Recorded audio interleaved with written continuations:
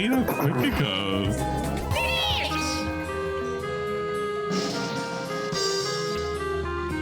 Huh? How's yours? How's his better? You have nothing correct. You have nothing correct. Please explain. I guess Wario just wanted it more. Oh my god, get me out of here.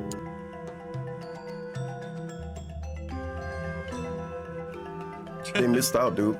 Because she's a strong girl boss, I see. Mike's tip $2. He's only playing the game like this because he got supplied with food for today. She's a strong girl boss. Two waiting to clump up with You wish you were a girl boss, you fucking femboy. I'm gonna start calling DSP a femboy until I get in trouble for it. Minor trash shoe, like I have like normal names. I want like big cock.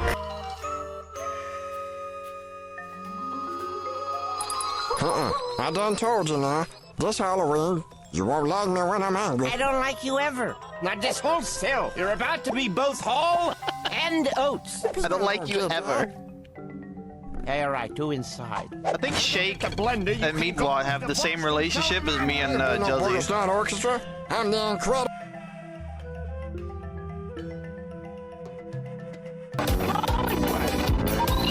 Now, the last Pokemon now.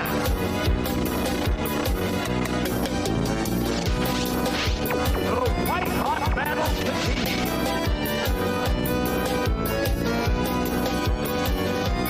What would you? That's it. There's the attack.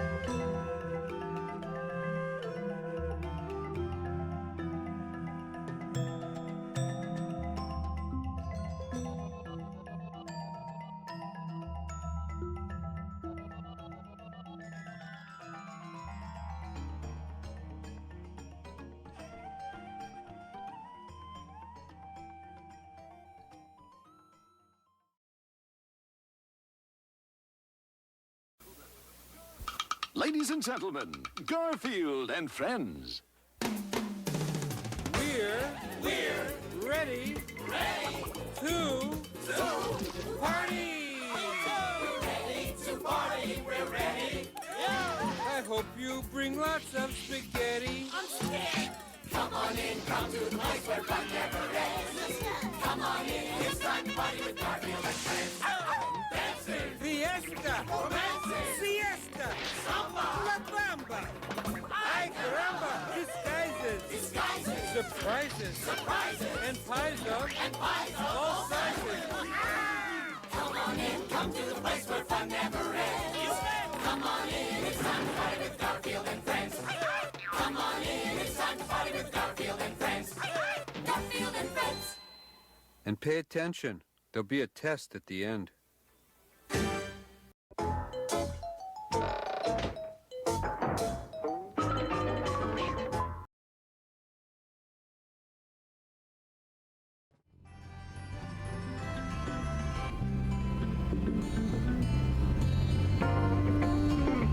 Why did I click it, chat? Why did I click that spoiler image? I could have just left it alone, but I couldn't. I tempted fate. I clicked it. And it pretty much confirmed all the speculation I had up until that point already. But I think I still would have been better off just leaving it as a surprise. Hello, everybody.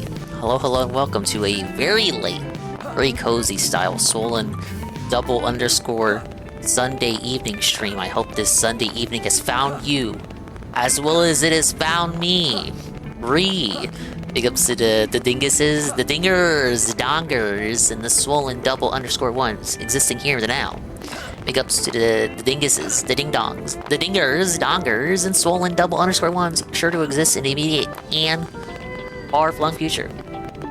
Like Mr. Pun, and Jay Frosty, and UNFW1, Chronic Speed, who was allegedly the first person here. Congratulations, dude. And the one and only, the illustrious Alpha Elite TV.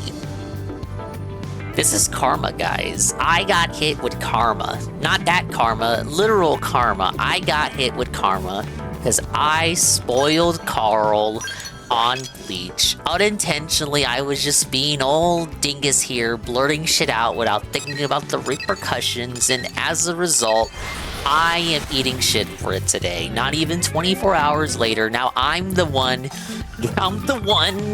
getting felted by spoilers, and it's not like, you know, I don't go out of my way to do this, you know, guys. I don't. But I just say stuff, right? I just blurt stuff out. I don't think beforehand, because I'm a dummy. I'm a big dumb dingus, and I eat shit for it in the immediate aftermath. So because I did that, the very next day, I get spoiled. And I usually don't care about spoilers. I can usually still enjoy a thing. I don't know, I'm weird. Even if I get something spoiled to myself, and oftentimes I go out of my way to spoil myself. Like I look up shit about a game, or a show, or a movie, before I actually watch or play it, just so like I want to know more about it, you know? And I don't mind if I see like details about the plot beforehand. If anything, it makes me more excited because I like have something to look forward to. And then when it actually happens, it's like, oh my god, it's everything that they hyped it up to be. But this time is, I don't know, it's very unique. It's different this time. It's different. But long story short, I saw some things from DK Bonanza. DK Bonanza is out in the wild. The trolls have robbed the delivery trucks at Amazon, and they have acquired copies of Donkey Kong Bonanza. Yup.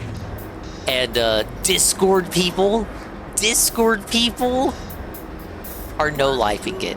And their little Donkey Kong Discord servers. And I saw some things, I'm not gonna lie, chat. I saw some things that made me go, wow! Wow!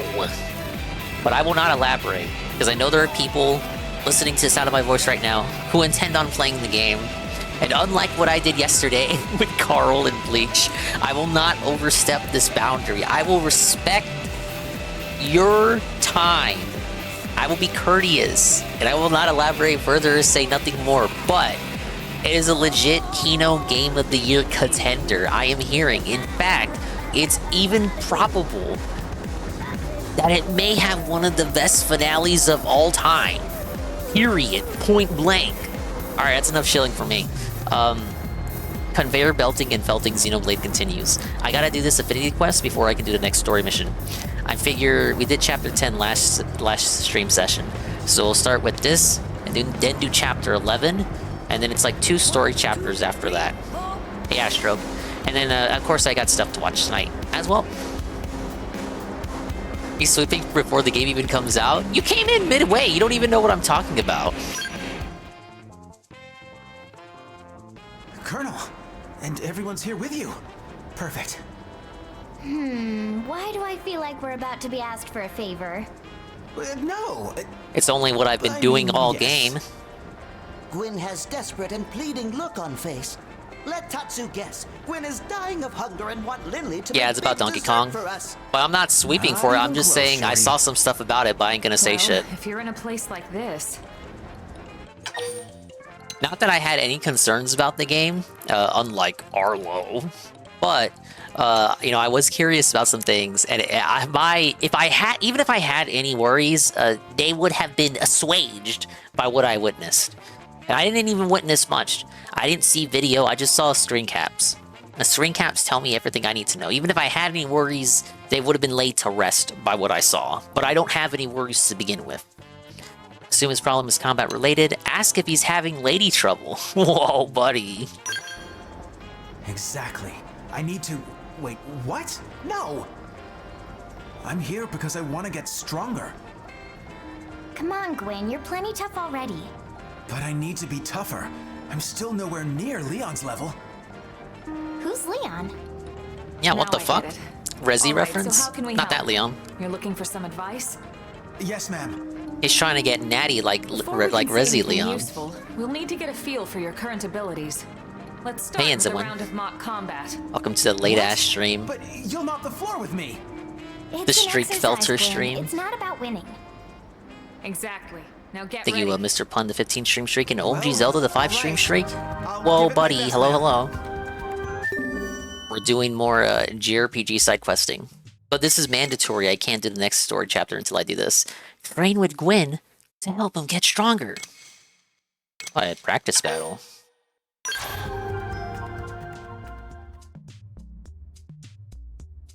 Arlo isn't worried about the game, he's just hoping it has everything in the world and everyone likes it no matter what. That is his word, that's what I mean when I say he's got worries. His worry is that people will have problems with it. Not any particular worries about the game, his worries are how like other people will react to it. It's very interesting, this Arlo. Thankfully guys, there are no Arlo videos today. But you don't have to worry about it. I don't know, was ganging up on him? Was that fair? It's We no kicked his use. ass. My weapons just don't pack enough punch. I need better gear. It's more like I sent all my guys against you. Tell him his little pea shooter is useless? Is this like a sex thing? Ask if he really thinks it's the weapon's fault. Yeah, let's press him. Well, yeah, stronger weapons make stronger soldiers. It's just math. No, it's about what's on the inside, idiot. It's just wrong is what it is. Hmm? How do you mean? She's gonna give him the What are pep your talk thoughts looking on like what we just this. saw? Well, No, be honest, please. Then we have the Japanese music in the okay, background with the well, English singer. It sort of felt like your weapons were using you instead of the other way around. They were using me? Yeah. Don't take this the wrong way, but we mechanics Just because have a Arlo's little terminally saying. online ends in win, I don't give a Fanciest, fuck what most other high-tech Mario fans tools think are of it. useless in the hands of an amateur. I think that sums it up perfectly. You don't need a more powerful weapon. You just need more skill handling them. Yeah, yada. It's all what's in the inside, guys. Wonder gun would be wasted on you. Start with the basics, huh? I never thought of that. We'll begin with some simple drills. Hold on a second. I have the perfect tool for this. Ma'am, yes, ma'am. Thank you, ma'am. She gonna bring out the ball though?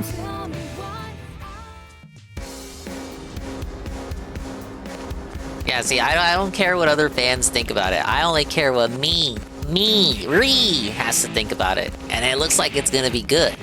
And then, of course, like if I had to care about anybody else's opinion, probably would be you guys, right? Because you're gonna be watching me playing it. Unless you choose not to watch because spoilers, because you want to enjoy the game yourself or something. If you're gonna play it, if you have a Switch 2, if you bought the $900 tablet, it's not $900 unless you live in Canada. Hello, Eddie D43. You can't ignore the outfit, I just pointed it out. Wait, seriously? This thing? He did bring out the ball though. So you remember it. How could I forget? This clunker's the first gun they hand enlistees. You really think this'll help? Yes. And that's why I'm forbidding you from using My any Janny other weapon takes. for now. But this thing is just... Elma chose I it so for you, wanted Gwyn. to keep reading She must have a because reason. there are these Discord people that are like posting about it on the Right. DK Sorry. forum, the DK Oddest forum for Thank you, DK Colonel. I'll schizos. try it out and see how They're it goes. playing through the game in Discords and then Good. like doing In like a fact, I something just got awful orders Let's for Play some new style missions, in the so why don't we forums, go like give them a describing the try? adventure. Beat Silver Swedes to help Gwyn train. And I really wanted to read it, but I opted not to. I've had enough. I was like, I've had enough, guys.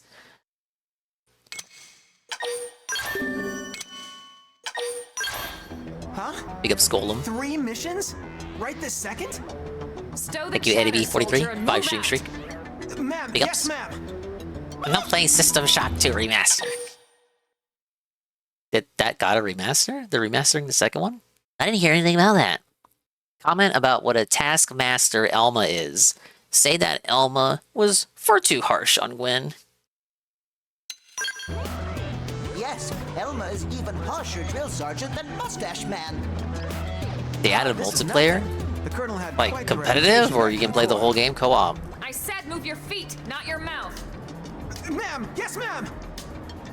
He's kneeling to a woman. Whoa, no Irina allowed. It's because he's got a thing for her, I think. At least that's what was implicated in some of the prior missions we were doing. All right, I gotta equip some stuff. All right. Soldier assault rifle, soldier assault rifle. I should just give all this shit to fucking Gwen, right? Correct?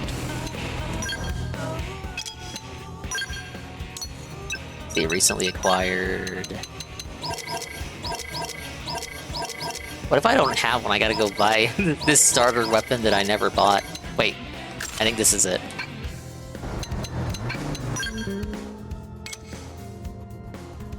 Alright, it seems to be the one.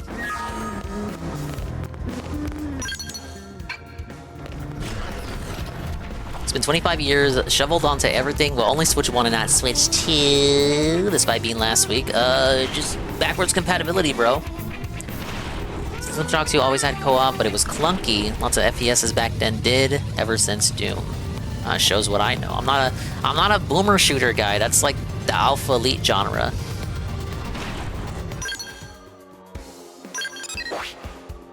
Alright, we got a lot of places we gotta go.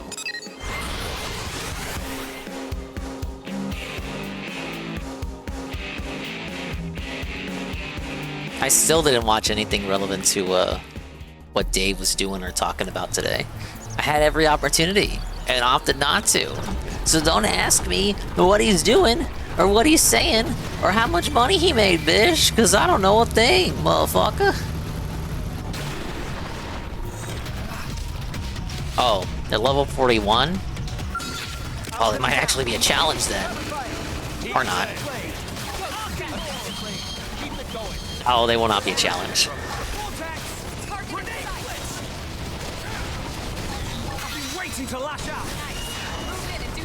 And anyone who says Dinga already bought a streaming license for him. Now, that is one of the things I am somewhat aware of, just by reading what everybody else had to say, without seeing or hearing anything he had to say himself. I don't think I've even heard his voice since he came back. It's just like secondhand gossip. Fucking game of telephone speak from people who actually watched him. But yes, I read about the streaming license controversy. You know what, guys? Maybe I should do it. I should be the first person to buy a streaming license. Be like the nostalgia critic. I do it so you don't have to. Then I give Phil my docs willingly, because I assume he's gonna want your real life information if you want to get a streaming license from him. That's how it works, right? I'm not a copyright god.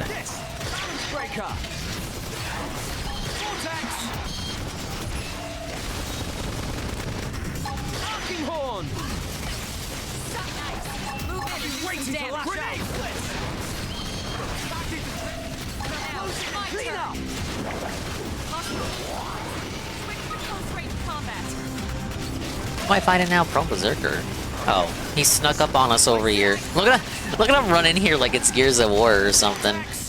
He looks like he comes out of Gears of War. All his videos are watermarked, but I've never seen them. Now, what he meant to say is that all the videos that he steals from for DSP throwbacks are watermarked. But even that's not true, because he doesn't do DSP throwback anymore. Because Darziak died or something. He didn't die, he just spiritually died.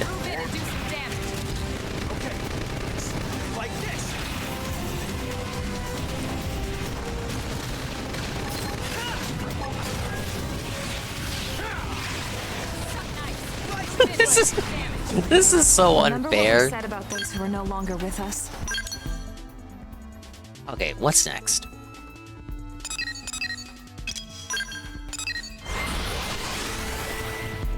There used to be, he had the shitty DSP. Oh yeah, you're right. I'm dented. I forgot all about that. And then the This Is How You Don't Play is made around that same time frame. See, he doesn't do it anymore, that's why I forgot about it. The This Is How You Don't Play is made around that time, had like DSP Gaming, you know, they kept the watermark, but they added sucks next to it in like the same font at almost the right opacity, but not exactly. Like you could tell that it was added after in post.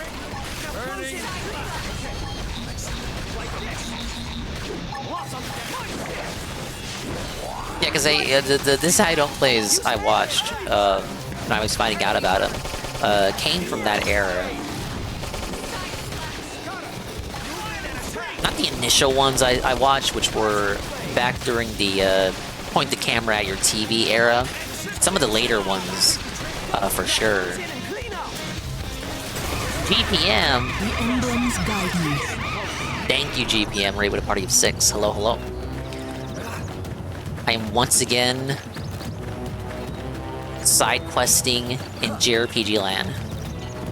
We're talking about Darkside Phil and how he demands that you pay him money in order to live stream, or no, in order to restream, you must pay him money for a streaming license. GPM, will you be the first person, the first detractor, or perhaps detractor adjacent individual to step up and pay for the Darkside Phil streaming license? How would it even work? You're from the Netherlands. Like, legally, how does this, like, would you even need one? Like, what the fuck is Phil gonna do to you? Like, he's gonna take you to the Netherlands, the Dutch courts there?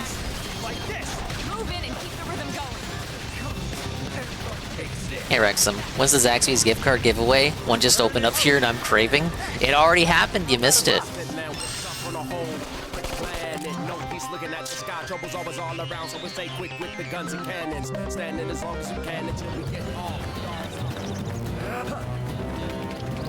Take me to court, Phil. Well, see, GPM has stepped up. He's agreed to be the first detractor to buy the streaming license. What a noble cause. Thank you again for the raid. Talked about this like a week ago. Phil is half British. Us Brits likely have the TV license, so we already have one. Yeah, wait. If you stretch the truth, if you want to know the truth about it, if you stretch the truth about the TV license, the Brits are kind of already covered. Because think about it, you could technically watch Phil on your TV right now by just pulling up the YouTube app. We love white WNBA players. I was asking GPM if he would want a WNBA bride. Whoa, the double raid. First GPM, and now Ann Lee is here with the massive raid. The party of 27. He's finally done exploring and metaphor. He's ready to watch me explore in giant robot land. I'm continuing the side quest madness. Well, I have to do a side quest in order to do a story mission, an actually relevant mission. And I have videos to watch as well. We were talking to Ann about how GPM has stepped up. GPM has agreed to be the first detractor to buy Darkside Phil's streaming license. The only question is, where do you go? How do you acquire one? How does one go about acquiring the DSP streaming license? And is it like, do you gotta print it out? Do you have to like go to an office or something? Do you have to go to the Library of Congress and just get like a physical copy? Hate to Blanc. I believe that Anne said that. I don't know why Anne would have to ask you. That seems like something you would say regardless of like having Anne's permission to say that or not, so. Next time, don't wait for Anne's permission, you should just say it. You need to have more commitment and conviction. You shouldn't have to have Anne's permission to say what you want to say, to speak your piece. Don't be a coward, just do it! I bet you didn't expect that to be the response. I can see some troll doing it. Thank you to Joshua Saunders for becoming the first DSP fan stream. Is that what the official restreams will be called? They'll just be called the fan streams? That's kind of cool. That's a good name. That's a very positive spin. That's what it has to be about. The positive spins, not the negative sways. Well, doesn't Phil have to copyright all his content with the federal government? That's what H3 did. You gotta, I mean, I didn't even know that was a, it shows what I know about, like, copyright law and shit, right? But that's what H3 did to validate his own proceedings. So one would presume if Phil really wanted to for real take it to that level, that he would also have to do that. Now, normally I would say that this is beyond Phil because it requires him leaving his house. However, he just recently left his house for an entire week. So as a detractor, I am now shaking in my boots because Phil has proven that he can, in fact, go outside. And I'm tugging my shirt collar because I know now that I'm the first one who's going to be on the chopping block. They're going to come for my head. Ah! He's breaking the conditioning. Literally. Oh, okay. All 3 missions complete, we can go back. Hey, King Diddy Duke. Hello, hello. Imagine Phil having to register 80k videos into the YouTube database. But like, what's the process behind registering these videos? Like, H3 only registered the main one he put out, right? That was the cause behind his LOL suit. Was that an easy process? Was that automatic? How do you have to upload the videos? You just like put them in a list, put them in a spreadsheet, and just send them to the Library of Congress? That weapon around. If it's manual style, like, Phil's probably done for. Another round, ma'am? You got it. Get ready. I don't know how much he wants for the license.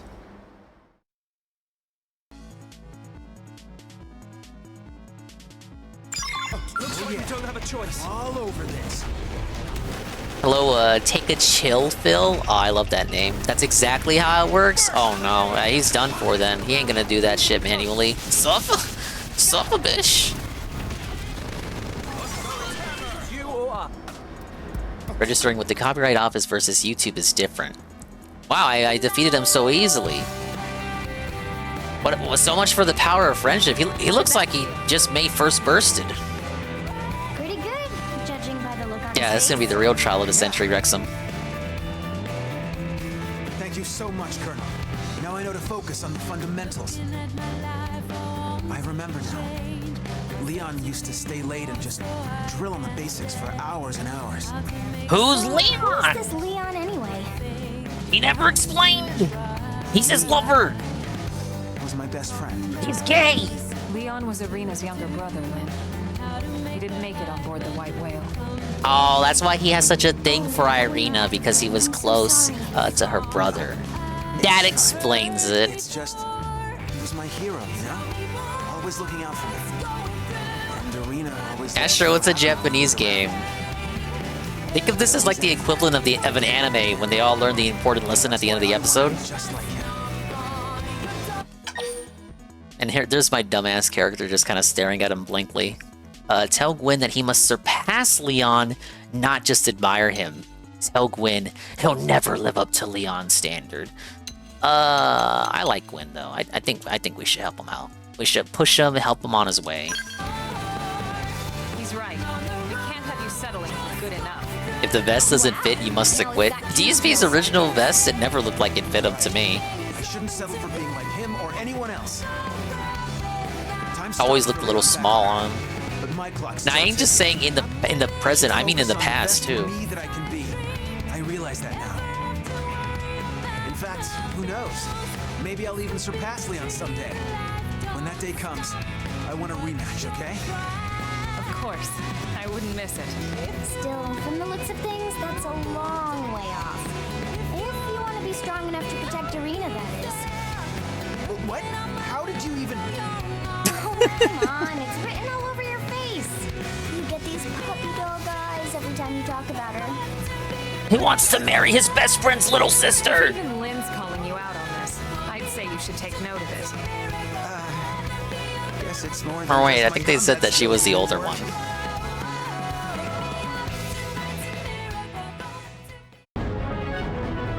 After learning the importance of the fundamentals, Gwyn could feel that he'd gotten stronger inside.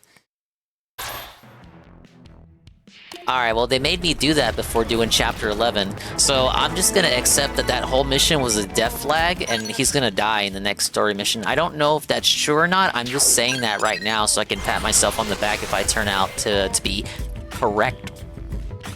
I just beat this game, kind of checking out what kind of characters and skills everyone else is running. Oh, okay. Look, I'm not a god at this. This is kind of like a game I just play while, like, watching stuff in the background. I do like it though. Like I got the goat thing. I call it the goat thing. I know there's skills, but my viewers don't understand that. They just passively watch me beat up all the wildlife in this game. So I just refer to the robots as the giant robots for their sake. But it's a good game. It's a good game. I played through Xenoblade 2, as well as Xenoblade 3 when that came out. I even played the 3 DLC, but I haven't played Xenoblade 1. I'm kind of like doing this kind of backwards. I didn't play this on the Wii U, so I'm picking it up, playing it for the first time on the Switch version. I like it, but you can definitely tell it's a Wii U game insofar as that the gameplay is taking kind of a priority over the story here. I do like the characters, but story is, as far as Xenoblade campaigns go, story is kind of not really comparable to the main trilogy. Most of the characterization seems to be buried away in these affinity missions, some of which are required, but not all of them. Alright, complete 2 missions that I've already done. Survey 10% of Caldros, which I've already done, but I gotta get rid of Nagi. In summary, join us in 2030 for Xenogears, and 2031 for Xenogears Disc 2. Yeah! That's it, I'm not even gonna fight that, you're right. I still gotta do the Xeno 2 DLC. And the VODs of me playing Xenoblade 2 don't even exist anymore. And I didn't even play all of that game on stream, I just ended up beating it off stream. Oh wait, that sounds bad out of context, that's not what I meant.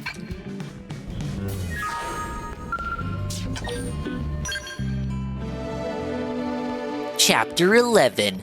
Consequences. You chose to broke the law. So, what should I whip up today? We're out of options, lady. Oh, what are we doing? Okay, all right. You guys gotta spam. Do we want the chef's choice or the house special? What do we want? What do we want? What are we getting? What are we getting? What are we eating? What are we eating? We got snow, chalky milk. Consequences have actions, pimp. The meme I heard is Xenogears 2 has many hours of almost no story progress. Horrifying. UNF says, it's so rough, Xenogears Disc 2 is fast as fuck, though. I don't know nothing about Xenogears. I know even less about Xenosaga, other than the lady appears in Xenoblade 2 as like a special guest character. Which I thought was pretty cool, because it's like, you know, the developers created that lady, but she's owned by Bandai Namco and not Nintendo, but they still got her in the game. Oh yeah, people want the 3 houses special. Alright, you got it. Xenoblade 2 is also many hours of no story progress. It has a slow start. I say Xenoblade 2 has a slow start, but a keynote finale. Xenoblade 3 is the reverse. It's got a strong start, but a slow finale. Oh my god, she's actually cooking Tatsu. No!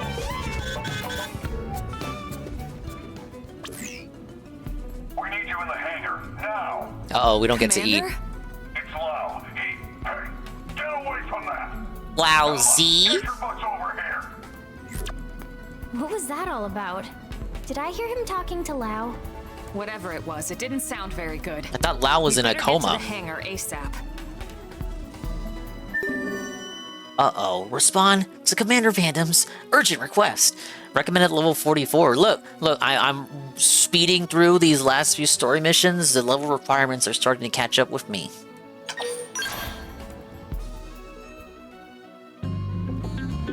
Actually, what level am I? Level 53? Okay. I mean, I'm still kind of okay. I'm not necessarily over-leveled, guys, if you want to know the truth about it. Hey, Ivan. Yeah, I know, you said being over-leveled doesn't really matter. I feel like it does for some of these quests that I have assigned. Like, this one. fighting these giant dinosaurs that drink the water out of the lake. Like, I'm 2 levels above these guys, but they're considered titans, or like they're above, even though they're level 51, they're considered above like the classification of a normal enemy. So I have trouble with them. That's crazy. All right, what am I doing? Urgent request. I gotta go below.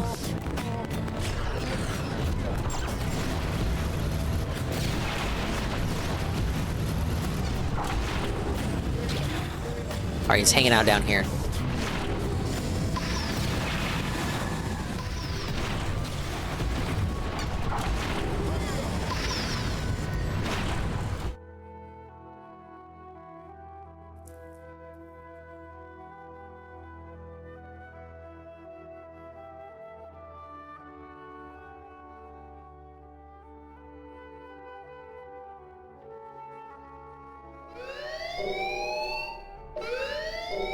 Alright, Lao's evil, I guess.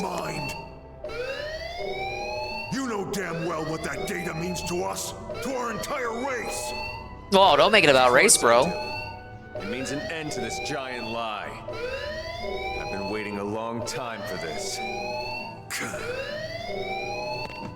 Commander, what's going on? I can't take Elmo seriously like this. Ask Lao. I love her though. We caught him stealing a data terminal with classified intel. Stealing intel? He's evil! Explain yourself, Lao. We need to have an antagonist that's not the cartoonish antagonist aliens. Died that day, Elma. You knew the truth. That I was a ganglion spy. What? I had my suspicions, but I didn't want to believe it. Your mistake. And it'll cost you. The data and your newest skell, the Prog Ares. The ganglion will appreciate the gift. Why don't they just shoot him? Boy, I am gonna Don't let him talk, just shoot so him. hard, your real body will feel it. Get it? Because they're robots? Precious data. Wow. What the hell's going on here? Oh, look comes at Dave. this. The whole gang's coming out to say goodbye. Dave's not this fit in reality. Oh, do it! Dave has the best idea. Just shoot him. I know he's not named Dave. I call him Dave. Damn it! You take the shot. A little insurance policy. Sorry, Doug. You'd betray all your friends? Your entire species? Well, I'm no big fan of theirs, believe me. The talking cats or that giant leech. But the ganglion and I share a common Garfield goal. doesn't talk. He speaks through his thought bubbles. Think about it, Doug. You know the answer. Matt Mercer, how could you? He and Patrick Sates, they just got, look, I love them, but they just got the same voice. I hear them talking to each other, and you know they're like the best of pals in real life. But I hear them talking, all I can do is think about the 10,000 other characters they voice. Alright, Golem's got a big fat story critique. I'll read it in a second.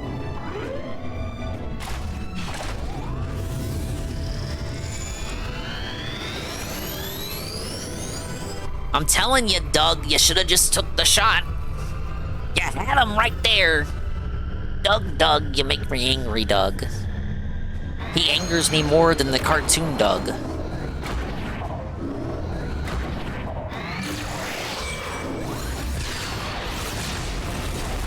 Alright, he's a jerk with the heart of gold. Consider this. Lao was in the giant robot, and he could have just stepped on all of them or shot them or something or burned them all to a crisp with a big old laser, and he didn't. He didn't because he still values the friendship and memories and good times he had with the other characters. Obviously. This is going to be revealed when we go kick his ass later. What exactly happened back there? What do you mean? You were there. What do you mean, what? You all know how Frontier Nav uses the White Whale's trajectory data to simulate potential crash scenarios. Potential crash outs? Then cross-checks it with our probes to narrow down possible lifehold coordinates. Well, all that work paid off. I'm sure it did. We finally got enough probes in the ground to accomplish what we've been trying to do. In other words, We can isolate every possible landing zone and scan them to find the lifehold core. Didn't I ask last stream why I didn't do this earlier? That's what the eggheads tell me. I had all the FN sites. Why did it take so long for them to think of this? Hope's just there in the background chilling out. Alright, Golem has his critique. Yes. I think this whole backstab would have gone harder if Xenoblade X had an actually set party, because you can bench this guy most of the game and feel nothing. Yeah. Okay. You know, he participates in the story, just like Elle does, you know, and Gwen in Arena to a lesser extent, those two. Like, and Doug as well. Like, there are characters that you recruit that take active roles in the story to a lesser degree than your standard trio here of you, the guy, your guy, and Elma and Lynn. I look at it as you have the main trio, and then you have the guys who play lesser parts who join your party, and then below that you have the people that you only meet through affinity missions and whatnot, and those guys just don't talk at all during story missions. So you're right in that you could just bench Lau for the whole game and you won't feel the emotional impact of this betrayal. Because I did Chapter 9. He gets conked out at the end of Chapter 9, and I did Chapter 9, I don't even know how many streams ago. And it was just me kind of grinding away, getting ready for Chapter 10, and because of that, I didn't have Lau in the party, so I don't even think I maxed out his class either. Basically, Lau, and because of this coma he was in, he didn't get as much time to cook like all my other party members did. So I like his voice actor, but the character itself is it leaves much to be desired. I agree, it would have worked more if you were... I don't think maybe if he was a forced party member, but more like what you're saying, if this was a standard Xenoblade, where he was in the core party. Think of it like Xenoblade 3, where you have the main 6. Oh my god, is that... I swear I don't like My Little Pony, but, you know, Xenoblade 3, where you have the main 6, and then you have the 7th character, which could be a hero that you alternate out. Now, if this game was like that game, and you have your main trio, your main 4 characters, and it's like you and Elma and Lynn, and then you have Lau as the 4th character, and then you can have a 5th character that can be the random lesser tier character that you can swap out, like the hero system. And then what I'm asking is that you just have Lau as a forced party member. The betrayal would mean so much more. But you have this issue with a lot of RPGs, right? Correct, you get it, Chief? Where you have a character that betrays you, and then they leave the party, and they take away their equipment that they had equipped, and you feel like all this investment you put into them was all for nothing.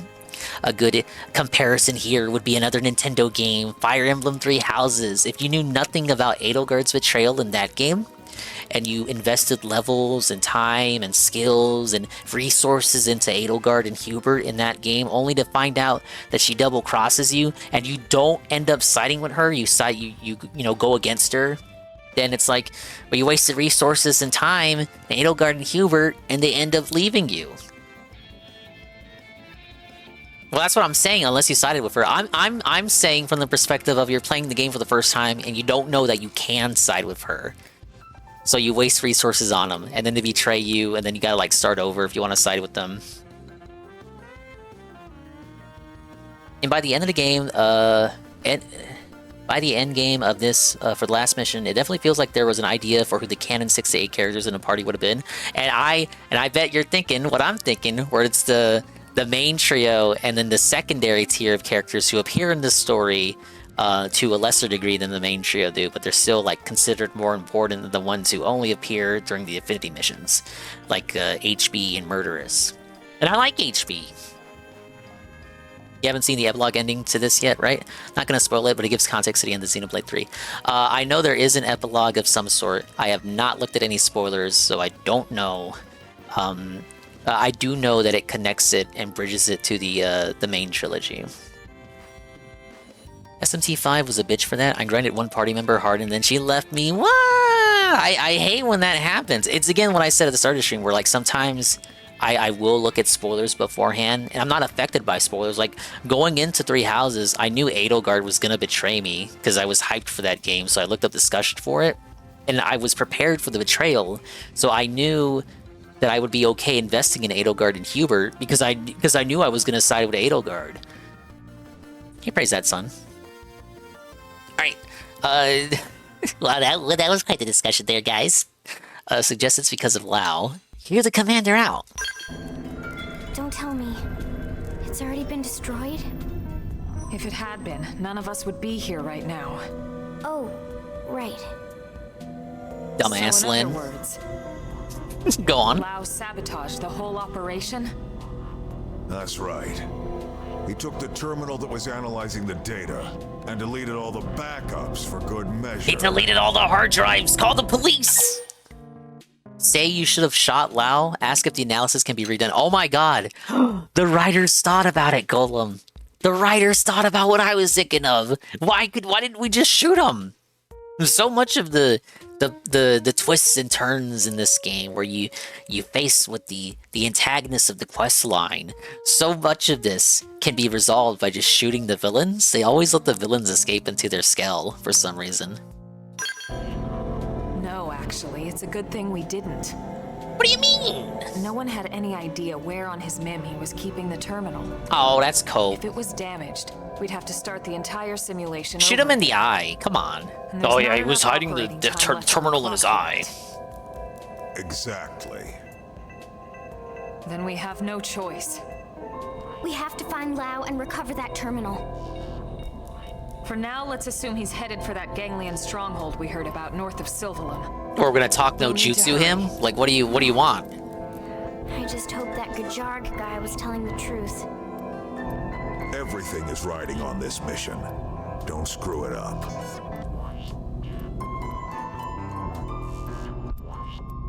Oh, shoot, 5%. It was at 9% during Chapter 10. What the hell is he after?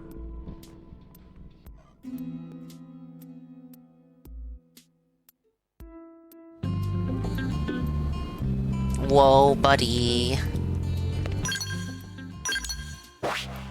The story's getting real deep, you guys.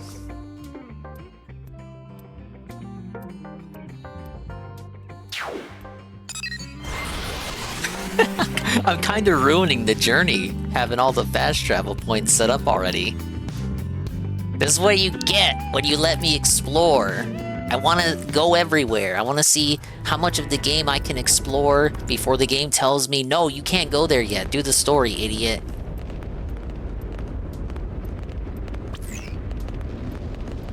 This reading. It's the Prague Aries. Whoa, the thing we're looking for. That only took 2 minutes. Signature in the middle of the large chamber on the other side of this structure. You think we found Lao then? He can't be far. Let's go. Okay. The way they just casually stride on in, I'm putting together a team. I have no idea how to open this. Open sesame. All right. Read. Let's look around and see if we spot another entrance. Dungeon time is the only dungeon in the whole game. It's like 10 to 20 minutes at most. Really? Oh yeah, you told me. You warned me. How about door up over there? So this is I'm locked out of this like prior. There's well, I guess what I'm saying is there's no way I could have entered here before doing this chapter. Can I revisit after?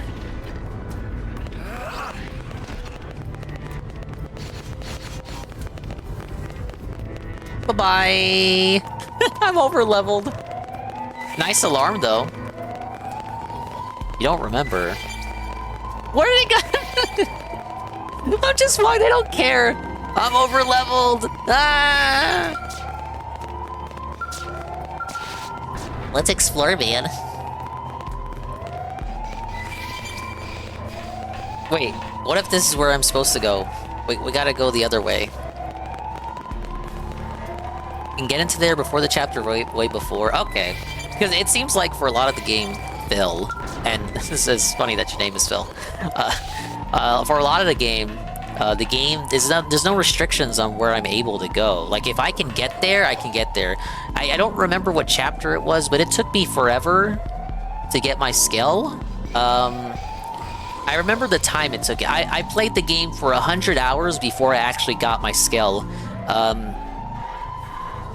In no small part due to the fact that I love procrastinating, and I wanted to challenge myself to see how much of the game's world could I explore without having to rely on the skill. Because I knew as soon as I got the skill, I would be overly reliant on the skill. And that ended up being true past the 100-hour mark. Yeah, they fear the thing. They don't even want to aggro. I'm aggravated that they don't want to aggro.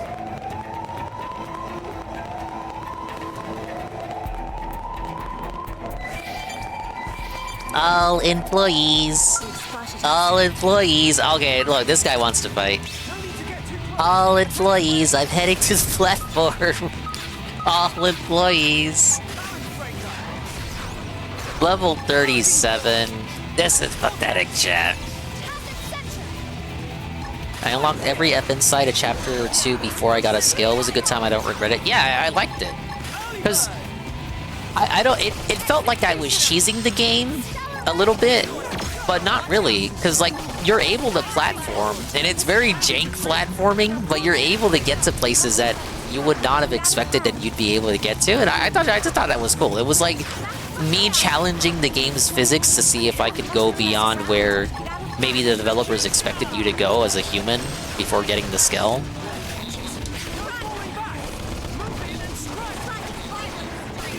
Yeah, I like jumping like I'm on the moon. I'm here for it. No! It's over. Celica, do something. Celica, you have enough TP. Oh, I got too cocky, guys.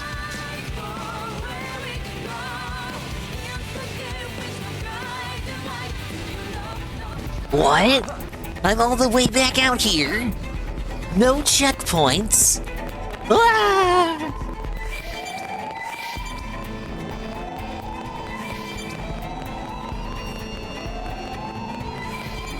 What are they running to? If they're just ignoring me, what are they running towards? Where does this way go?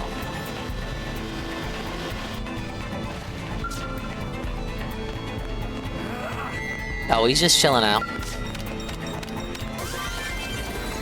Alright, I'm taking your ship. Bye!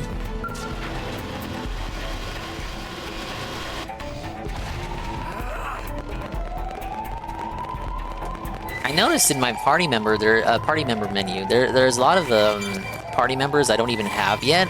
That's gotta be kind of bunk, right? To recruit characters and the game's almost over.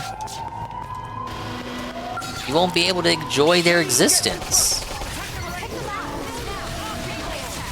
Waiting to lash out.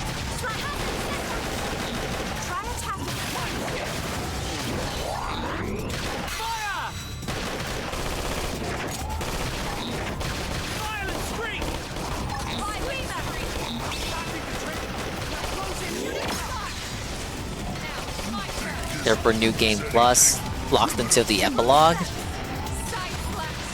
You only have 2 party members. I have a lot of affinity missions backed up.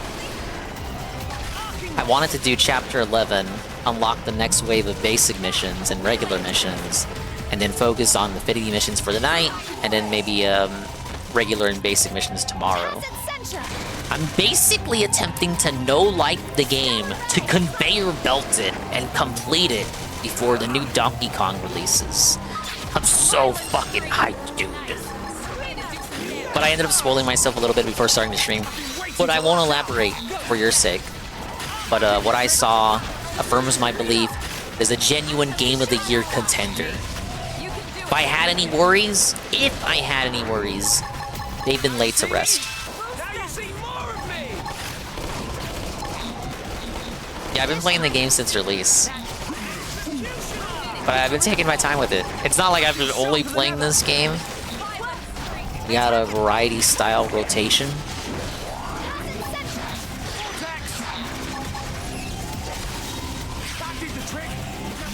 And at some point, I gotta go back to Mario Kart, finish up the free roam shit.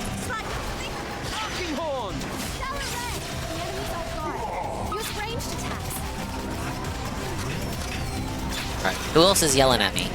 What am I shooting at? Something. What? We're aggroing something all the way down there. So, did someone get stuck down there? What is going on? I just wanted to use the elevator. I don't even know what's going on. Someone got lost. I can't even open this. Be careful.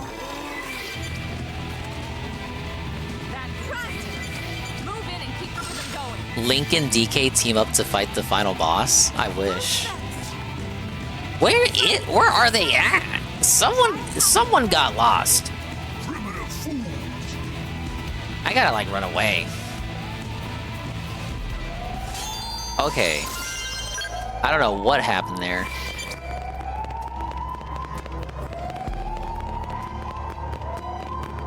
Dingus, thoughts on my viewers thinking you and Goon are being lovey-dovey essaying in the chat?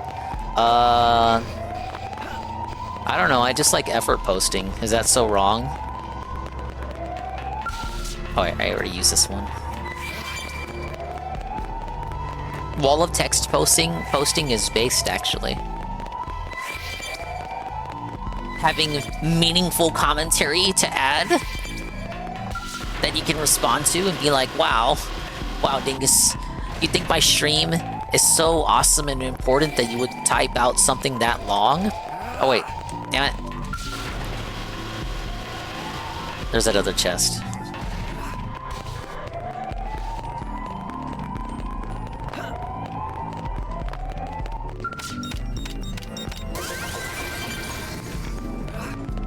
Yeah, it's like your persona confidant going up, exactly. Wait. What card am I, GPM?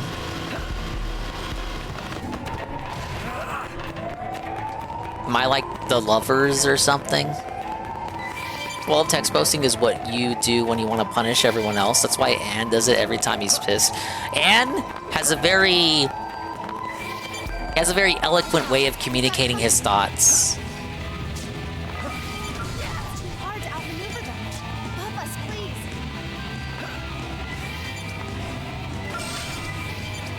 I'm the fool? No, I'm the one. Yahoo! Big ups Ann 1337. He says, I have a wet brain way of expressing my thoughts. Okay, look, they're oh, that's pretty bad.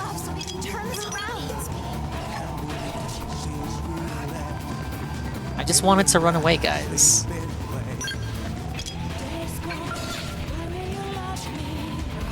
You're shooting at me through the walls! I'm the Chariot Arcana, thank you. You said that's the penis one, right? Thank you, GPM, the 7-stream streak. Okay, what is this? Thoughts on Capcom dropping the ball with the Wilds updates, even the Japanese player noticing a decrease in players playing at night? Anne would probably have a better answer to that than me. I watched an Arlo video where he attempted to explain the issue, but he did a bad job at it.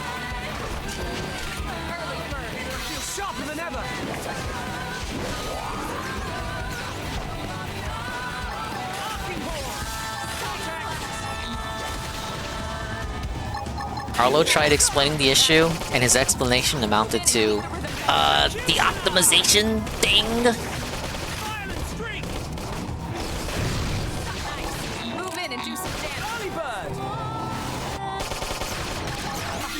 To lash out.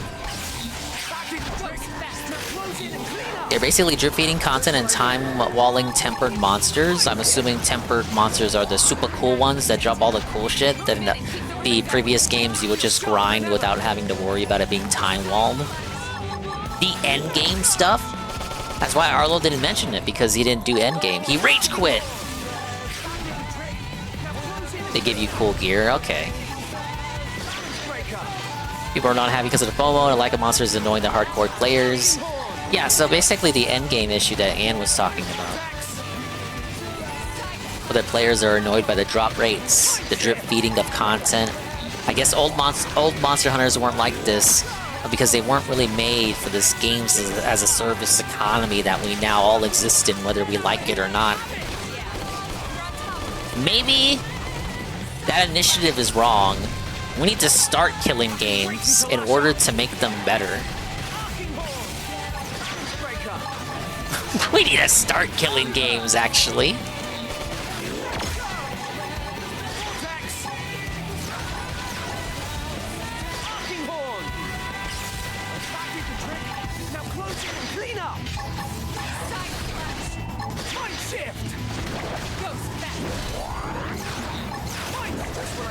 Dingus is level 37. How are you losing? I don't know. The other, its buddies are helping him. Maybe. You can do it. Breaker. Vortex. That did the trick. Now close it and clean up. Arcing horn. Please.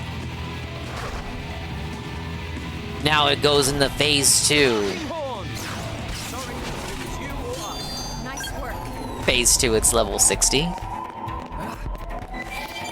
Ah, see, I was right. It was shooting at me through the walls.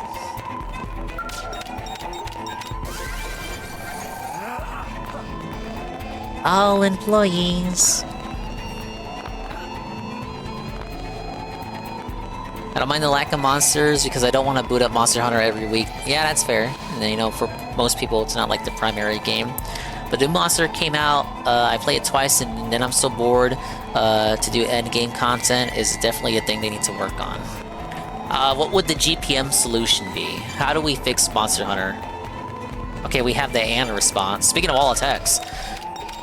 Drip feeding events and monsters are what they have been doing the last 2 games. People complaining about it are just impatient because they don't have the tempered monsters, which are hard mode versions of the monsters available as its own update instead of doing it 1 or every 2 months. Or doing it 1 or 2 every 2 months. The game has no active roadmap on how to address the performance issues, and by removing the possible public stream, they have eroded trust that they have a solution. Currently, it's just time-limited mini events. I used to hear before Wilds came out that people who were, you know, fans of Monster Hunter, but not like super fans, but they had been around the block a few times with the series, they usually wait for the updated version. So, like, when I'm saying that, it's like, oh, you know, Monster Hunter Worlds. Okay, I just wait for Iceborne. Monster Hunter Rise. Okay, well, I'm just gonna wait for Sunbreak. You know, not that you would know it was called Sunbreak, but you knew, like, another version would be coming.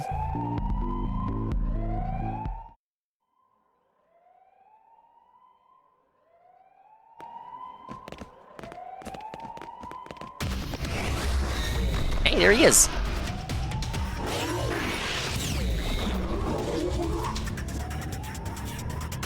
Somehow I knew something like this was going to happen.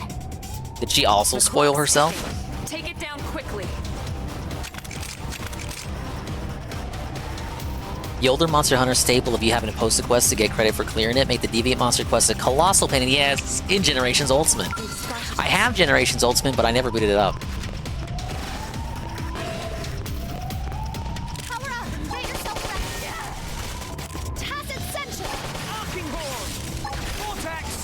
One of my old bosses ages ago gave it to me. Always wait for the G rank expansion with Monster Hunter. Is G rank like the top rank in that game?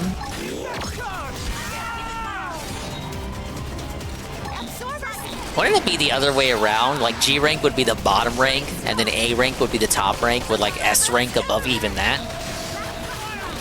Forgot to show you on stream, but here's my anime backlog. I've low-key been gaming and sleeping, haven't had the attention to watch anime apart from Dan the Dan.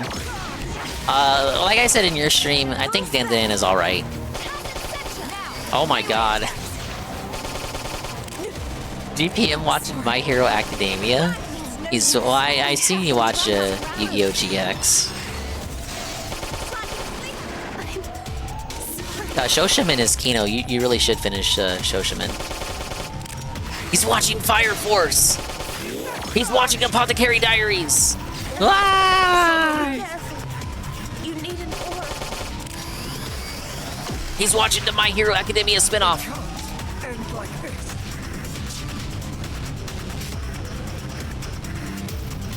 GPM probably watching these dubbed. I was looking away, that's why I died, guys. Have to be like this.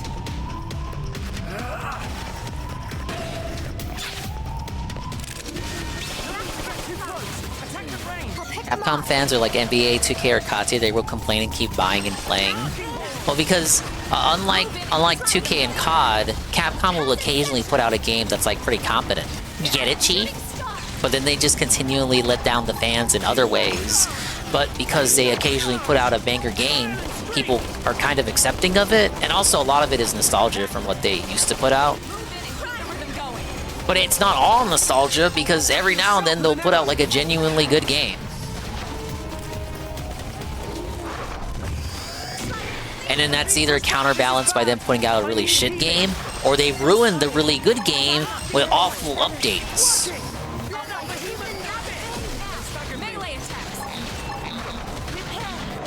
Finished Yu-Gi-Oh! GX. We're watching the sub to finish the story.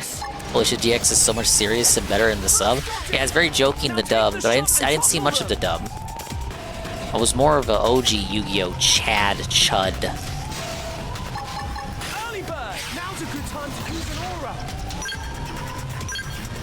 I'm using up all my patches. How am I gonna reach him, you guys? He's running away.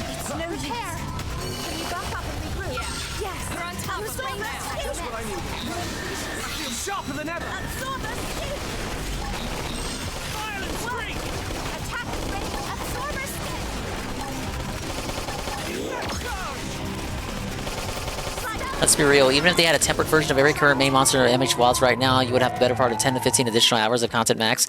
Drop rates are plentiful enough, there's nothing needed to build a full set of gear. Not to mention you get the layered just by building the main set. The game is currently not structured to get beyond 60 hours of gameplay. People are just wanting more content. Just go back to Rise or Worlds. I don't know. The people already know Life, Worlds, and Rise. They want something new. They want what's next, and Capcom makes me angry, Ann. You're sweeping! You're sweeping by omission!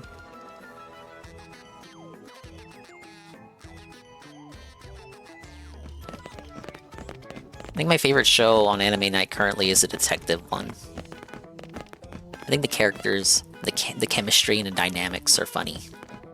It very much has that Witch Watch thing, and that other thing, the other thing, I'm gonna be like Arlo and say think a lot. It has the Witch Watch effect, which is also the same effect that other show had about the classmates who become friends, like the shy gal befriends the extrovert boy. It has that effect where you can very clearly tell the chapters are like almost for coma tier, because each episode is just multiple little mini chapters instead of like a full structured, plot. You know, like how cartoons back in the day would have 2 11-minute episodes? It's kind of like that. What do you think it is? That's fine. Because it's not really serious.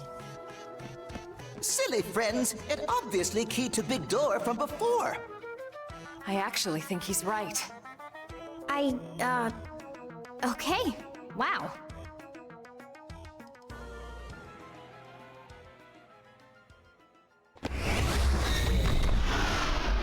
This way we can ride our skells in.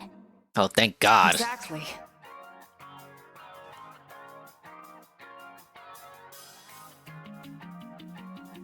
Hey, Capitalization. Yeah, we're talking to Dan today because Anna played the latest episode last night. I like and acknowledge its awesomeness, but it is not my favorite for Anime Night. I have 360 hours in Wilds. I think it's fine for the most part, besides the end game. Well, it seems like everybody's reached the end game, and it's like, well, what am I working towards, you guys? Where's the content at?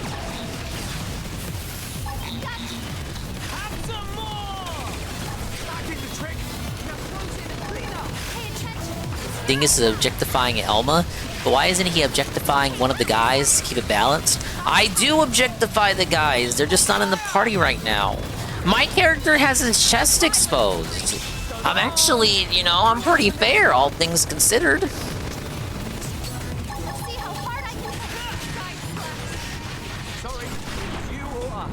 suppose I'm getting used to this. Well, Capcom games always have problems with optimization, correct? Alright, we gotta debunk this. They're saying I don't have any guys that are exposed. Uh-oh. Uh-oh, they're clothed up. They got clothes on. It's not looking good, guys. No, I promise. Oh yeah, look, he's got a wife beater on. No. No, where are the hot guys at? Oh, he's old. He's old, but he's got a snorkel mask on.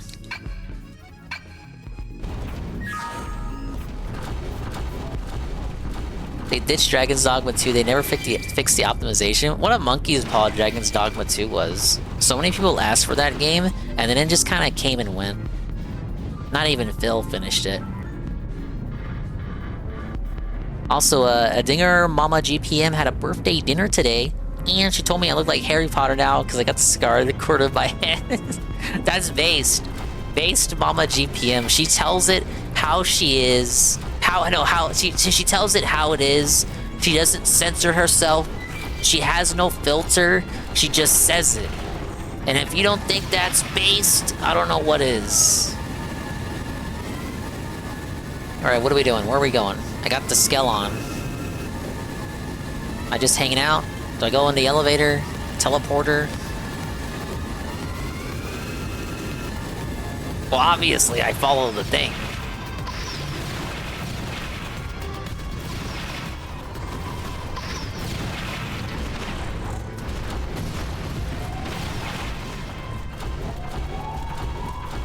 Oh guys, we can take our Skell inside! Except you immediately walk into another tiny door.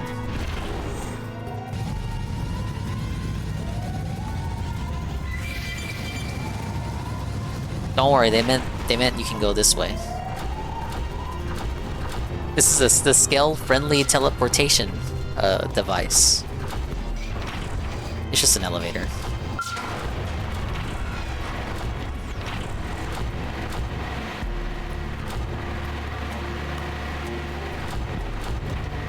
They know sex sells in the land of Nippon. You get it? Get it, Chief? I got it, Chief. Oh, guys, this room looks very ominous. I don't know about this room, guys. Hey, Cypher710. Big ups to my fellow haters and hyperfixators. Big ups to my wild speculators. I expected no less from NLA's #1 team. Alright, if we don't shoot him now, we're like dented. We're cratered.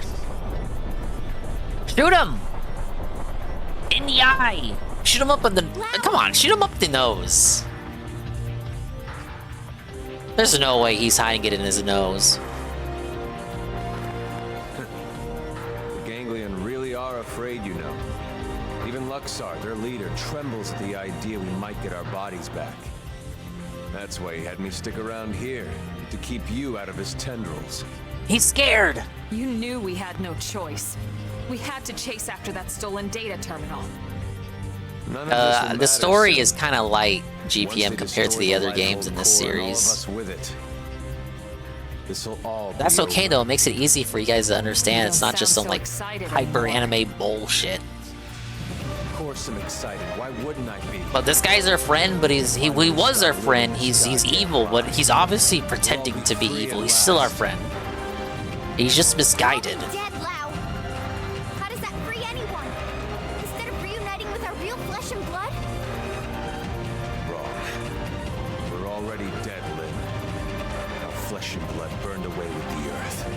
Wah! The truth! Oh my god, Elma knew. Listen, Lau, we don't have time for a debate here. Oh my god, Lau's right, Elma knew. Terminal, and we're taking it back with us. Our real bodies aren't in the life core, it was all a lie. Of course. You wouldn't want to hear this, would you? Or have them hear it. Fair enough. Elma knew the whole time. He lied. Why?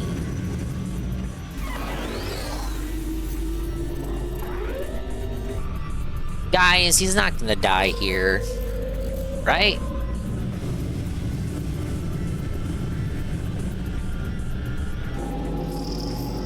Hey, Perez.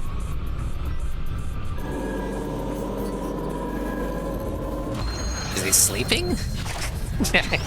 He was just taking a little snooze.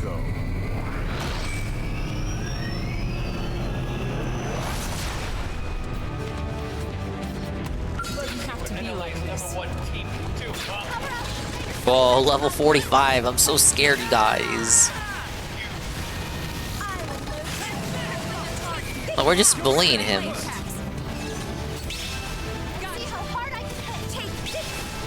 He's kind of asking for it, though. Fucking edgy asshole.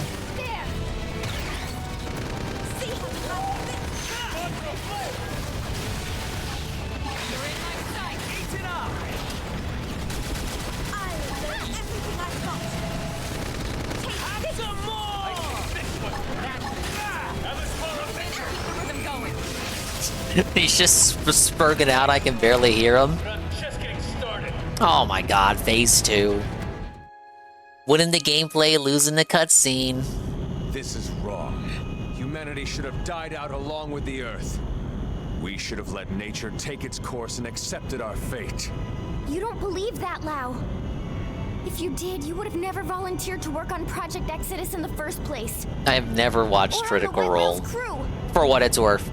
I was a believer once. I honestly thought we could pull it off. I knew we couldn't save everyone, of course. Billions of people in that time frame. But a cross-section of races, religions. Yes, it felt like all the usual politics disappeared. People from different countries had to come together. There was no other choice. This was survival. So I signed up. So what happened? It was all lies.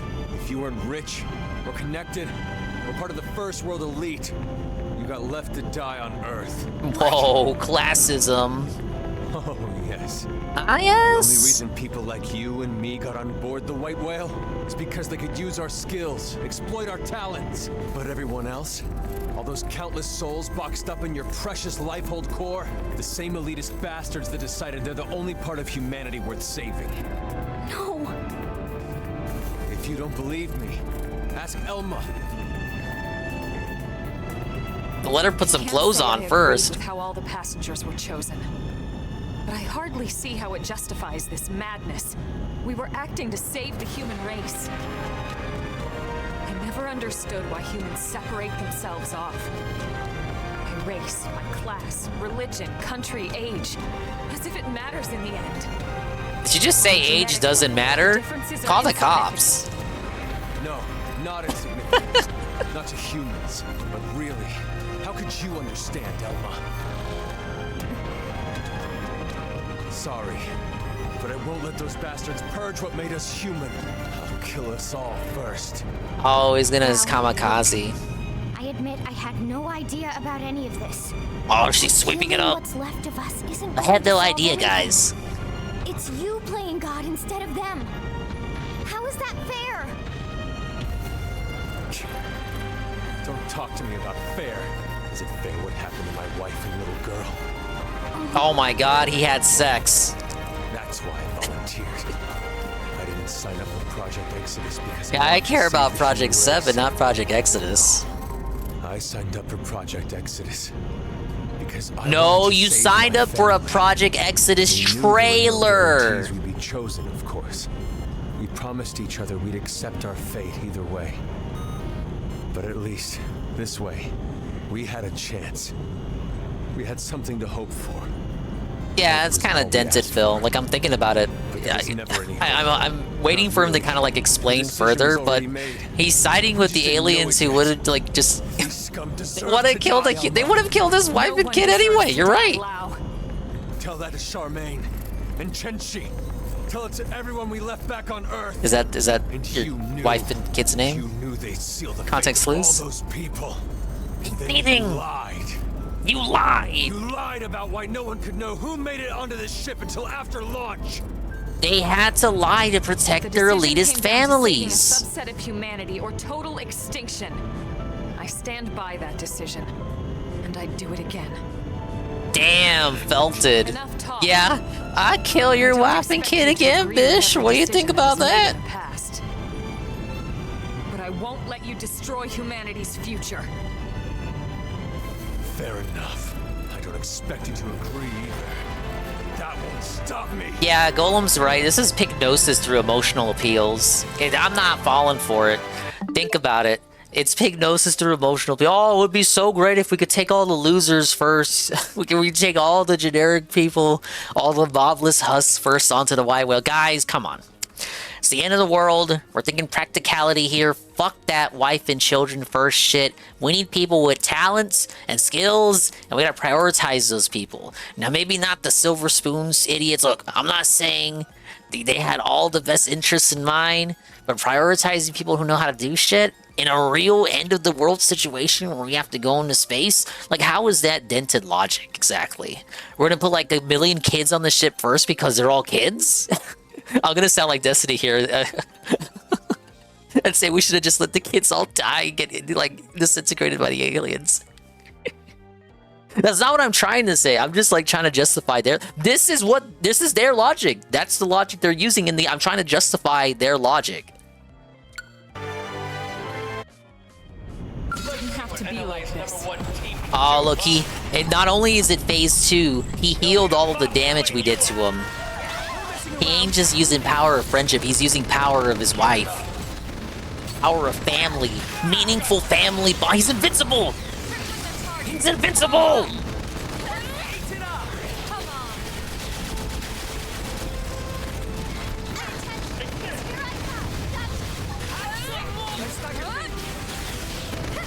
Alright, we're doing some we're doing some damage. A little dent of damage here. We're putting a dent in them. Oh, it's knocked down. He's going God mode.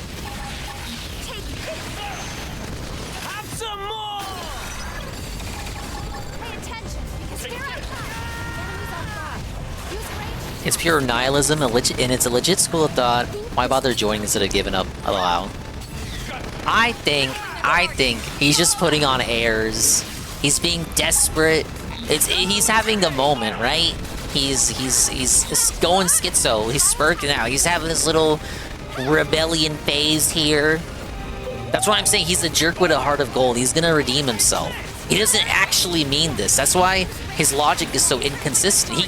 If he actually meant this, if he actually stood by his school of thought and stood on business and had conviction about what he just told us, you're right. He would just lie down and eat it.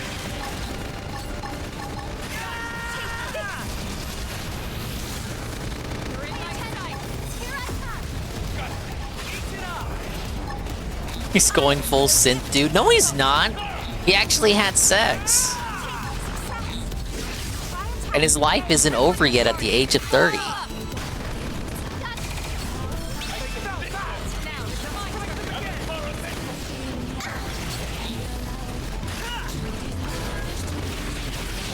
And of course, we have the anime music in the background. Because it's such a serious fight, guys.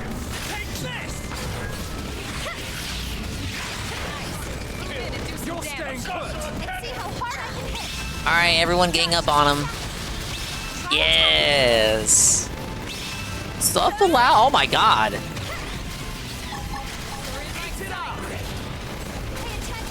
Oh, he's gonna do his desperate move. He's enraged! He's seething! He's literally molding!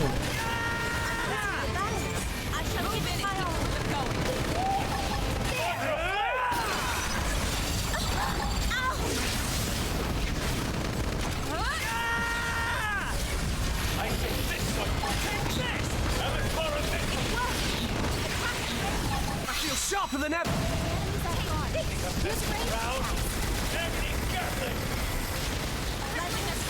Alright, he's almost done.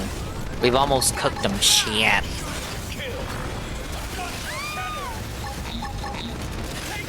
It's like he's saying he has us on camera. Is he gonna put us on TikTok and cancel us? He's gonna put us on Twitter. He's gonna blast our faces on twitter.com.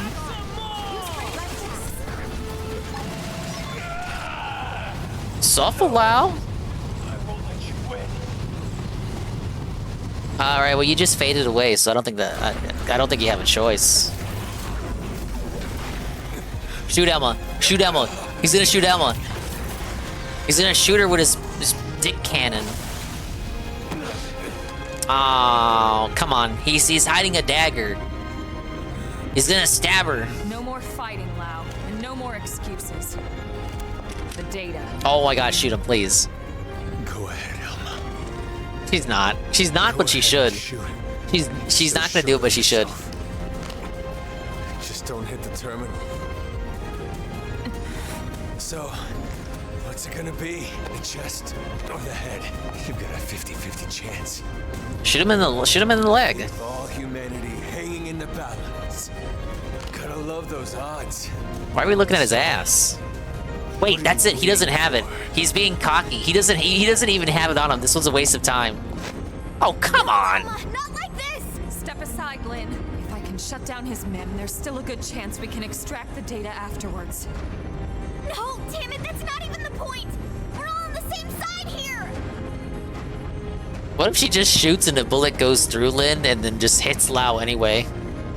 Oh my god. I don't agree with this. The character is acting against my wishes. You too? Oh, Hope walks in. Thank you. Hope joins them. Elma, Nah, she's just gonna stand there awkwardly. I understand Lau's anger. No, you I lost don't. my family to an accident a long time ago. But if someone promised me a chance of saving them, and that was all a self-serving lie, who knows what I would do? Tatsu, go up there next. And corrupt. Elma could just shoot over Tatsu. That's exactly what makes us human. Maybe we really should have been wiped out of existence. No, Lau betraying us is just proof that he's human, so he should live, idiot.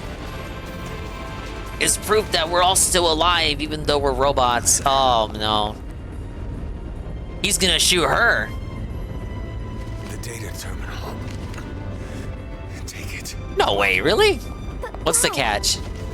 It's fatal. Abandoning my little crusade. Guess I'm just as corrupt as anyone else. Lau. I changed my mind. Now we're staring at his crotch. Your mind.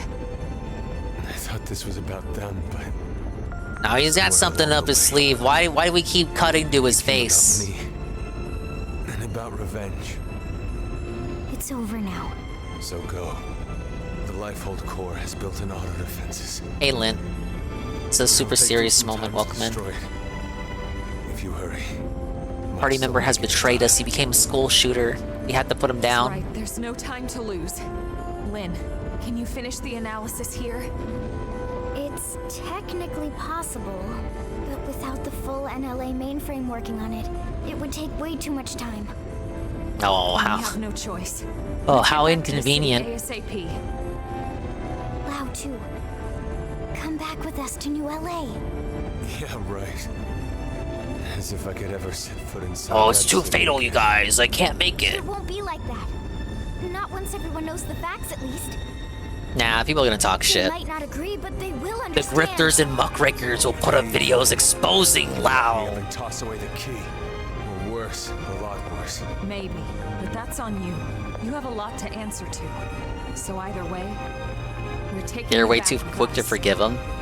I agree.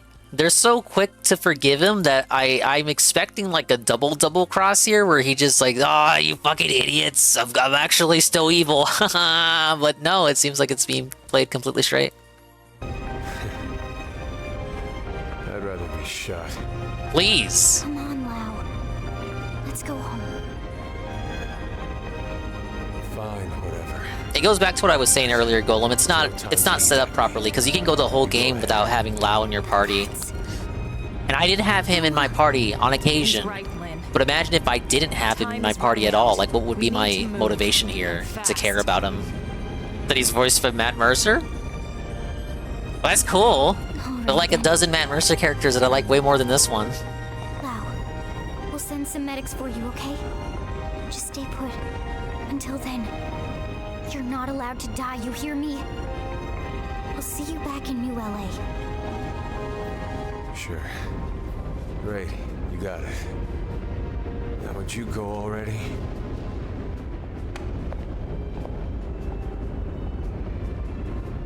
Okay. Hope is still look at Hope with her little dorky outfit I gave her. She's so pretty.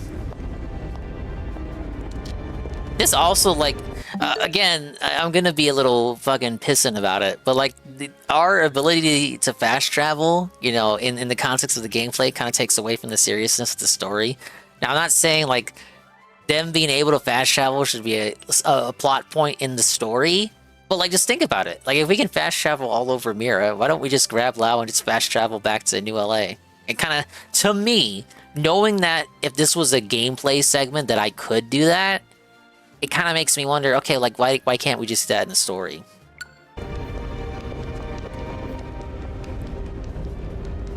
Oh, he shoots Tatsu. No, he eats Tatsu. Tatsu will split special lunchbox with Lau. Because Lindley says Lau not allowed to die. So Lau stay alive for Lindley or else Tatsu kill him. Look at how he runs! Ah! No! Cat! He's gonna die! No, he's laughing. Not allowed to die. Of course I'm not. Even if I killed myself, I'd just wake up in a new Mim anyway. True. Kind of takes away the stakes of the story for me. Again, I have been saying it every story chapter since that reveal was made. I don't really like that. I don't like, oh, it's just all robots, guys. None of it matters.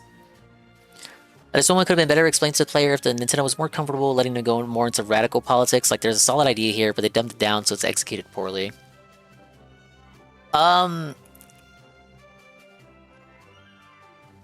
Correct. And you're right. But it's like, the characters are American, presumably. Most of them are. But they're written by Japanese people.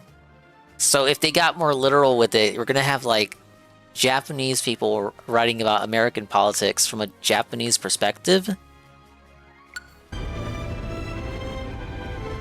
Charmaine. Oh, sorry for the ad. I'm so sorry, girls.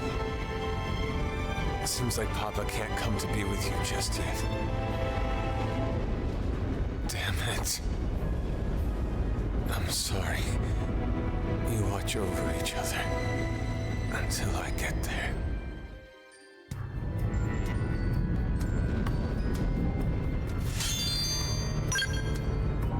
He's just gonna hang out here? No, he faded away. He faded away. I'm glad they're not more specific with the politics, but if they had balls, and Monolith does have balls, they probably could have gotten into politics, because it's not like the cast, they're from make 'em up Fantasyland like the other Xenos, right?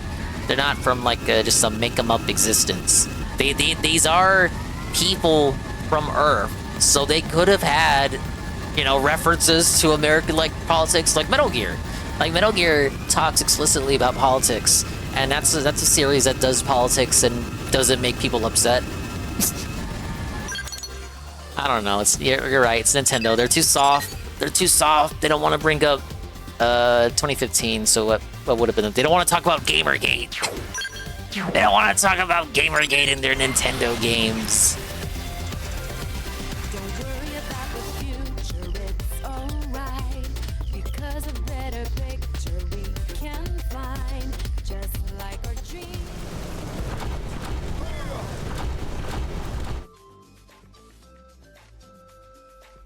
Alright, we're coming back to Tattletale on Lau. Tell me you got it. Yes, sir. Thank God. Let's get it analyzed. Commander, hold on. Lau's still back at the Ganglion base in Caldros. He's seriously injured. Yeah, we could have teleported him here. And? What exactly are you getting at? I know you aren't suggesting we help that backstabbing bastard. He tried to kill you guys. I am, but... But he's been through a but lot, he was Commander. our friend. You know his story as well as anyone. We gotta save him, you guys. When we signed off on Project Exodus, we knew there'd be cases like Lau. Potentially hundreds of them. Look at Irina. She's still struggling with losing her brother. Ah, well, see, that's why they wanted me to do that Gwyn Greater good quest. of mankind. Irina didn't try to kill us. In fact, she's Okay, been but doing like Lau everything didn't she succeed can in to killing help us. Think further about the it. Blade's cause. Ends of Gwyn is right. Are you sure? According to Gwyn, she's been acting strange. Reckless. Almost Hey, Triple suicidal. D, don't mock the She backup thinks maybe playlist. she wants to die. It's here to It lighten takes up the different tension. forms, but it's coming from the same place as Lau.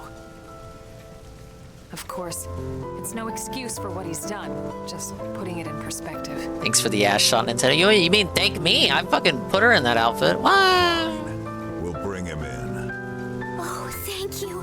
Thank you so much, Commander. I wouldn't get too excited about it.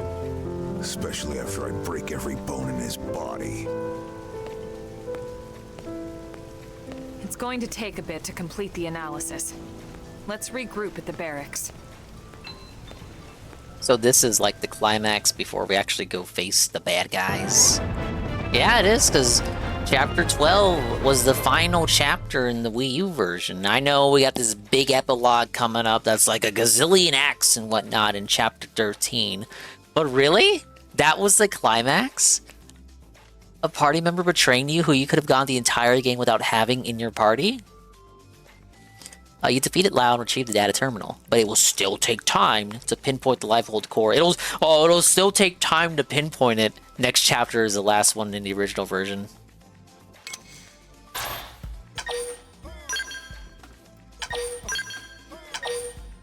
Yeah, this is quite a... If the next chapter would have been the last one in the original release, that is kind of like... True on any planet.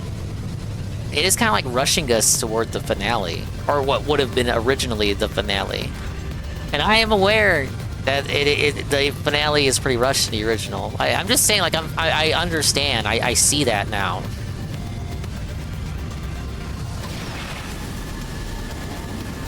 I feel like the Ganglion haven't been encountered enough to justify that it's like, oh, okay, now it's time to go face them for good. We haven't even properly met the final bad guy. We've only seen him in cutscenes. We haven't directly encountered him. Luxar, dude. And then what about Garfield? Prince Garfield. He looked like he was gonna join our team, but then he just fucked off. Maybe that's like a side quest. Probably is, right? It better be. Villain joins your party, but then doesn't join your party. We completed chapter 11. We got a lot of yeah, a lot of shit opened up.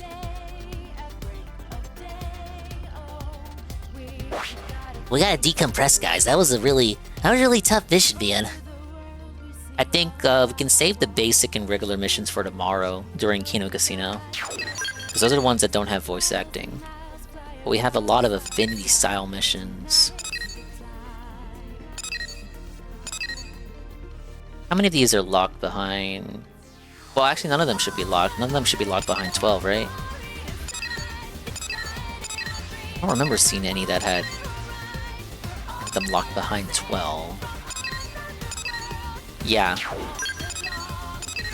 I'm sure there will be shit that's locked behind beating the game. The post-game shit. Requirements for Chapter 12. Only one is obtain the Scale Flight module, which I already did. We're really enjoying Xenoblade. We're in the home stretch. Got a lot of stuff locked to start. We got the big robots. Are we really enjoying the game? There's a chat. The supposed to be kind of slow, though. I don't know why. Yeah. You would not enjoy a game like this. We haven't met the party responsible for destroying Earth yet either, not until Chapter 13. Yeah, so again, so like that's like a very prominent part. That would be a prominent question that you would want to answer, and you don't find out about any of that till the end of the game. The end of the epilogue that wasn't in the original version. Interesting. Hey, Knock. Didn't think you were streaming today. I was out and about. I didn't watch anything to do with DSP today. I got back and it was already very late. I went to go get some pho, among many other such things, and then I had a lot of tasty pho. And I just finished a story chapter in this game. I got a shitload of affinities to catch up on. You love Cow Media. Tika's asked us to join a new scale weapon test today. Something about a Mostly laser repeat that of can track yesterday. targets Figures. burrowing underground. Are you gonna be the first attractor to pay the magic, streaming right? license thing? I said GPM should do it. Because GPM is from the Netherlands, so what's Phil gonna do? What's DSP gonna do to GPM? Nothing! So he's gonna make a web form or something for people to request a license to restream. You get the official license and then DSP just has your docs. He just has your docs from then on.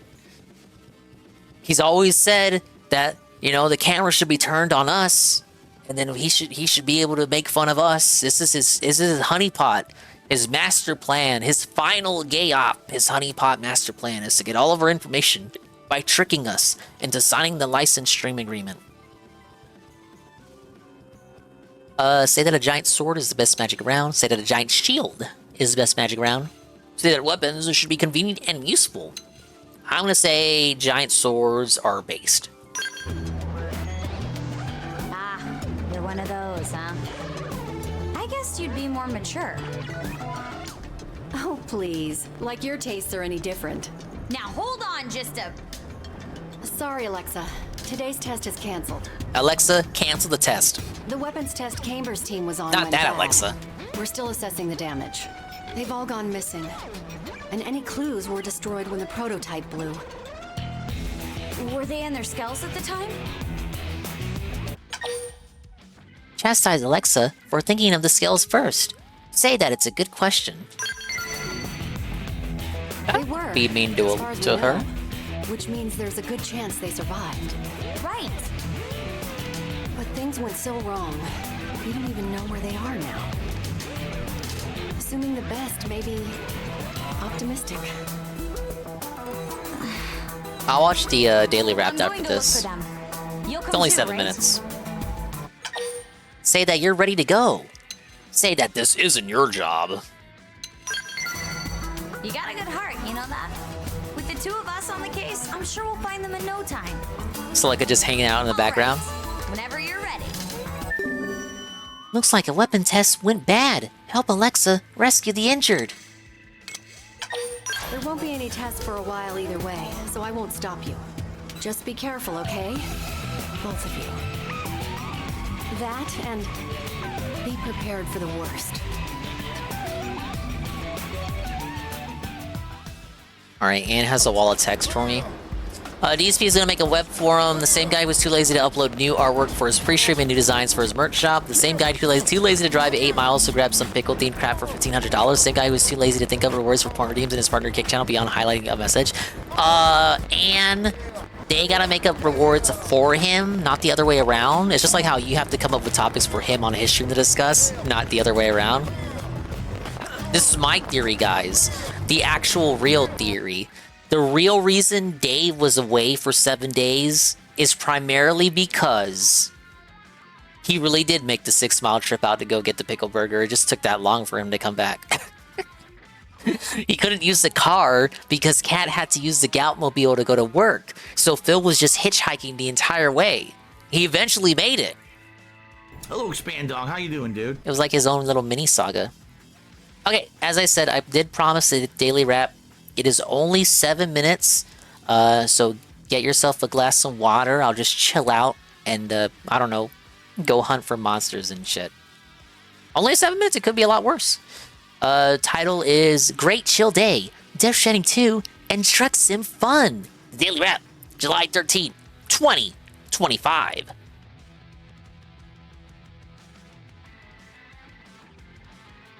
DSP is my alternate universe self, and I'm sorry for him. I thought for a moment that your name was in reference to him. but I do still love your name. We are very familiar with Phil here. Not you, Phil, but other Phil. You will enjoy your stay here if you think he plays video games poorly. All of us do. Billy Mitchell is aware of the guy. Well, of course he does. He's a big fan of the Kino Casino. Just like H3 is. Of course he would see their DSP segments. I felt like Kino Casino was setting up Billy Mitchell appearing on their show. I felt like they were carrot dangling that. I don't know if that's going to go anywhere. I feel like it's inevitable, personally. All right, Daily Wrap. Like I said, only 7 minutes. Let's hear what he had to say. Good evening, everybody. Look at this Welcome dude. to the Daily Wrap. He's I'm gross. Phil, and this is the wrap for Sunday, the 13th of July. He's drunk. He's messing up his intro. He said the wrap, not the Daily Wrap. I didn't even watch the wrap yesterday. This is the first thing. This is the first thing I've seen of Phil since his return. I saw no videos, no Momology uploads, no Hate Army uploads if they exist.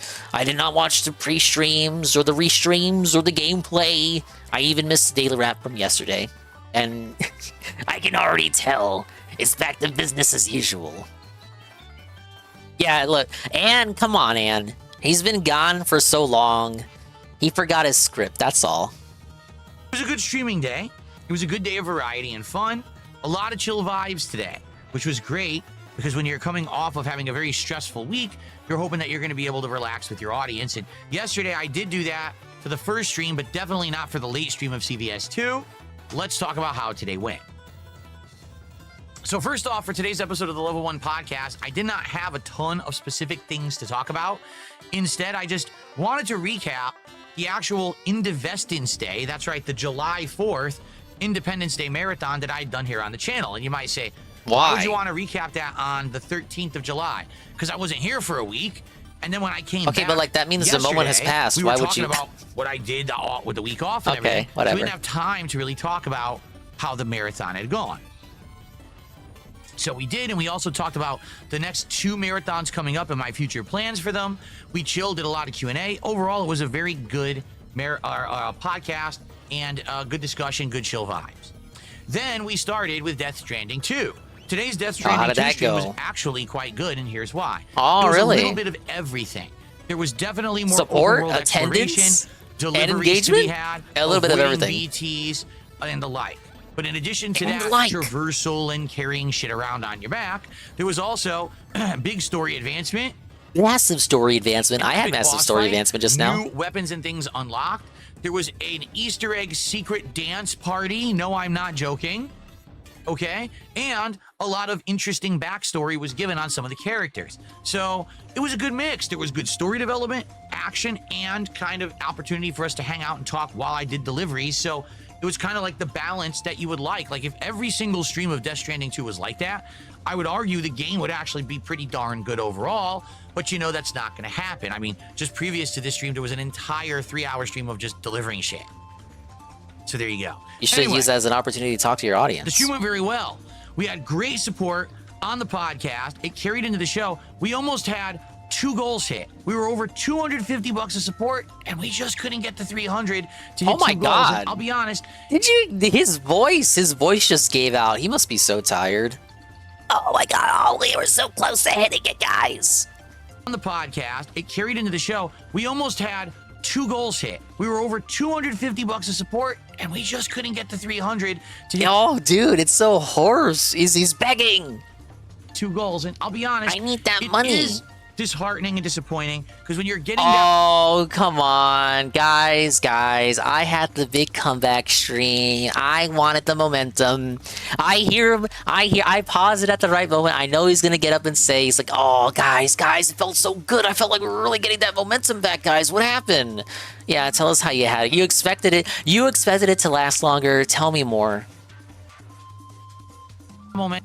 And so when you're like, man, maybe we're going to do DSP tries it early. Maybe we're getting all this positivity, and then all of a sudden... Nothing's early. You were gone for a week. And it cuts off. And honestly, the big disappointment... Say the quiet part out loud. Guess how much support I got from Kick today on the first stream. Oh my Kick God. Specifically. I'm going to reiterate something I said on the Splatoon stream yesterday, because not everyone was there, because it was like the shortest Dingus stream ever. But Tevin was right when he made the point that, how does he know if a tip came from YouTube or Kick or not. He doesn't, but he considers all tips to be like, whether he intends to or not, going out of his way to do it. He always classifies a tip in his mind as YouTube support. If you click the tip link from the Kick chat and you give him a tip from the Kick side, he'll just accept it as like from the YouTube side. Zero. No subs at all from Kick. So because of that, we didn't hit the goal. And that's sad. I don't know what's going on. It seems like a lot of the people who were around from Kick before I took my unannounced, unscheduled break didn't come back. Probably some mods, some supporters. I don't know. I don't know. You should have sent out the whale signal. You should have alerted the mod Discord. And I don't know what to do about that. It's life. Well, we gotta take a chill pill. Take a chill Phil. Not all Phils are like this. The Council of Phils apologize for this man's egregious behaviors. Thank you for taking it upon yourself to apologize on behalf of every other Phil in the universe. There are some good Phils out there, guys. Don't let this Phil smear and besmirch the name of every other Phil out there. That I had to take the time off, right? Anyway, I'm certainly not saying that making over 250 bucks on the first stream was bad. I'm just saying, when you're that close to the next milestone... He made over $500 yesterday. Again, he has to make up $1,500 in lost revenue from the streams that he would have done while he was out and about and took the week off. So he was hard begging for money, demanding from his viewers that they donate to him. He made over $500, basically recouping a third of the potential losses he could have made. Assuming he hit the goal on every single stream, it was a maximum amount of $1,500 that would have been required to make up for those days. You know, to hit the bare minimum, assuming every goal would have been hit. If he did do those streams, the bare minimum to hit would have been $1,500 to make up. And he got like a third of that. And then 200 today, he says, and it's still not enough. And you don't hit it, it's like, why not? Okay? Why not? Tonight's Because you late weren't stream was entertaining American enough. Truck I don't know. Simulator. As you can see, I have the wheel, I have the shifter. You can't see it, it's always behind the wheel. And, oh, you can actually see it right there. There it is. And I have the pedals down there on the floor. Today we decided to go to Oklahoma. Why? Well, last time around we had done Texas. To slots? We have all these new states opened up from the DLCs that I had purchased. And the game said it wanted to reload because it had done an update. It had done an update and added the state of Iowa. So because of that, it reset all jobs. And I was like, well, I think I actually was in the middle of a job last time I played. But at the same time, it was 2 weeks ago. I don't Maybe really it's time to care. get a new job, Phil. Hit the reset. So we started in Oklahoma City, and we actually drove from Oklahoma City to one side of Oklahoma where, let me think about this, we went from Oklahoma City all the way up to Kansas. That's right. Pittsburgh, Kansas. We did a big delivery, made a lot of money. Then we decided to go from there further north to the northern border, right near Nebraska. So that way we'll be in position. Yeah, he bought DLC to go for this into game. Nebraska next time around. So I'm sure you remember Perez, but he did a whole Steam sale stream, Steam summer sale stream. And the stream was just him buying DLC that he would have already bought anyway. Just like he wasn't really going out of his way to buy things that would be on sale that he wouldn't otherwise purchase. It was just him buying things that he already had his eyes set on buying. It was a good time, chill vibes, 2 jobs. Yes, I hit some people. Yes, I made some mistakes. We had some good I ran over people, but who cares? We got to the end of the stream and we were at like $120-something to support. And I'm like, guys, I got 2 sips left in my alcoholic seltzer. So we chilled for like 10 minutes and we hit the goal. And I did say to everyone, if we did hit the goal tonight for Truck Sim, I would do a second Truck Sim stream this week on Wednesday night. Simply because this week is a longer streaming week, 7 days, because I'm trying to make up for the week I wasn't here. So we have that bonus stream and we are going to do it. So there will be more American Truck Sim on Wednesday night where we'll go from Kansas to Nebraska and then keep going to the new states that I've unlocked via these DLCs, okay? So this puts us in position. We are now at 57 out of 60 goals hit. That means with 3 streams, we might hit the goals and then we could do DSP Tries It on Tuesday. So let's recap what's coming up. Tomorrow will be a chill podcast in the morning, followed by the final ever Blueprint stream. It is the conclusion of we're hyping up this awful game going away. The end of the game. Wow. The game is just so insanely long at this point. I gotta say we beat it. And the final puzzle is this throne room puzzle where you need... The game's beaten. It's done because I said so. Well, I wish I could say that, my completionist ass. I'd finish so many games in one stream rather than just taking them 20 streams to beat. I wish I had this guy's gumption. Get the crown and the scepter and the gem all at once, right? And so, my goal is to try to do all of that. I hope that I'll be able to do all of that. And hopefully we'll have a good stream tomorrow where we get to see the end of this puzzle. I don't know if we will, but I am hoping for the best. I'm hoping we do actually finish this puzzle and it ends up being a good send-off for the game after like 70 plus hours and almost 3 months of playing it. Okay? Tomorrow night on the late stream, it is Minecraft Chill. If you remember, we are working on building a double-decker treehouse on top of my home where we're going to have all kinds of fun stuff out there. So we're going to work on that and just chill and see what else we want to do. I don't know if we're going to explore. Maybe we'll go back to the cave. Maybe I don't know. We'll see. Just chill vibes in Minecraft tomorrow night, okay? Now, here's the thing.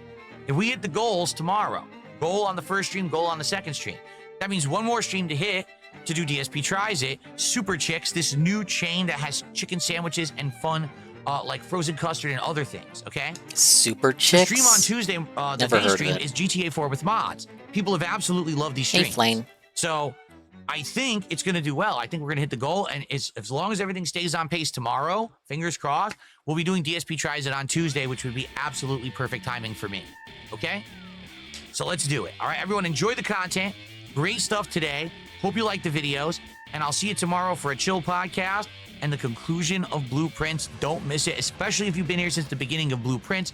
Don't miss this final opportunity to enjoy the Understand what he really means when he says that you should tune in. game. Have a good night, everyone, and peace out. Thank you so much for another greatly supported and chill day. See you in the AM. Good night. All right. I think I'll continue watching a couple of the shit that I missed. But in the meantime, let me do a cutscene first.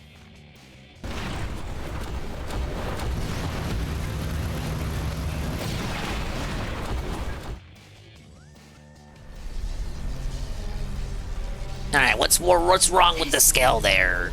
It's Mika's skull. Poor thing. Look at this damage. Mika! Yeah, she's looking pretty crushed. No! This can't be. She No. never told Gamer how she felt. No. Remind Alexa what a good friend Mika was. That's kind of the wrong thing to say right now. Oh, she was so great, guys, but she's dead now. Womp womp. Let Alexa be alone with her grief. Oh, look, the women like that. Mika. Goodbye, my friend.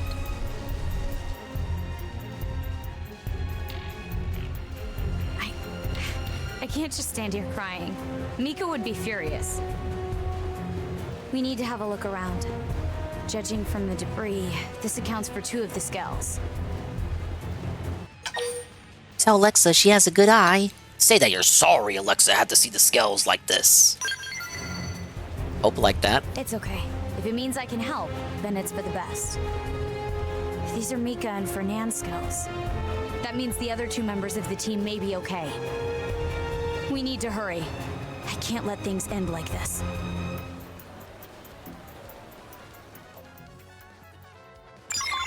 Well, let's fucking go, bud. Oh. It seems like he's not far. He's not far behind.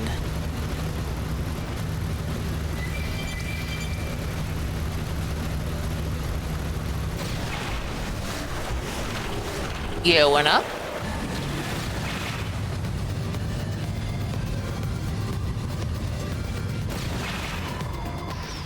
Oh, he's just in the general area.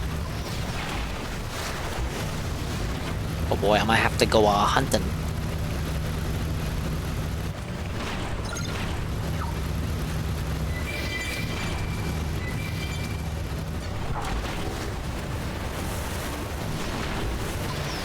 I don't know if anyone cares about Pirate Software. This old clip was surfaced of his dad, you know, from Blizzard, saying he didn't wish him a happy birthday. What is this? Pirate Software, old clip, how Pirate Software treats his dad that works at Blizzard. That that guy. Let's take a look.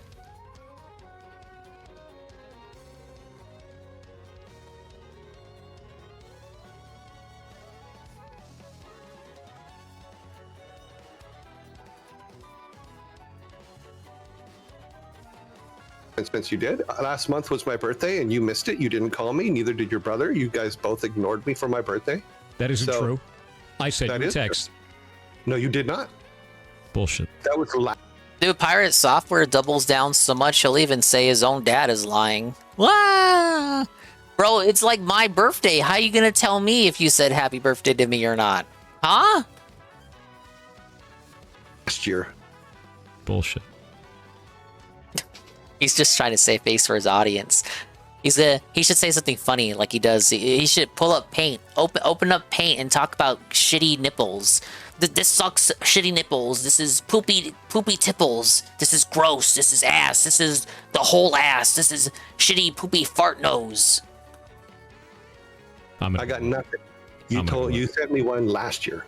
Did I send you one last year? Am I a shitty son? Oh man. Yeah. It was last year. Wow.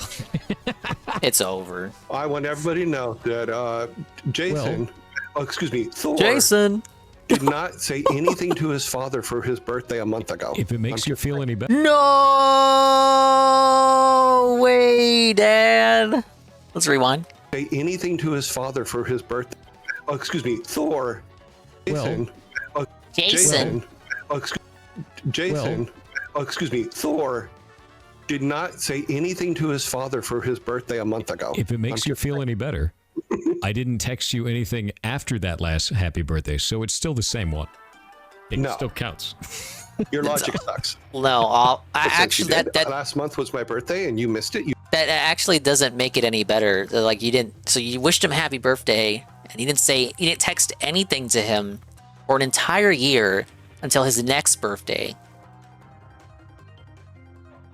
Other than presumably a desire to get him on your show for views. You're whoring out your own father for views.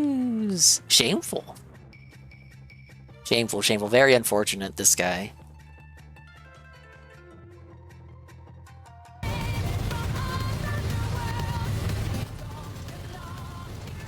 Alright, what do we have while I look for this dude?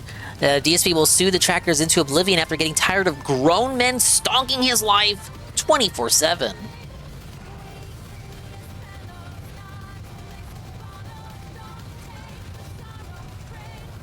Should be the clip from yesterday, and then there's one from today that I suppose I'll take a look at. I want you to understand something. This literally is a situation where I'm in dire financial straits, and if this stands where I'm going to be making half as less money on YouTube as I ever did before, starting now, I'm going to lose my house. I'm going to have all my shit reclaimed. You know, credit card bills are going to go default. I'm probably going to have to declare bankruptcy. So Kino, guys.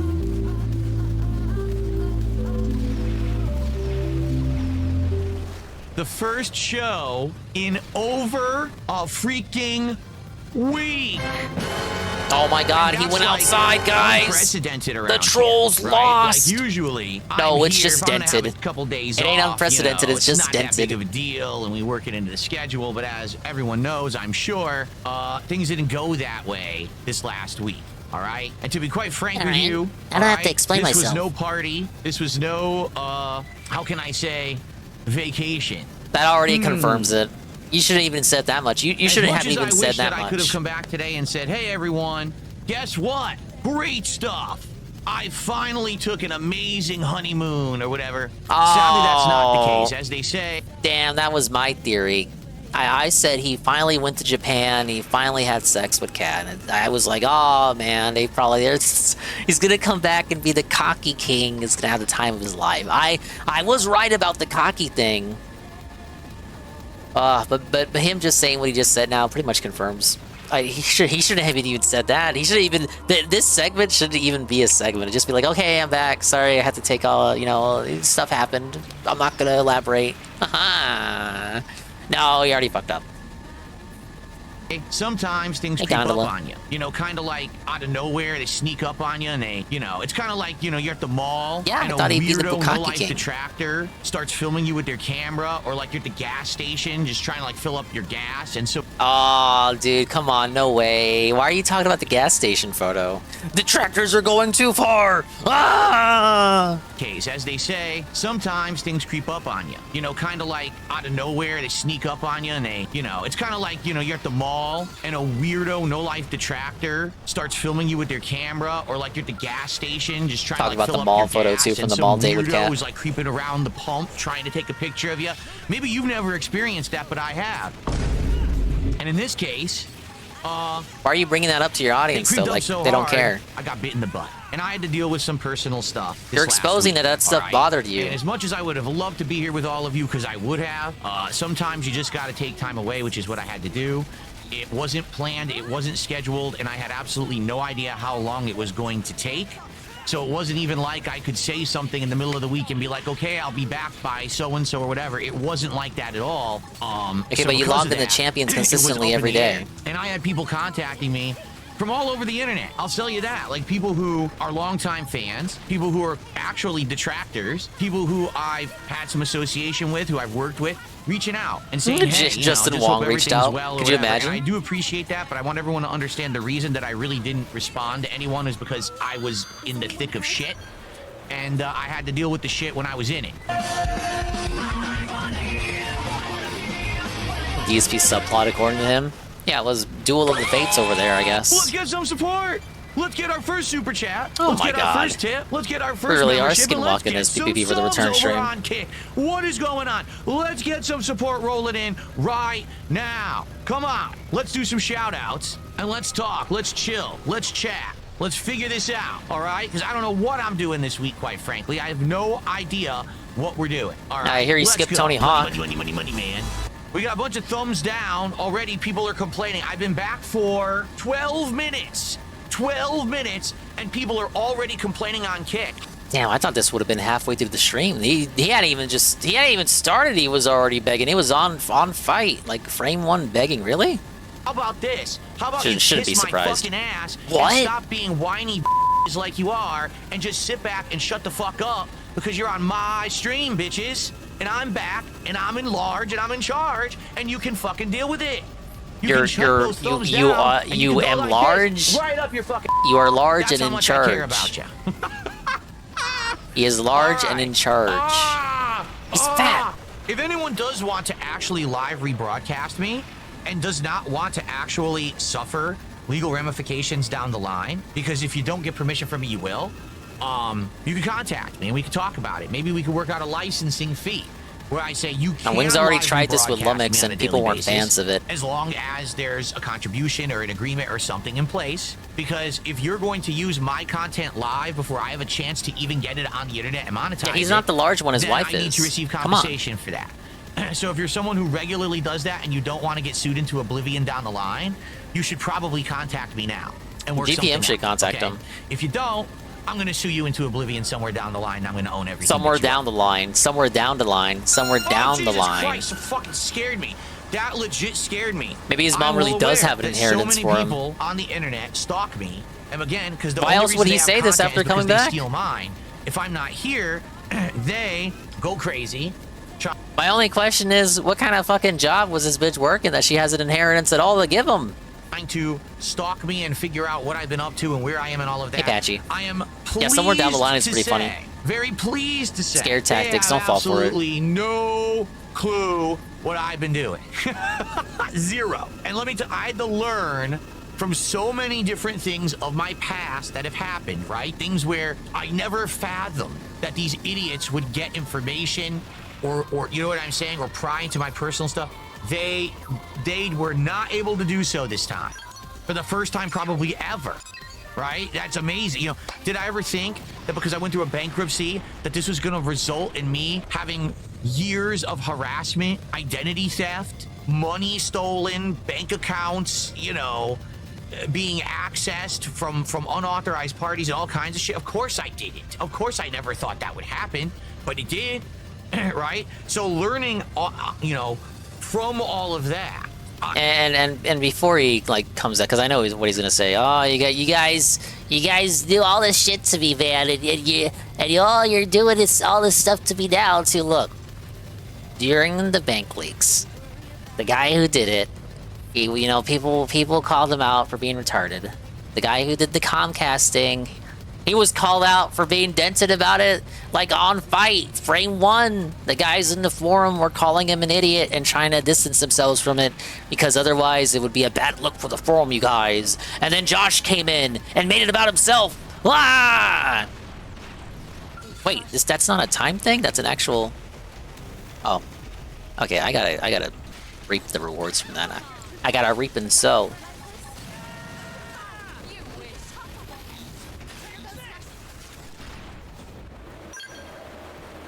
No, but he likes to do that thing where it's like, oh, you guys co-sign and all the shit that they do that happens to me. But it's kind of like what he just said here, where it's like, oh, look, I gotta deal with it. It's not right, but it happened. And that's kind of like, I think most people's take on it. It's like all the bad shit that happens to you that you probably deserve because of who you are. Let's be honest. He's a public menace. He's Phil. He deserves everything that happens to him. I'm gonna report to the front lines. I'm the strongest soldier in this war, sir. Thank you for your service.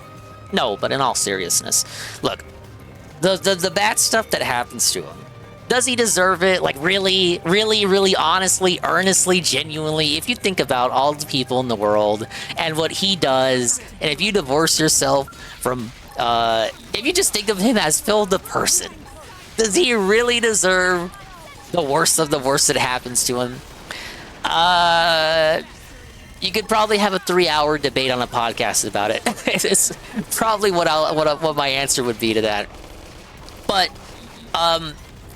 just because it happened doesn't mean everyone is gonna like co-sign that. I don't know if I can necessarily co-sign that, as Ralph would always say. And just because it happened doesn't make it right. I think people, again, like people called the Comcast guy dented. People have said the bank leaks weren't right to do. Like that is kind of like you're fucking leaking the dude's financials. I'm not saying I say you're leaking the financials as if like someone here did it. No, I just mean like in the hypothetical. I'm saying like, okay, you leaked the financials. Like that's kind of fucked up. Like if my financials were leaked. If your financials were leaked, if I leaked your financials, I'd probably see, you probably see, if it was my financials, I'd probably see. But I know there's justification behind it. Oh, he scams disabled people. Therefore, it's completely understandable and reasonable to leak all of his records, and they must be exposed and be public information because he's a public person and personality. But still, let's dial it back, guys. Let's sweep it up a bit. Let's meet on his terms on planet Earth. It happened, but it doesn't make it right, is my ultimate point here. And I think most people are consistent on that, where it's like, yeah, the big leaks probably weren't like the best idea, but like they happened and I'm not gonna ignore it. It's the ultimate thing that I'm saying, is they happened and they weren't right, but just because they weren't right doesn't mean that you're gonna ignore it. Correct? Do you get it, Chief? No, Dingus, don't look at my bank records. I'm gonna find out how many Hogans you've been pulling, brother.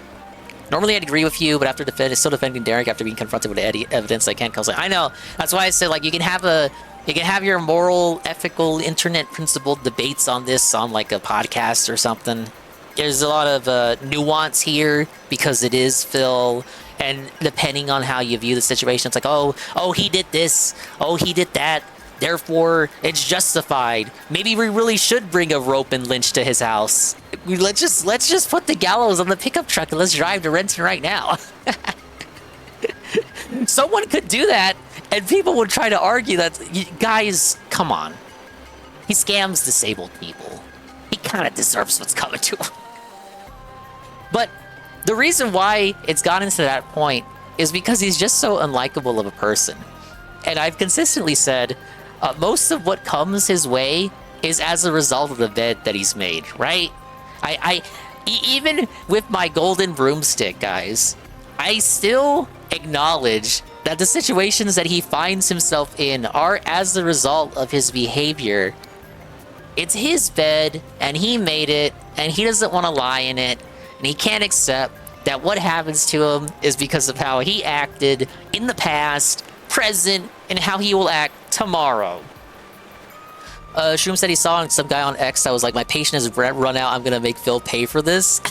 No, oh dude, I saw, okay, what server was it? I think it was Tevin's server. Someone posted this in Tevin's. This is so goofy. It's just, I don't know if this person is serious. I've never heard of their name before. Snorgle? It sounds like a Pokemon. Here's my thing, Hate Army. The people who say this, like, why don't they just do it? You know, why do you carrot dangle it? You think that, I'm just saying, if you think this guy is like the worst of the worst, and you have the truth, you're gonna expose him to that. Just do it. Like, come on, like, why are you teasing? Just do it, bitch. Well, I don't mean to call him a bitch. I don't know them. I'm too nice. But it's like, I have the same response for Phil carrot dangling these lol suits. I am pro lol suit, actually. I know people are saying, oh, the lol suit. Oh, it's gonna set precedent. Look, guys, it's a lol suit. You know, Ricada getting in a lol suit was funny. Ralph getting in a lol suit was funny. H3 getting in a lol suit is funny. Why would I not think Phil entertaining a lol suit would be funny? Yeah, that's the guy I linked. If you want to laugh, I pretty much skimmed the tweet when I saw it earlier. But yeah, I get the idea. He seems to have this big truth nuke bombshell that's gonna destroy Phil once and for all. And again, just my general reaction to anybody that claims to have a bombshell, just give us the bombshell. You know, just do it. If you have it, take them. Felt them. Alright, sorry, I'm catching up with chat here. Last 2 days have been the worst. We didn't know how good we had it when he was gone. I would have preferred if he stayed gone just a little bit longer. I liked the hyperfixation, the wild speculation. It was a good week. It was a real good week. And again, the lesson to take away is that he doesn't have to be gone for you to detox. RTU tried to say Phil wasn't streaming because of strikes on YouTube. Well, RTU is dumb. That's all I have to say to that. Billy Mitchell would love the lol suit arc. He already commented on Phil yesterday. Yeah, we were talking about that earlier. No locals ever go to jail ever. Daniel Larson was the exception, not the rule. Daniel Larson stuff, that guy is a menace and he should be put away, but like his weens and in A-logs who were actively like just fucking around with them, like almost just as worse. If I remember when Noel was going over a man at the internet, there was like a Discord cabal of weirdos that were trying to entrap him. Not that he needed to be entrapped. Oh my god, enemy respawned. Not that he needed to be entrapped, because he kind of hung himself with the noose already without needing to be entrapped into anything, but they would deliberately try to engineer stuff to get him into social situations that would get him in trouble, if I recall. And then, if I recall, the last update from that is that the law enforcement was looking into them as well, and then Noel never covered it again, and Kino Casino never looked into it. And nobody here looks into Daniel Larson, so I don't know what the latest update is. I'm too lazy to go look it out myself. Only law enforcement can be on the hook for entrapment, so Joshua Ricardo, Connor Moon got him up wrong again. I'm paraphrasing. I don't know for sure if that was the terminology used. The episode I'm referencing was like months ago. But they were trying to get him into situations that would get him into trouble. From my recollection, the Discord cabal was doing this. Look, I may be expand-dong, but my thinking and mentality and things have changed since the days of asking Phil dumb questions. I am like peak watch from a distance. I'm a peak distance viewer enjoyer. I try to stay out of everything if I can help it. All right, what fucking part did I pause at? Daniel Larson wasn't at all there to begin with. The A-log just egged him on. No, I know. But my argument is that he didn't need the A-log's help. Like the rope was already tied around his neck. He was like, he was already kind of there. He was already ready to jump off the building. He didn't really need anyone to shove him off. Daniel Larson is in federal prison because he was a crazy homeless person. True. Discord boogeyman didn't convince any judge to get him committed. Well, I was more saying that they were convincing him to do certain things. I remember seeing a video of him having a freak out crash out at an Olive Garden where he was pulling the fire alarms and shit. Like, imagine you had your birthday at Olive Garden and it's ruined by a guy like that. You know, you're a kid having your birthday at Olive Garden. Back at that age where you think Olive Garden is fancy dining. And some schizo ruins it. No! Ice parties and all kinds of shit. Of course I did it. Of course I never thought that would happen. But it did. Right? So learning, you know, hey, Goki. From all of that, I 100%. Yeah, Phil pulls Hogan's, Daniel Larson pulls fire alarms. All right. So I hope that you guys understand. I want you to understand something. So there's a lot of great things in my life as a result of this. But at the same time, because this nonstop leeching, this sucking parasites on me, they're reliant on me when I'm not here, you know that they're going to go crazy. So I hope you have to understand why I couldn't say anything at all. I had to keep... You already said too much, Phil. Alright, how you doing, kid? Let's go save this guy. Camber! Are you alright? It's an angel. If you can still joke around, you'll live. Yeah, my body's fine at least. Head's a little fuzzy though. Thanks for coming, Alexa. You too. Do you know what happened to the others? No. The They're all prototype dead. exploded, right? Tell me about it. Fernand tried to fire it at full charge, but something jammed. It wouldn't fire. The energy just kept building and it went critical and blew. Ooh, there was a bright light that Fernand's swallowed felt up it. his skull. I was next to him. Then... Wait, is Mika okay?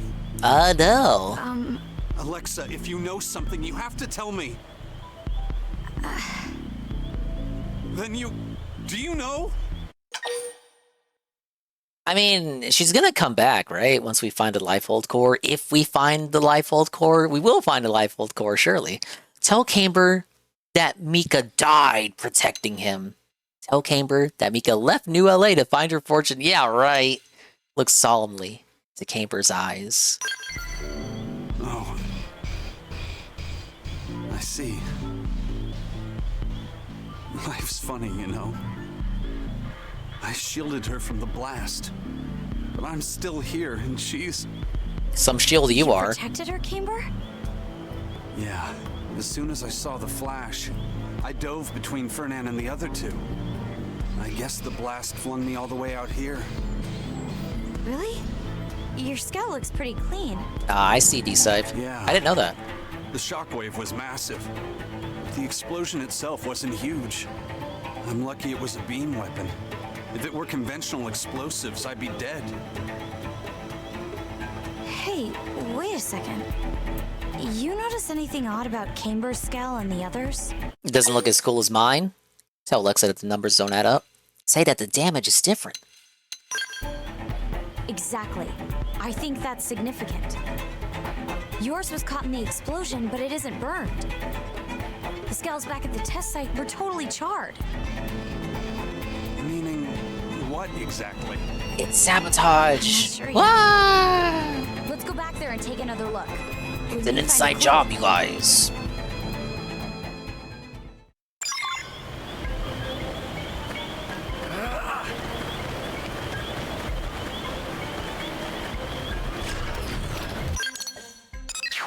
I could have just teleported over there.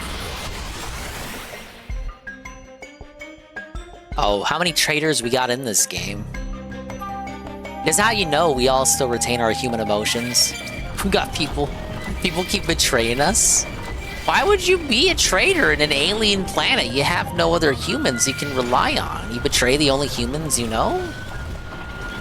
Enjoy getting eaten up by aliens, I guess. Here, have a look. These are Mika and Fernand's skulls. His is like yours, Camber. Broken, but otherwise pretty clean. That's a characteristic of the prototype weapon. But look at Mika's. It's smoking and covered in bullet holes. You're right. Which means... Say that Mika was attacked by an enemy. Surmise that Mika and Hannah must have been fighting each other. Mika and Hana? That's crazy. I refuse to even consider that. I agree. Mika wouldn't do that. I think the explosion drew the ganglions' attention. Pick up skill, key to 7 stream streak, thank you. The girls had 2 damaged scales. Oh, my guess was which would have wrong. made them easy prey. So Mika's skull was destroyed. And Hana. Shh. What's wrong? She's getting into her shonen fight pose. No. More than one. Moving slow. How do you know? I can hear them. You know enemy skulls by their sound? You are obsessed. Stay back! Aim, aim, aim! She's still alive! What? We have to help her. Aim, aim, aim, aim, aim! Stay back! Stay the fuck back! Wait, so she's alive, but nobody noticed her corpse disappeared during that whole cutscene? Like, we saw her corpse there. We come back, the corpse isn't there. Nobody points out that her corpse disappeared.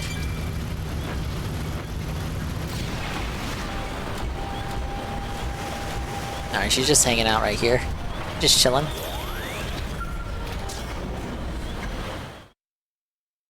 How close are you to the end? I just beat chapter 11. Caper! Alexa? What are you doing here? You're okay. Oh, thank heavens. I'm glad to see you too, idiot. Really glad. You two take cover. We've got more ganglion forces inbound. No, no!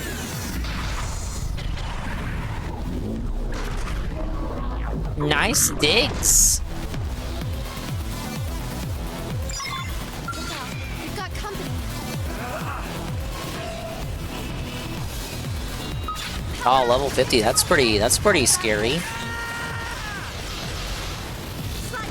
What if I attract the attention of that other guy? Yeah, leave that monster alone. Let him sip his agua.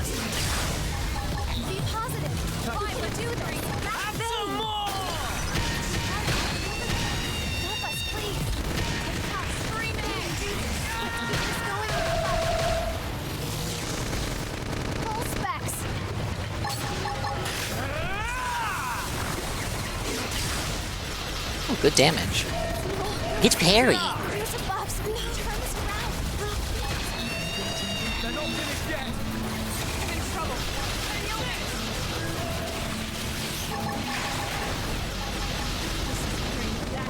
Uh-oh, I'm on my own.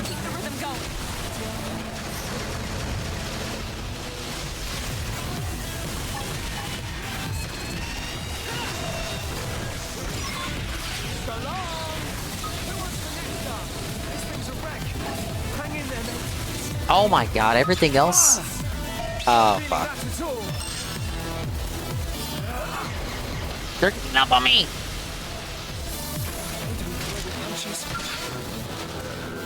I blame the natural wildlife joining in on the fight? Oh my god. Alright, I'll work on this. Let me resume the video. My lips zipped completely, 100%.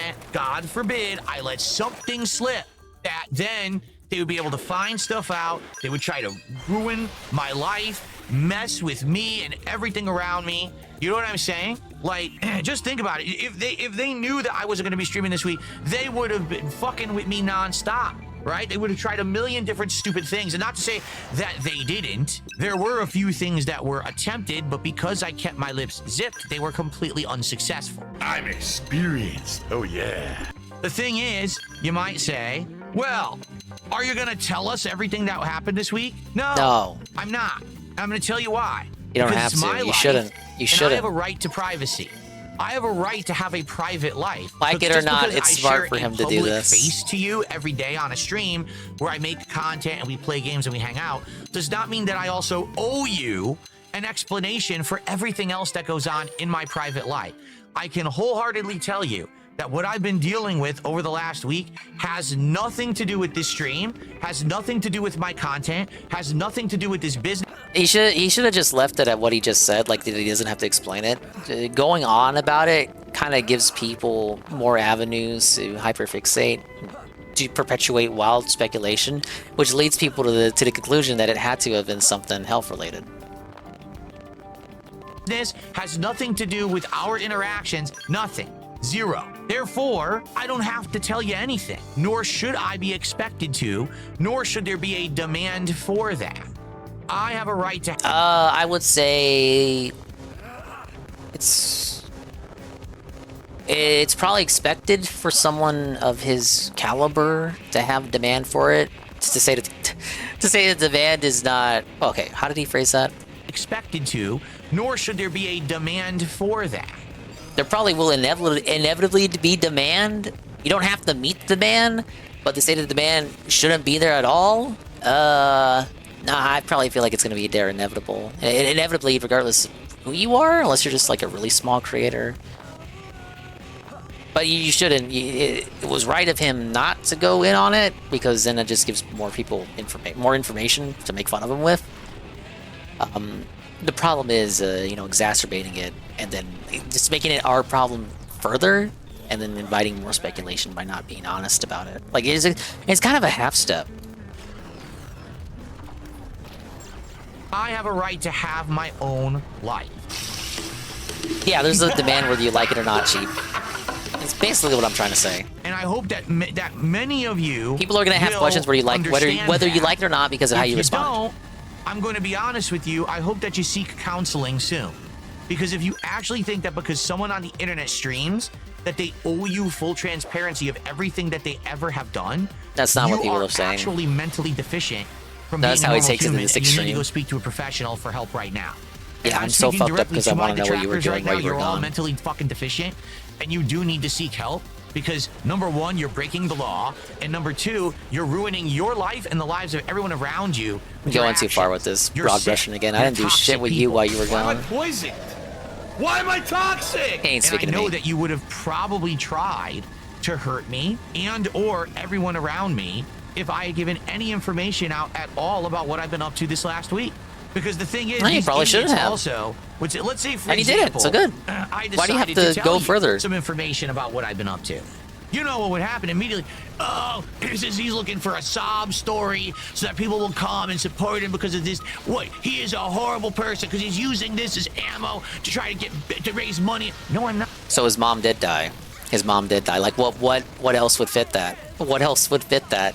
Ain't no power outage or internet outage that would justify him bringing up a hypothetical like that. It's smart of him not to talk about it. But then why does he talk about why he's not talking about it? Phil, you make me angry, Phil. He is a horrible person because he's using this as ammo to try to raise money. No, I'm not. Not at all. I'm not going to tell you a single thing about what happened because it has nothing to do with this. You're coming here, you're hanging out with me, you're enjoying the content, support it by all means. And that's what people have been doing. That's what's actually angering people. That unlike previous where, there was a few months there where I was getting tons of support because I was associated with another group. Well, I'm not associated with that group anymore, but I'm still making the same amount. Anymore. And that's driving people Doesn't nuts. he attack Triple P in this stream? Wait a minute. He's earning a good living on his own merits, but we were always of the impression, our narrative was always that he couldn't do that. So how is it possible? Right? Because people actually like the content. Because people like me. Sure. What the fuck? Unlike you. Because when I was gone, your content was dead. No one cared about you when I was gone because they're not watching for you. They're watching for me. Don't you get it, Leech? Don't you get it, Parasite? I'm the content. Hey, man, That's say why cheat, I'm entitled not Leech. to everything you get out of it. And I will have it someday. I'm sorry that I can't come back on this stream and just unload on you guys and be like, here's what's been going on. So if you're unloading, then yeah. Because immediately, number one, it would be a death of the Phil's looking family. for sympathy, and number two, it would be it would be like that. So you're do smart everything for not talking we about it. can to But then ruin you his do life this. and everyone else's life and everything around us, right? It would. That's how they are. They're mentally ill people. These are not normal thinking people. They're broken in the head. I would go as far to say they're all of the like mind, and they reached out to each other and found themselves on the internet because they're so broken. They had to find other people that were broken to feel normal. Weird. And they've actually created this community of mentally deficient, ill people. That's not good at all. Just say community of retards because you want to. You've said it before. How do you think the people who drink the Kool-Aid, how that started? Because they were all fucking nuts and they all found each other. And that's how these people operate now. They do it I think it's anonymously actually on the internet. awesome. It's dangerous shit. I think it's awesome that someone as bad and whiny, malding, seething, and coping as Phil can bring a group of people together, of which includes many talented people. You know, you got artists, music people, musicians, illustrators, podcasters, and the like, all coming together to dab on this dude. It's actually pretty cool if you think about it. So that's why I literally can't tell you a word about any of what really has gone down, because undoubtedly harassment would begin on all fronts. And so therefore, you're never going to know what I was doing. We'll talk about it at Thanksgiving. You saved my life. Because he will. He'll talk about it at Thanksgiving. No. If anyone could have helped them, it was us. He's right. Plus, you saved us. That's amazing enough. And we're grateful. I think you've proven you're a lot more than just a skell nut. Yeah, I'm a super skell nut. I should buy a cape. What makes you love them so much? When the whale was shot down and we all crashed here, a jet black skell saved my life. It shielded me from a hailstorm of bullets and gave me time to run. I don't know who was piloting it or what division they were from, but I loved skells from that moment on. And now it's my dream to save someone's life like that someday. Thanks for the character exposition. Say that sounds like the Alexa you know. Note that Caper pilots a jet black skell. What? No, it wasn't Camber. No way. He's nowhere near good enough to move like that. That pilot was so precise. Hey, I'm standing right here. It was incredible how Camber shielded me from that blast, though. I was amazed. There, see? That's the sort of experience that gives birth to a true skell nut. Shouldn't it give birth to a true camber nut? A normal person might think that, but... What? No way! It's the skell that's amazing here. I'm not budging on this one. You succeeded in rescuing Mika and Camber. Alexa spoke of a black skell that once saved her life. Who could have been the pilot? Whoa, it's a new art. You obtain the materials required to create the USO 850 excavator. Pretty cool.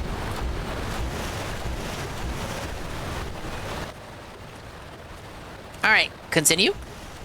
All of the guesses have been wrong completely, which I'm happy about, trust me, because So you've been looking at the guesses? This validates what W Pig said last week about what they had posted a tweet of like the last time Phil did this 11 years ago, where it was like it was worded the exact same way. The all due to unforeseen circumstances I can't stream today. They looked up a tweet 11 years ago that was worded the exact same way. And that same day, he was talking about like actively looking up detractor theories about where he was at and what he was doing and how it got him all giddy and excited. He was bricked up reading all the hyperfixation and wild speculation. Big ups to Sins Roy. How you doing, Dingus? I am doing great. Thank you for asking. Saying a word and keeping my mouth shut that possibly there was going to be harassment or someone would figure out something. Luckily, nobody did, thankfully. Thank God. And it's all over now, and now we can try to get back to normalcy. Give me monies! If you don't understand, yeah, that's the normalcy right there. Who is an internet content creator has a right to privacy, a right to keep things private, a right to not be transparent about everything in their private life that has nothing to do with their content. If you don't understand that separation and that right, please move on and don't watch my content anymore. I do understand that, sure. People who are obsessed and think they are but again, like as I said earlier, you invited. It's your own bed you made. To nothing. You get what I give you, and you like it. That's it. That's not an unreasonable demand. And you get what people give you back in return. It's a little tit for tat. And you know why that happens? Because you react like this. You almost had it, but you went too far with the response here. You can tell he's pissed too because he took off the shades. A normal person would say that makes sense, but if you can't get that in your head, if your head doesn't click and say, okay, that makes sense, that doesn't make sense to me, I'm entitled, goodbye, I don't want you here, you're not entitled, you need to move on and get some help. Maybe there's other creators who like that kind of behavior, not me.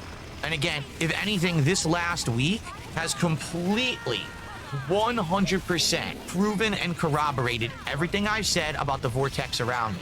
I'm not involved with it, but they are all directly dependent on me. Without me, they knowing it's dry called the up in vortex is hot also a sun problem. like a weed with no water. They have For someone who absolutely claims to nothing ignore do. things. They become irrelevant. Get it? And Get the it? fact that they are irrelevant without stealing my content proves in a court of law that I own their content. Guys, it's over. Momology has been defeated.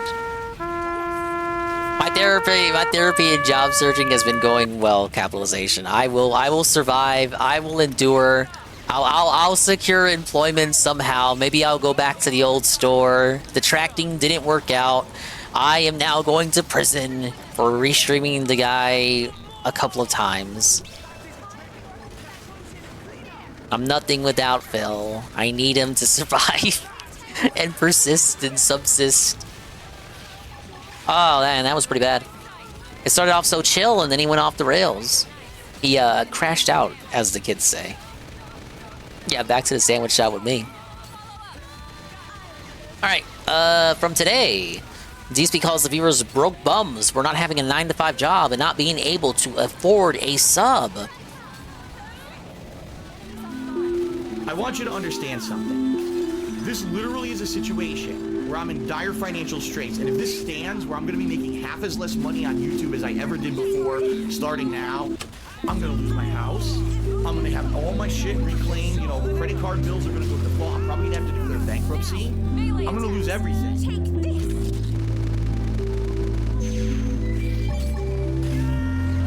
Let's see if he was in a better mood today. Yes, I will be doing this. I'll be doing what I love for a living until I die or I choose to hang it up. It's that simple. It's just that simple. What if I love working at a sandwich I have the power to shop? control my own destiny. What if I and love wield it poking here fun at in you? my clenched fist. What if You I enjoy understand? hating things?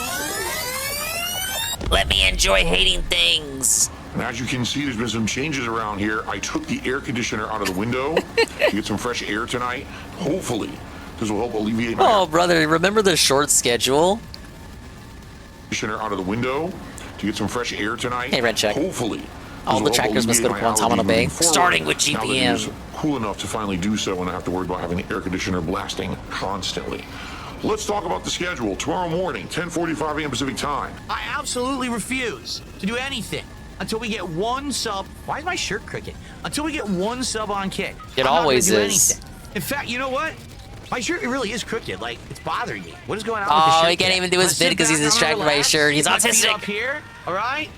Go. Oh, it's relaxing, actually. I put my legs up. Oh, this is nice. I should do this more often. This is very You tried to do it yesterday, comfortable. then you made Waiting yourself for a mad. You singular made sub. yourself One mad. sub. He made him. Let me reiterate. The last clip was him making himself mad. That's all it will take, and then we can get back to our usual routine. But we got to get something going on Kick over there. I don't know what's going on. How many viewers do I have on Kick right now? 83? We Thought got you didn't care about the 83 of viewers. you sitting there with your thumbs stuck up your buttholes? 83 viewers. Someone could tip from the Comparing to Kick that, tip we link have thing. 231 YouTube viewers. He would consider it so about YouTube 3 support. times as many on YouTube than on Kick, but they've got 100% of the support. The YouTube viewers deserve some love this morning. I want to say thank you to the YouTube viewers this morning. In fact, I'm going to give you applause. Thank you to YouTube for being nice to me, for supporting me, for liking the content, and for being here for me when I need you. You guys are awesome. Seriously, I actually legit appreciate that. Many of us are struggling financially, says Michelle Soguchi. So get a job. Michelle Soguchi. Okay, but then they don't have time to watch you. They can't watch, engage, or attend. When you're So how do you expect them to financially, is what you support do, if you they seek can't employment. watch? You go out and you do some work, and in exchange for the work, you receive financial compensation. Then you can spend said compensation on whatever you want. All right, well, let the people Like a work. song. This week ain't pay So many week. people right now want me to throw in the towel. They're like, Phil, contract negotiation with Machinima, you're making less money. Problems with the channel, false copyright strikes, all the negativity on your videos. Give up. Go get a job. Go get a 9-to-5 job that barely pays your bills and give up on YouTube. They're hate watching. Why would they contribute? I mean, in a lot of cases, you're right. Again, we're not dumb. We know that a You lot can get of a 9 people to 5 who and sit there still in the do Kick YouTube. chat are the holdovers. That's how he fucking started from all of this. The Kino Casino baloney arc, right?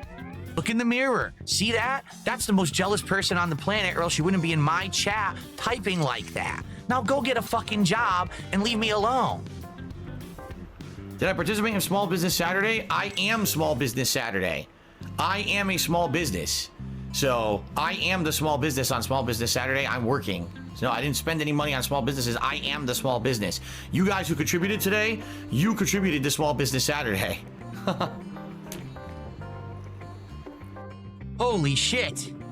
Yes, because keep in mind, anyone who has a sponsorship and has a referral link, anyone who pushes a product, anyone who has any way that you can contribute, a Patreon, a GoFundMe, oh look, a PayPal for tips, anyone who does that, they don't have a job, right? They don't have a job. No, they're not employed. Well, I hate to tell you this, the feds think I'm employed. The feds say that I have a legally registered business that I pay taxes on. So if the feds glow and we all hate them. Good, try again. Feds say I am, that's good enough for me. All right? That's all I know. He kneels to feds. I was more focused at that time at just getting through normal streams than... Oh, dude, Shroom was bringing this up the other day. The Donkey Kong could have been like this if he came back as a crybaby pissant, like fucking bringing up his mom dying and shit. The Donkey Kong playthrough would just be him crying about his mom. But thankfully, it probably won't end up like that. But Shroom was talking about this. If you go back to the Yoshi's Island playthrough, so much of it is him crying about his taxes. He took a fun little Yoshi game and made it about money.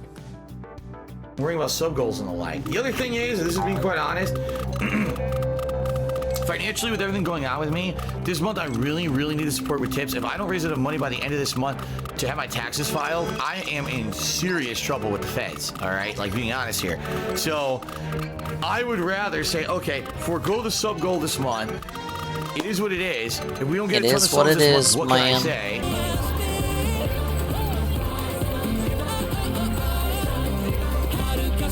Guess this is that dance number he was talking about. Ah, nice of Homology to include that in the end there.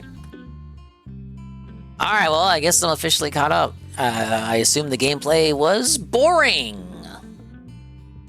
I do got some other videos, but let's start the next mission first. Just a few videos. Don't worry, none of them are from Arlo.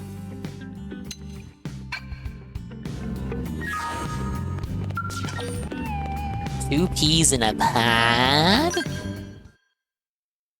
Mustache Man delivery! I am beat. Mind if I relax here a bit? Sure, just don't make it a habit, okay? We can't have the bears. No, Goki, but I remember the LSB streams where he was the one who was shrunk. Commander stop by now and then to check on how his favorite team is doing. That's not that Mustache Man. Here, you know? Mustache Man worse liar than even Tatsu. Real reason for visit is for Linley's cooking. He's fat. The dinner roll ain't as dumb as he looks. Why, thank you. Tatsu, I don't think that was a compliment. I'm not sure food helps Mimiosomes with fatigue, Commander. Do they even need to eat? I think they said, if I recall, they don't need to eat. They just eat because they ate us humans. They're robots. R&D? Can I get in on that, sir? I'd love to help out. All right. I should have figured this would be right up your alley. Up my alley? It is my alley!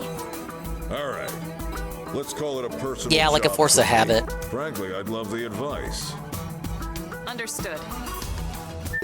Again, it's like Kingdom Hearts, the nobodies. They were like, oh, we don't have human emotions like you guys do. We just, it's a force of habit. We just pretend like we have emotions to remember the emotions we lost.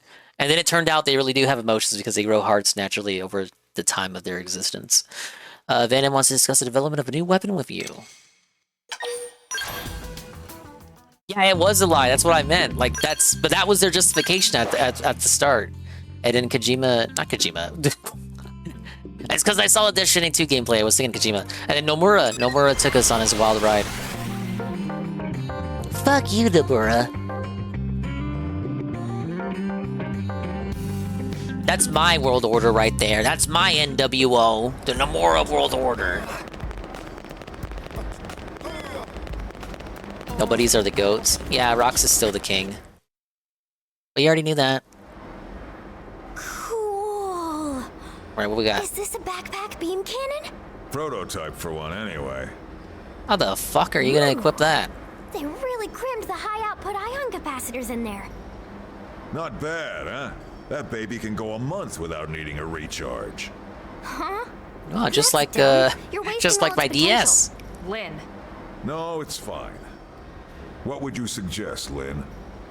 I'd channel that energy into fewer, more powerful bursts. Why the hell would you need more punch than this? Because if you push it up another 800 gigs, it'll cut right through the beam coating on ganglion armor. Sure, but think of the heat something like that would put out. Well, yeah. You just need to change the conductor material for the barrel jacket. In English, Barrel please. jacket, huh? Interesting. They're building a lemon. Is all this even feasible? There'd be a few hurdles, sure, but if we can clear those, it could be big. You We'll could just win have to try it out big. and see, won't we? Yeah. Let's see. I can think of 2 other problems right off the bat. Why don't we have you sort this out with the engineers here, Alan and Brenna? Talk to them. They might have ideas for a workaround. Yes, sir. All right, what we got? He hanging out? He's over here. Hello, sir. Not that Feezer. About the beam cannon project. Is there any way we can push the output up another 800 Gs? I know it's a lot, but if we can manage it, I think we could punch through ganglion armor. You want another 800 gigawatts continuous output? Yep. Well, theoretically, sure. But what? There's some kind of practical hurdle? Exactly. More output requires plasma maintained at higher degrees of excitation. I need That, 1.21 in turn, gigawatts. Requires a more efficient magnetic trap. Right. I'd love to see it happen, but Earth's technology just isn't there yet. Consul Lynn, on the end of her good idea, point out that you are no longer on Earth. Oh yeah, let's say that. Solve That's the a fair idiot. point. It's true that Earth may not have possessed this technology, but Mira could be a different story. I don't follow. Oh, I You're get tinted. it. She means xenotech. We've got all kinds of races here on Mira. One of them might have a solution. Oh, yeah, that makes sense. What is that? One of the ganglion skulls. We confirmed that this model is outfitted with a high-output beam cannon, and it's almost a certainty that their capacitors are better than ours. So if we can analyze Once again, the solution is fraternizing with the Find a aliens. solution to our magnetic trap problem.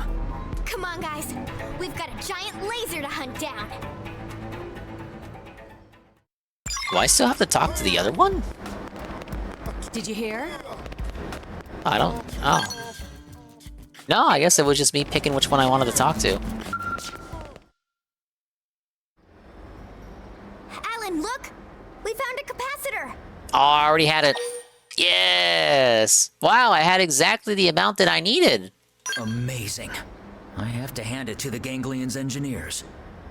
Will this solve our problem? Leave it to me.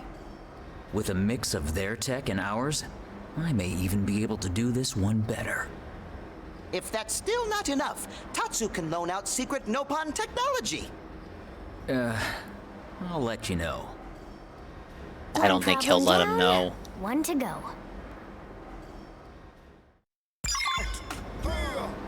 Okay, now we talk to the other lady.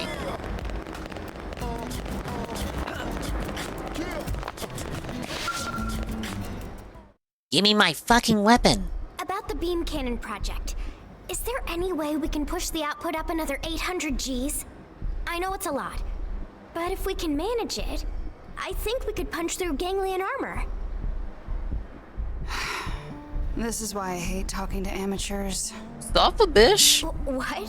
What? Commander Vandam said it might be possible if we solved a pair of issues. I don't care what the commander said, What? bish. So I have to explain it because he's too damn lazy? Hey! It's Brenna, right? We know your time is valuable, but could you maybe stow the attitude for a second? Shut up, Look, bitch. This unit is meant for installation on the back of a skull, right? Right. Well then, you've got a real bitch of a heat emission problem. Whoa, it's a Nintendo game now. Hold You're off. probably looking at temperatures of over 400 degrees running from the head to the cockpit block. Not that kind of And that kind cockhead. of heat will cook your sensors. Oh, and kill the pilot. The back-mounted unit just won't work. And with its size, it's not like you could change the offset position to the arms. Unless we use different conductors in the barrel jacket.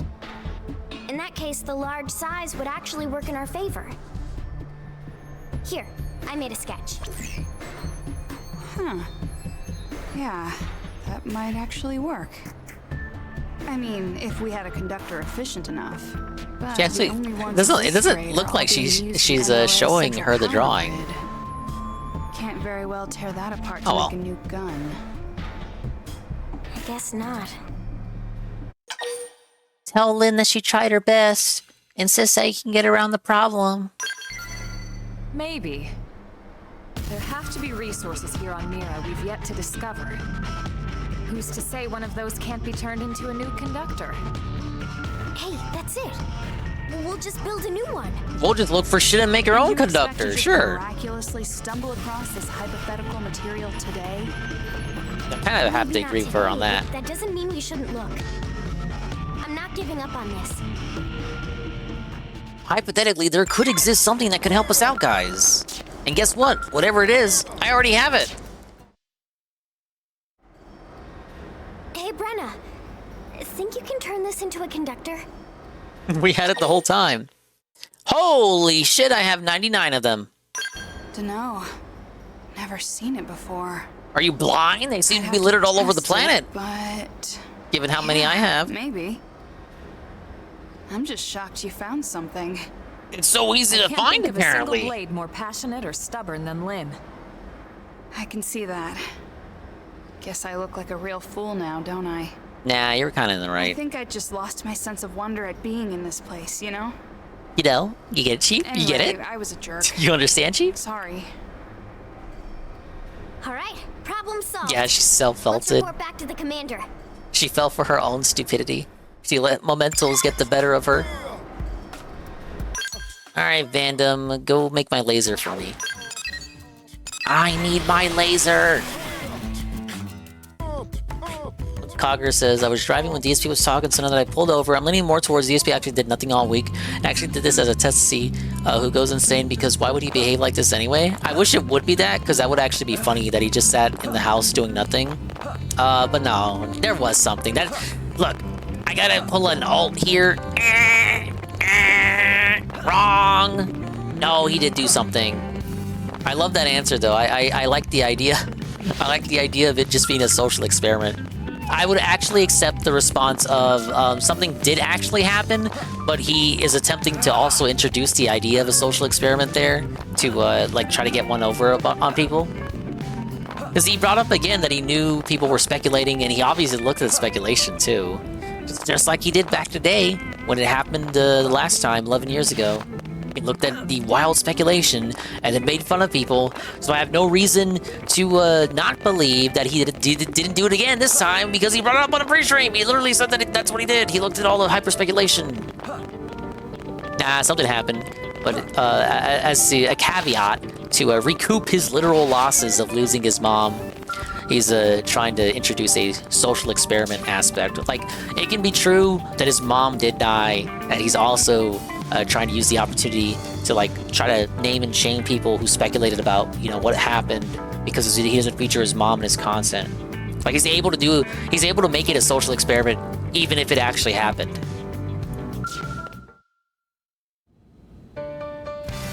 Well, I'll be damned. Didn't think you'd solve both problems that fast. Yeah, apparently I could have done it the whole time, man. You're your parents' daughter for sure.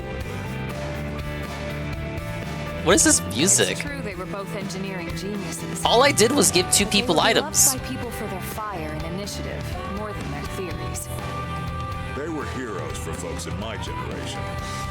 Can't help but think how much further along NLA'd be if they were still with us. I'm happy to hear you say that. But that job falls on all of us living here now, Commander. I'm nowhere near their level yet, but I promise I'll keep doing my best.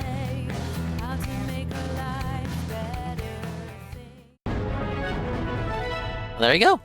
Due to some quick thinking by Vandam, he was able to complete the development of a new weapon. You also caught a glimpse into Lynn's past. Whoa, buddy. Dude, let's keep it up. Challenger approaches. What is this, Smash Brothers? Tatsu smell a guest. That guy. It's Joe Biden. Come bearing a mission sure to leave its mark on He's more cognizant than the real Joe Biden. I take it from the grand tone we're ready to form an alliance with the Rothians? Garfield. That's correct, Colonel. Analysis of the data unit you retrieved is complete. Wait. Confirmed. Is this why Garfield exited the story after we last encountered him? Because he has no role to play in the main story now? Now we just recruit him in the side quests?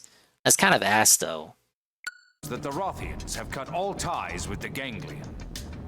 Given that, an alliance between our races would indeed seem to be mutually beneficial. Oh shit, we're gonna recruit Garfield. As such, I would ask you to deliver a formal treaty to their leader. I don't know how they'll respond, but I agree we need to try. We'll do it. Did the data indicate where the Rothians are based? Yes and no. We were able to reverse engineer the flight data. We believe they have a base somewhere in Oblivion. Beyond that, however, it gets fuzzy. Tatsu can find Kitty Cat Base in no time. I'll leave it to you then. Understood. We'll do our best to earn a favorable reply. Deliver the letter from the Director General Sheldon and join forces with the Rothians. Let's see, where is your little base hiding at, brother? Have I not discovered it yet? Oh, it's over here.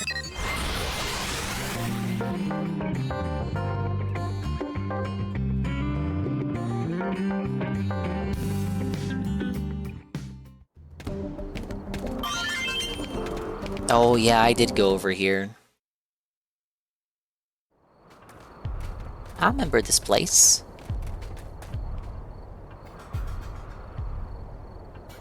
Looks like we found the Rothians. Kitty Cat friends look jumpy.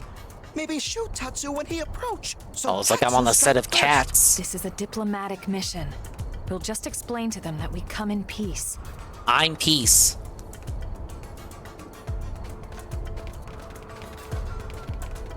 You there! Halt! Are you aware that this heat belongs to Prince Gajarg? Yes, Gajarg Field? We've come to speak with the prince. These are some freaky looking cats. The human knows her place, and yet they cannot be trusted. Old cat lady coming. We've met before. Literal cat lady. I am Garbweed, adjunct to the prince. We have a letter for His Highness. May we bring it to him? Do you know the circumstances we Rothians now face, human? We heard you parted ways with the Ganglion. That's why we're here. That was His Highness's will, and it is not my place to question. But I love the outfit I put her in Hate Army. Strange ideas. I would not have it happen again. It takes away all the stakes from the game's seriousness. There's no stakes. Tell Garbweed that it's very important that you see the prince. It's just that Garbweed let you see the prince at once. That's right. We come with a proposal that can benefit both of our people. I care not for your opinion on this matter. Suffabish? Say the Gajarg Field should decide for himself. Plead with Garbweed to let you through. Beg. We're gonna beg. We're not leaving here until you let us share our proposal. Words are but wind, and yours rattle loudly. In this harsh land, only strength holds meaning. If you would force your will this day, you must win that right in combat. Oh my god, it's a trope-style warrior clan. We must unga bunga to the death. We just pull out the dual Glocks. This is our only choice. Dual We're shotties. guests of the Rothians. If this is their way, we have no choice but to obey. Spoken like a true warrior. Don't bring a giant glowing lance to a gunfight. It didn't have to be like this.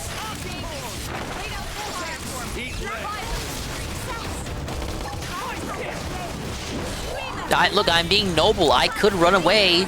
I could run into the giant robot right now and make her really suffer, but I'm not. I'm a good guy. I stay true to my word. We're gonna do this mano a mano. Man the cat woman. Waiting to lash out. Shift.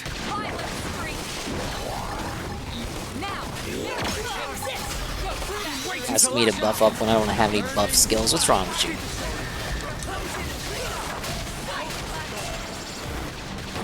Like, what are you doing?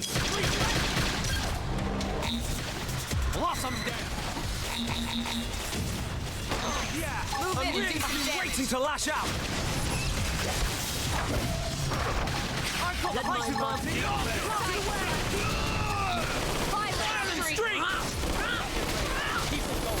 I want the scale to stomp her to death and earn her respect. That'd be one way to do it, for sure. Waiting to lash out. I'm really feeling it. Whoa. Big launch energy. Ooh, he said it.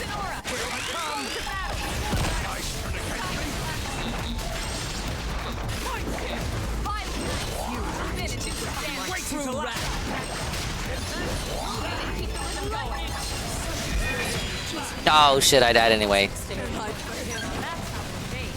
You can do it. Revive me. Ah!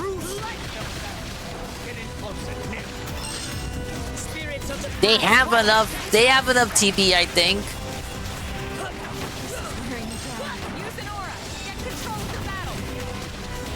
Come right here. Pick me up.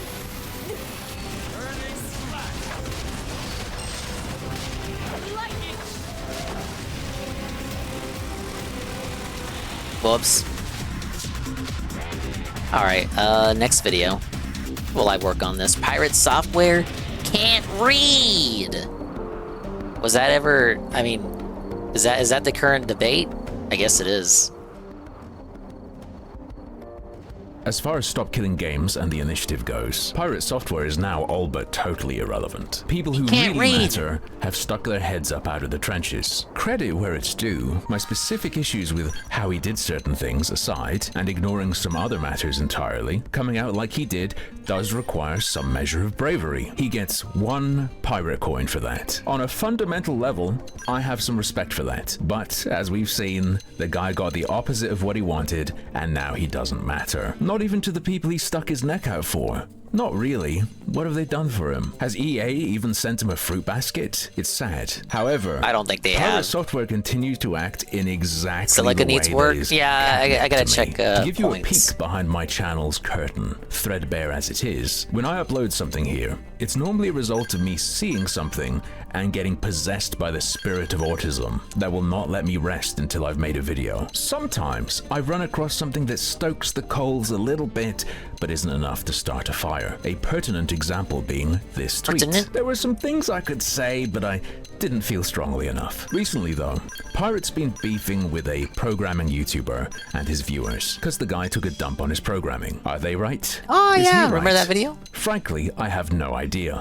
I don't know, but I do know that he said this about them. My God, they can't read either, and I love to see a good stone thrown in a glass house. Let's talk about reading, shall we? I like to think I can do it. And a few days ago when he suggested that those who want to understand why he put out his anti-SKG videos in the first place read a blog post, I did, and I recognized 2 things immediately. That blog post is an infinitely better attack on Stop Killing Games than Pirate Software has ever made, and it cannot actually illuminate his motivations for making the videos he did, because it fundamentally contradicts his position. Before we get into the details, let me analogize the problem. 2 people can be against something for different reasons. Let's say some crazy guy is trying to Didn't we watch this a few days ago? Did we?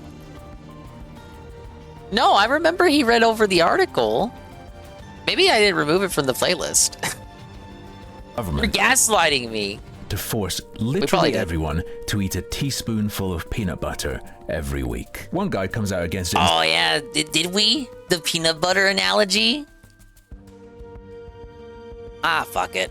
Says, we can't do that because peanut butter doesn't exist. He gets torn apart for being even nuttier than the guy suggesting this change. Later down the road, another guy makes a statement and says, that would kill people. Some of us have allergies. Guy 1 jumps in and says, see, now you get why I said that, don't you? But that can't be true, can it? Because this guy doesn't even think peanut butter exists. Just because you're on the same side doesn't mean every argument made is yours as well. In fact, if Mr. Peanut Butter doesn't exist agrees with the allergies argument, I'd say he's sort of acknowledging that what he said before was totally wrong. Ludicrous hypothetical, but you get what I'm saying. Let's bring it back to reality. Pyro Software has consistently fear-mongered about impacts. Since April of last year, he has over and over and over again harped on his point that the government won't do things right, that it's a slippery slope, that it's dangerous. In April, he cautioned against ever-increasing regulation. This is the real one.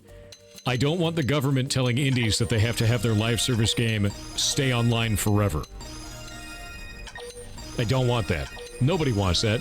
But when you're talking about a legal setting to force people to do this, you're generally moving in that direction. A month later, he stated the danger of any government involvement Didn't hear the because mic they're bump? Thank you. incompetent. And you want the government to get involved in video games? Vietnam is now a cautionary tale for leave government out of games, please. Please. Please keep the government away from video games. Over there, doing whatever it is that they're doing over there, away from video games. To be clear, the example he's citing is Vietnam banning Steam. He's not talking about the war. He doesn't think AAA is going to get napalmed. Now, there is an exception. In 2023, he did beg for China to regulate video games. These are some of the most predatory dog shit business things I've ever seen in games. And it feels weird, but I agree with you, China. Please get rid of this shit. But he used to work at Blizzard, and I guess old habits die hard. This take is an old outlier, and his recent approach to SKG is clear. Any government in games, bad. More government, more bad. They will do the wrong thing. If you think the government can manage anything, you haven't been around long enough. Legitimately. That is a terrifying prospect. Letting the government get into video games is a terrible goddamn idea. With the apparent implication that they're not You're already heavily involved. Jump They forward already to August are. on the European initiative, and he continues to fearmonger about just what and how much the government will do. He warns of damage if the initiative is considered. It is incredibly vague and will damage all live service games. His previous total anti-government position has been abandoned here, as I've gone over before, but he still warns of incompetence and claims precedent will be set. And it's really easy to say like, oh, that'll get worked out down the line. But we're dealing with government here. If we're going to be putting up these types of ideas, specifically in front of government, we need to be calling out the right issues, especially if you don't have precedent set. Because now you're going to be setting precedent on something that doesn't make any sense, with people that may not understand the nuance of our industry. Near the end of his first video, he concurs with Ross Scott's statement that law is unclear, and states that's exactly why it's so dangerous. EU law is already unclear on a lot of this practice anyway. And that's dangerous. If we're going to be setting precedent, which could change the way that law works all the way down the road, then we need to be sending the right message. I think a fair overview of his commentary is that he mostly lays out the ways he thinks damage could be done, and the foundation of everything he says is that he thinks government involvement is dangerous, they're incompetent, or at least ignorant, and he agrees certain things are unclear, so this would be setting precedent. He's literally said as much. Skip forward to July 4th. He shares a blog post from someone else who's against Stop Killing Games as a resource to help us understand why he made those videos. Let me read you something from it. Ross Scott's Undefined Law Delusion. The most maddening aspect of this campaign is Ross Scott's central claim that the law wasn't written for this situation and that laws are undefined or contradictory.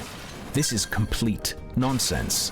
The laws are not undefined, they're comprehensive, and they clearly favor publishers. The entire point of this blog post is that the government is already heavily involved in video games, and as a result of that, the initiative doesn't have a chance of getting anything. For months, Pirate Software has been warning that the government's gonna go crazy, man. If this gets through, everything could be destroyed. But the blog post you've shared and told us is the reason you made your videos is arguing that there is 0% chance of any effect because the government is competent, their involvement is deep, and all that will happen is the European Commission will explain why they're dumb. Thor Buddy, You're the guy who was saying peanut butter doesn't exist, pointing months later to someone who totally contradicts you to say, see, that's what I was saying, just because he's on your side. Remember that story from earlier? I was feeling creative today. Funniest part is, of the few things you and this guy do agree with, one of them is that Ross Scott is totally ignorant. But the thing this guy says he's ignorant about is what you agreed with Ross on. EU law is already unclear on a lot of this practice anyway.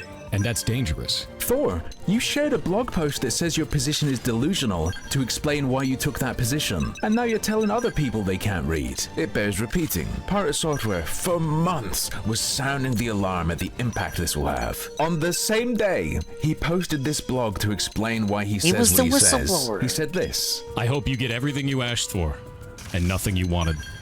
Receive more! Enjoy your genie, dude. Government's gonna want to talk to you about it now.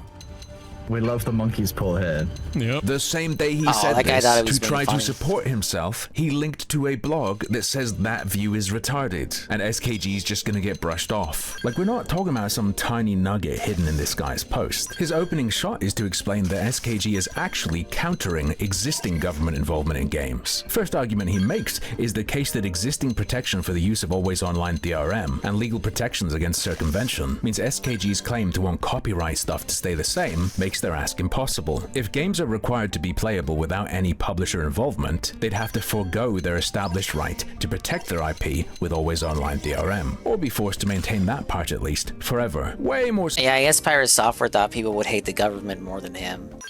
It was wrong. Very wrong. Sophisticated point than anything I've ever heard Pirate Software say about it. Closest I've heard is his bumblefuck point about preventing monetization of private servers. And while the author of the blog argues that this means it would never get anywhere legally, the alternative will be that the initiative leads to legislative change that weakens government protection of the right to use always online DRM to protect their intellectual property, by at least carving out a little exception, you know, if you're gonna destroy the damn game, you have to let go of that bit. Which, I don't know, sounds incredibly based to me. Maybe SKG should have been saying they want to change the copyright law. There's some statements in that blog post, particularly about ownership and licenses, that I think can be challenged, but I ain't a lawyer. Though I should point out before we move on that the author of this blog doesn't appear to be either, and he's spent a few years working at Yuzu, a games company best known for flooding the world with dog shit. So while the arguments in form are much better than Pirate Software's, I don't have a great deal of faith in the accuracy of the legal analysis underpinning them. Additionally, Mr. I used to work at Yuzu likes to do a lot of weaseling. He'll tell us that the regulatory framework already addresses the actual problems. He tells us the movement is asking for rights that don't exist while ignoring the extensive protections that already do. Oh, so when you said it was extensive and comprehensive, you meant within the boundaries of what you think should be addressed. Okay, buddy. We all see what you've done. And I am certainly not sympathetic to the take of, no, you shouldn't be fighting this. They already won before you. They ran to government first, and now they're allowed to put shock collars on you and delete all your stuff. Nah, with that out of the way, we've got one last silly morsel to look at. I was shown that a screen cap from your Discord was posted on Kiwi Farms. Now, I can't go and verify for myself because apparently the SKG section of Pirate Software's Discord has been nuked. Feel free to tell me this is fake. I wonder but why. Supposedly, in response to someone saying the VGE statement more or less paraphrased Thor's video, he said, yep, because I know what I'm talking about, and always have. So I assume you must have read the statement. Discord message right there. That's something he was saying in his chat on a pre-stream. Because they're a barrier to government involvement. Yeah, that's basically what you were saying, right? You know what I'm talking about, I always Please have. keep the government away from video games. Over there, doing whatever it is that they're doing over there, away from video games. Did you read the whole thing, or did you just skim for the bits that do line up with you? Did you consider as well who this is coming from? I get it, I like to isolate little bits and pieces to focus on, but when you do that, you've got to make sure you're aware of the big picture so you don't end up looking like a jackass. Like you said. It is not a difficult thing to not put your whole ass in your mouth live on the internet. Yeah, man. Why does he always do the scat games. humor By the way, the group analogies? that exists to enmesh the industry Pulling with up government paint, and shape talking about government shitty involvement tipple does certainly nipples? not get rid of it. Begs for it, sucks even all if the it involves ass. getting public funding. They said some of the things I said. Very so, soy-pilled. As you can see, I'm never wrong. Alright, I apologize. Goki was right. I think we did watch that the other day. I just never took it off the playlist, so I played it again. Oh well. Maybe someone who didn't already watch it was entertained by it now. Well, speaking of start killing games, no, I mean, speaking of stop killing games, we have someone here who argues, in fact, that we should start killing games. We need to start killing games. What an absurd statement. Surely no one could possibly believe that. That's why it makes such a great title for a satire video. Everyone would immediately know I'm being silly. I could tell a bunch of jokes, maybe go on for 10 to 20 minutes about how games are bad and we should be killing them for being bad. The problem with that is, some people legitimately believe that this is a defensible position, that a company permanently destroying what I consider to be art is morally correct. Now, all of this centers around the Stop Killing Games movement, a movement started by Accursed Farms to stop the practice of games you purchased being rendered completely unplayable post-launch, essentially destroying a piece of art so that it can never be experienced ever again. So the goal of the movement is profoundly simple. Despite people claiming that this is somehow vague, all that anyone is fighting for is that a game that is sold must remain playable indefinitely, and that's it. This really shouldn't be you're that forcing indies to work controversial of a forever. position, given it's how 99.9%. You know what? They do deserve to work forever. It's a permanent 9 to 5, immediate job security, the thing that Phil says does not exist, and we're supposed to act like that's a bad thing? Fuck you. These devs aren't human anyway. You're gonna work forever keeping Club Penguin up, bish. What do you think about that? % of games work right now.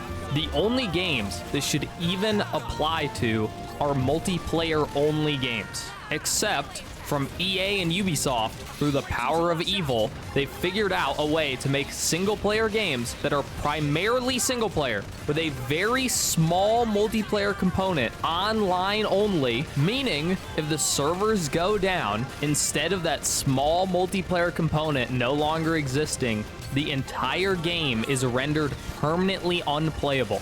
That is the catalyst that started this entire movement in the first place. The Crew is a racing game where you drive across America and had a very small multiplayer component similar to Mario Kart World, where you could see other people in this big open world. And because the servers are shut down, they rendered the entire game unplayable. This is why you should care about the movement in the first place.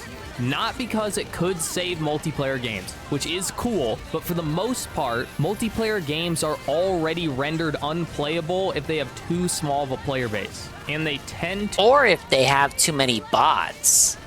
To die because people aren't interested in them anymore anyway. But the idea that single-player games can be rendered permanently unplayable is fucked beyond imagination. Imagine if you could not play Super Mario 64 anymore because not enough people are playing it simultaneously.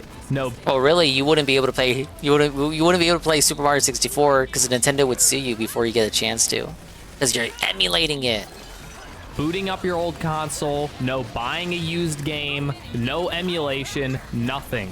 Gone forever. You see, that's the argument people make. They say... We won't know what they say till after the cutscene. You have won my life. Take it now. I fought for the right to have We just want to be your see friend, this man. treaty, not to take anyone's life. Aw. Bring them to me. But my prince... These warriors of Earth have followed our traditions and emerged victorious. To deny them now would shame us all. Your Highness. Come, humans. I would see this treaty you speak of. Hate Army, did you see Synthetic Man shitting on Fleekazoid? It was during a live stream. But I think if I recall, the critique was he was safe edgy. I'm paraphrasing, but it was like he doesn't really say it how I say it. I see. You propose that we stand together as enemies of the Ganglion. This is some throne room, Your Highness. What the fuck, Garfield? No pun. Where's Humans Odie are at? best friends now. Even more fun if kitty cats are friends too. Ah, the purity and innocence of youth. Fostering that innocence is a part of our duty as adults. It's a responsibility I take seriously. If you were actual edgy, you wouldn't be on YouTube. As do I. You'd be like Ralph. The children of Fuentes. Ra live far from this place. You don't want to be like their Fuentes. future that I fight for. Your Highness. You are called Elma, yes? She's the one. Disgraceful though it may be, I must ask one condition. Let me kick Odie We off the lack table. medicine for our people. If you could aid us in this regard, I would You have be many most regards in your camp. I have far more respect for a leader who It's a puts real his people website. before I his ain't clicking pride. that. Yeah, you should be proud of not being too proud, I guess. Then please grant me this boon. We can give you the specifics. When the Rothians are back to health, we will stand beside you as allies. Does he not join the party? Is he too sick? What is he? What do you mean? What are we waiting on? Oh, I'm too sick right now, you guys. You gotta go heal all my bros. This character should have been an actual main character. Yeah, what the hell? So he disappears from the main story as like an antagonist style on purpose? Because he gets like fucking sequestered to a side quest. Like he does his part to tease that he can potentially join, I suppose. But then it gets accomplished off screen in a side quest, not part of the main story.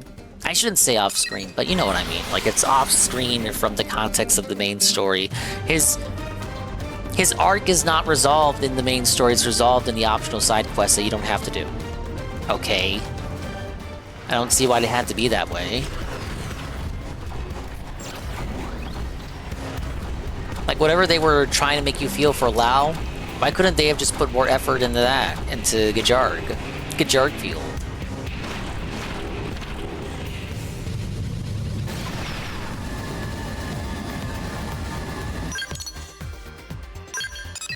What am I doing? Okay, I gotta get medkits. Okay, I gotta talk to Jeffrey. I was looking at two different points that I had to fly to. Where's Jeffrey at?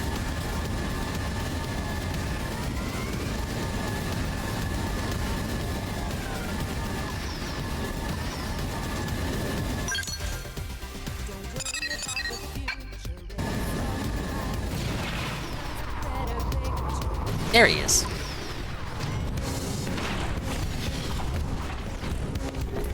He's hanging out. What?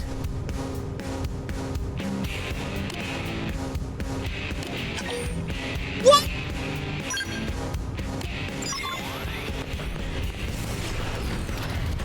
$100,000 credits for medicine? You thought American healthcare would change after landing on an alien planet, but apparently not. Ba-da-bum-bum-bum. Where are we going now?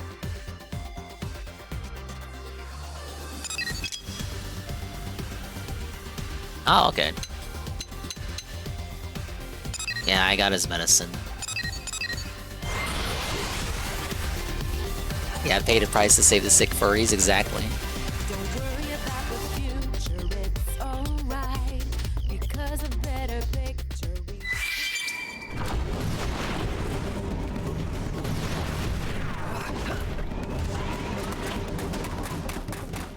Alright, former villain ready to join the party yet? You got your fucking medicine, idiot. What do you think about that?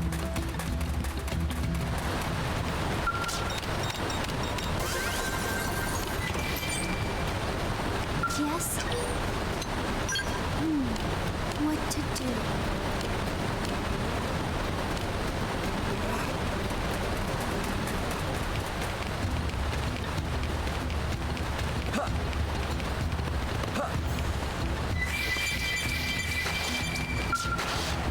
Literally, this is his throne room. It's pretty tough.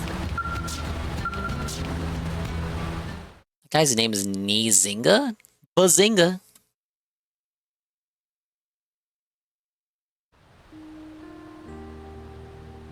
Thank goodness. Everyone seems so happy. The bond between Rothians runs deep. Not being able to care for our comrades has been a heavy weight. Warriors of Earth, you have my thanks for your aid. He kneeled! From this day forth, know that the Rothians stand with you. Join the party. Join the party. Join the party now. Thank you, Your Highness. However, this pact lives only as long as the Ganglion. Once they expire, so too does this alliance. He don't mean that. Mira's a harsh land. Should our survival mean your doom, it must be so. Say you'll cross that bridge when you come to it. Tell Gajargfield you would relish the challenge. Wonder if the alliance might last longer than Gajargfield thinks.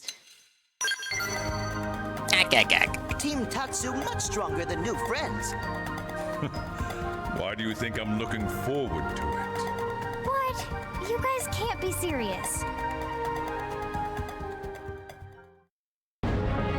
You bargained with the Rothians and eventually forged an alliance. Big news! The Rothians are launching an arms manufacturing unit called 6 Stars here in New LA. I bet they have katanas and ninja stars and a huge samurai stockpile of rad stuff. Head over to the AM terminal in the Armory alley to check them out. To commemorate the alliance between the humans and the Rothians, there's a new outfit collection on sale, modeled after the stuff that Prince Giartfield and Gabuihade wear. Apparently it's already in shops. I wondered how I'd look in that. There he is! He's now useless and will not come up in the story ever again. Leader of the Rothian mercenaries and former prince, Gajargfield, rejected the Ganglion to side with the humans, a believer in loyalty and honor, a true warrior whose virtues impress his people, and his second, Gabuihade. Gajargfield's unique style is based on the Galactic Knight, seamlessly blending Rothian skill with blade technology. There he is, right there.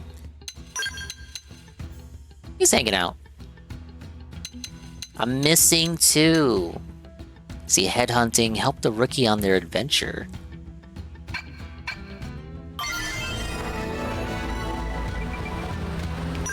Alright, look at that.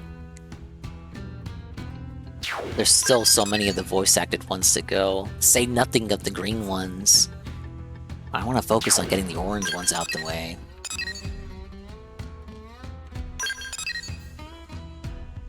Last party member is annoying to unlock, not the locked one. Locked one is story related, okay. I think I know who that other one is. The rookie. I think I know who that is. Alright, let's finish the video.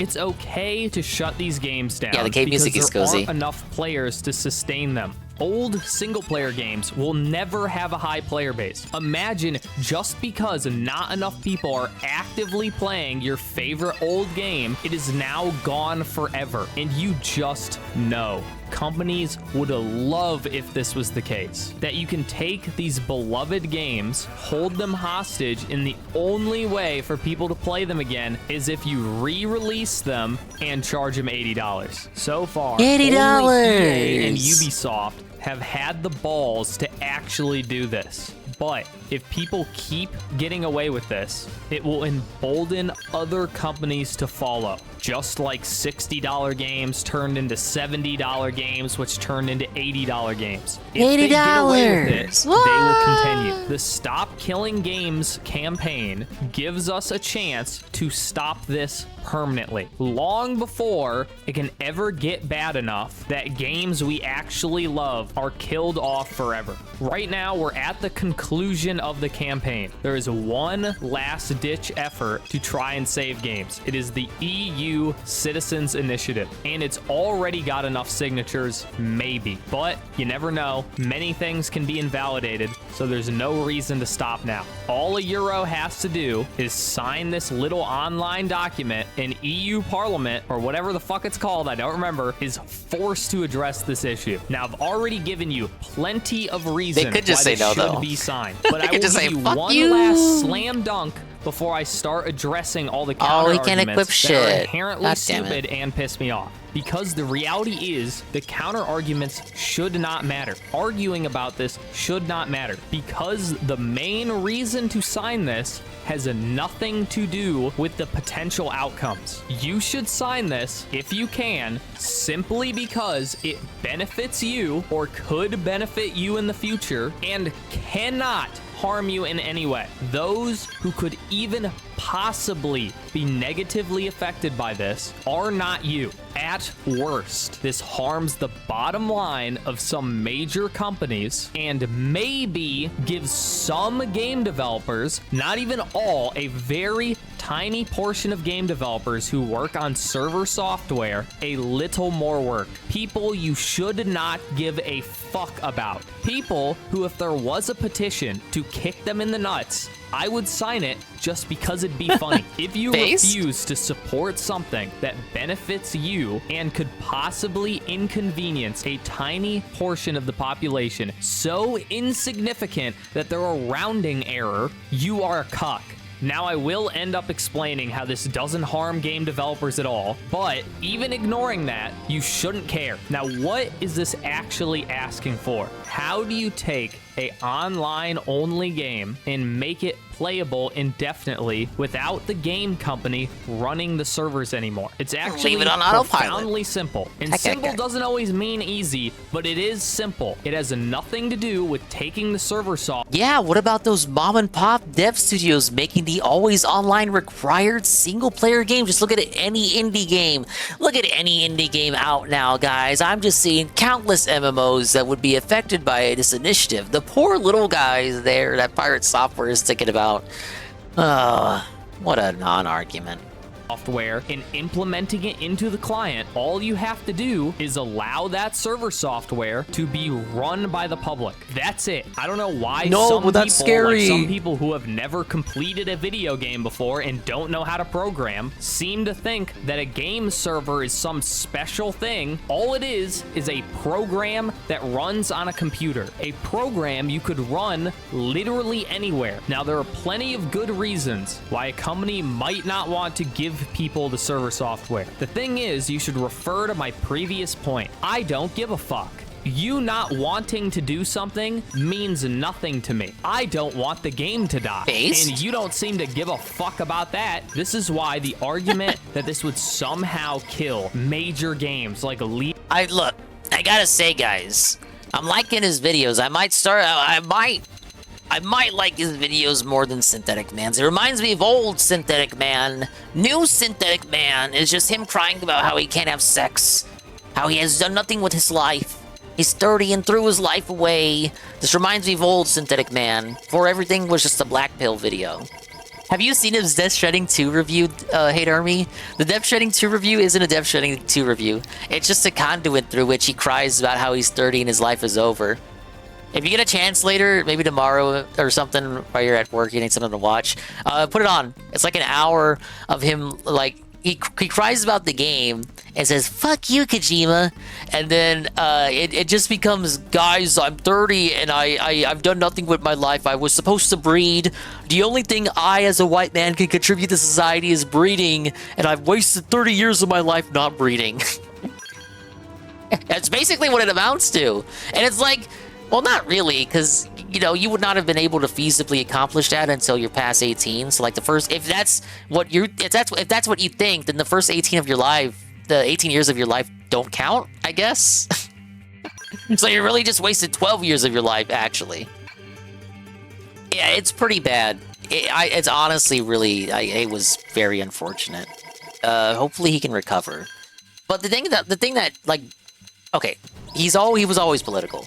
But now it's, I'm not saying, oh, I don't want politics in my game videos where I get blackpilled, but it's not even about the fucking game. Like, I want to hear about the fucking game. Tell me about how woke it is.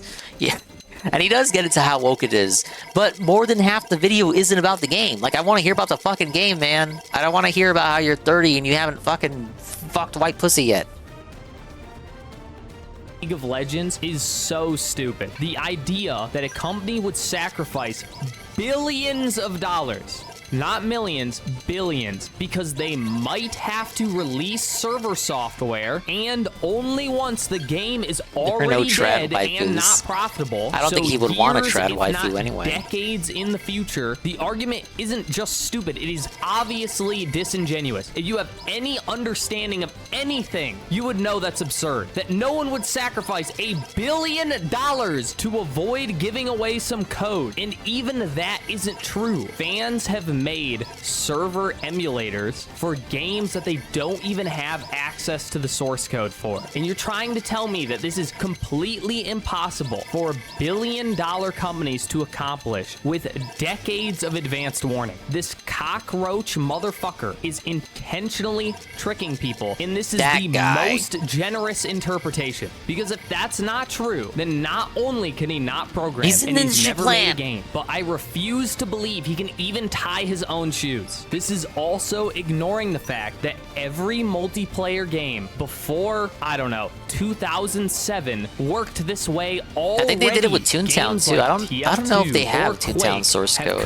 but they were able to do it right now, and will live on forever without any developer support. In fact, League of Legends also has to already work this way, because that's how you run a LAN tournament. Now, a lot of these companies don't make the server software, so they may have some sort of deal that they can't release it. But that's why any of these laws are not meant to encompass games that have already been produced. Now, honestly, I think that's fucking stupid, because server emulators are still a thing. You can also always renegotiate these deals, but because everything will be grandfathered in, all it means is that in the future, these companies that produce the server software will have to include an end-of-life plan. That's it. Now, most people won't even want to play these games once they shut down, even if community servers were available. But wouldn't you like the option? Would the world really be a worse place if you had the option to play a game? A good point, but I would not really mind if I didn't have the option to ever have to play the crew. Wasn't taken away forever and you lose nothing? If you disagree, you're a cuck. You're supporting someone who has nothing to do with you and would I'm not against it, but it's like, oh, I can't play the crew anymore. Anyway.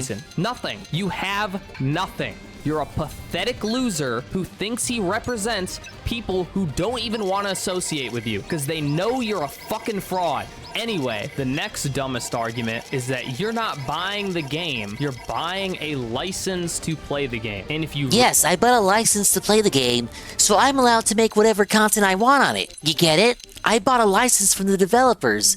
So people are saying, oh, you're saying that detractors can't make content off of you, yet you made content talking over games for years. It's not, it's totally different. I got a license by buying the game, so you guys buy a license from me to restream my content. You get it? Really have a problem I get with it, Chief. that. What you should be fighting for is for that language to be changed so that consumers are better informed. To which Jesse. I say, I don't give a fuck what the language is. I don't care what they're saying. You have completely missed the point. Get the cum out of your ears. I think Ross said that under SKG it would be valid for a publisher developer to say we will not support the game beyond X day as long as people are aware of it going into buying a game. That's kind of valid. Like if you pay $60 or whatever, you can know up to 2 years of playtime ahead of you. At least you know what you're getting. Yeah, I think I remember hearing about that one of the Harmful Opinions videos, I think, or something else that I saw. Where yeah, he was arguing in favor of that. Just like more transparency. Pirate Software is trying to make it like, oh, we're making it so they can never take it down, but if you actually go look it up, it's more like, no, I mean, you can do it. Just like be transparent about it, idiot. Like, what's the lifetime plan here? Give us like a Marvel cinematic. We're gonna make it about Marvel. Give us a Marvel cinematic universe kind of timeline for what you got going on here. Like, what? You know how they tell us about the movie coming out like 2032? Tell us about when your game's gonna die. That's all we want. Big ups to Jesse51. How you doing, Dingus? I'm doing great. Thank you for asking. Point of this is we don't want the games killed. I don't care how, I don't care when, I don't care why. I want to be able to play the game that I bought forever. It is mine. and you just know. Immediately I know after the that, license it's is the yours. entitlement argument. Every time someone is stupid, they have to bring up the entitlement argument. Guess what everyone is entitled to? To vote for whoever they want. To sign whatever petition you want. Imagine thinking you're entitled to not want something stolen from you. To not want the thieves to go to prison. Well, too fucking bad. It's time for just once the consumer to fight for themselves. We don't call Walmart entitled for checking your receipt or kicking people out they don't like. We don't call game developers entitled What for kind making of individuals do they it illegal kick to out? download their games. It's not entitlement to fight for yourself. You should always fight for yourself. For no other reason than that no one else will do it for you. And if you're not going to fight for yourself, at least do it to screw over people who obviously hate you. I mean, just listen to the companies who are fighting this. Video Games Europe is a lobbying group that released a statement against Stop Killing Games. And listen to the companies that make up this group. Activision, EA, Nintendo, Sega, Epic Games, Nintendo, no! Sony, Ubisoft. Are you noticing a pattern yet? These companies seem to have no problem fighting for themselves. Why do you have a problem with it? They would sell your child, stomp your teeth into the dirt for 50 cents. Why do you care about these people? I would sign a petition to burn because them they make all Mario. to the ground, let alone one that just means they're not allowed to take he's a got a game point. from me that I already bought. Now, I'm not going to go over what they actually said in this letter. Accursed Farms did it perfectly, and it's already just so dumb. Most He's of which lazy. I already addressed He anyway. won't give his own the analysis. real reason they don't support it is it might cost them a little money, and it might cost them a lot of money in the future if they could get away with my plan of just making every single player game die eventually. In fact, I think I figured out what the real ideal is. Modern games are already so bad. Plenty of people only play old games. So I'm sure some of these guys have figured out that would be a whole lot easier to make money if they could just take those old games away from you. Or even better, rather than making new games, they take those old games away from you and then sell them to you again on a new console. There are already people going back to Mario Kart 8 after seeing how shit Mario Kart World is. Now imagine they could just shut down Mario Kart 8 permanently. You could never even do a single race with your friends on the couch ever again, forcing you to buy a Switch 2 and the new Mario Kart World. But dude, well, if you sign that petition, some lonely game dev might have to do a little bit extra work. They might actually have to do their job. What's funny is this doesn't really even affect game devs at all anyway. If you're talking about indie game developers, they have nothing stopping them from just releasing the server software for anyone to download once they're done supporting it. And major companies, the ones who would actually be affected by this, those are salaried workers anyway. They should be doing work all the time they're at work. So I don't feel bad if rather than jerking off in the bathroom, which is what they want to do, they have to actually work on something that might help the players for once. All right, it's time to address the elephant in the room, or in this case, the cockroach in the swamp. Stop Killing Games' most vocal opponent is Pirate Software. Pirate Software is a game dev streamer who's super wholesome chungus and wants everyone to make games. And Is he by super being a wholesome chungus, sanctimonious though? prick who pretends to know everything about everything despite being borderline brain dead and has never accomplished anything in his life other than using a voice Big up changer. scooting His dad every half was one hour. of the first employees at Blizzard before it was even called Blizzard, and he used that nepotism to get a job doing literally fucking nothing, just pretending to work as a QA, and has leveraged that lie to convince his glue-eating audience that he is an expert on games. His only personal, verifiable accomplishment is making a scam game that has remained unfinished for 8 years. Are we talking about and Pirate is an Software or Grumps? Undertale clone. Undertale fan games have been made in less time. Isn't it and an better Earthbound quality. clone? This supposed game dev genius can't even finish one Got him. game that's a blatant I don't, copy of one of the most popular games. I know. He's catching strays. I was never a Grumps guy. Of all time. This supposed expert doesn't even know what a for loop is, yet calls himself the Bob Ross of programming. He is clearly a dipshit whose head is so far up his own ass that he genuinely does not understand, that he has no fucking idea what he's talking about when it comes to stop killing games or literally anything else. He is literally only opposing this movement because he thinks he is defending game devs, and I'm sure by now he's defending out the that little this mom has and pop almost devs. nothing to do with game devs and will affect almost no game devs at all. But he's already too deep, and his ego is too massive to ever admit that he was wrong. When I had His ego was so massive, he was reluctant to kneel to his own father.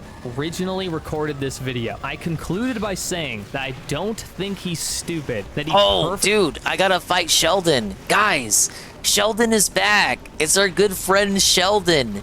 It's where I got the title of the stream from. This guy. It's Sheldon. Sheldon! 2015 game. Sheldon! The dentally challenged. Huh? Dentally challenged?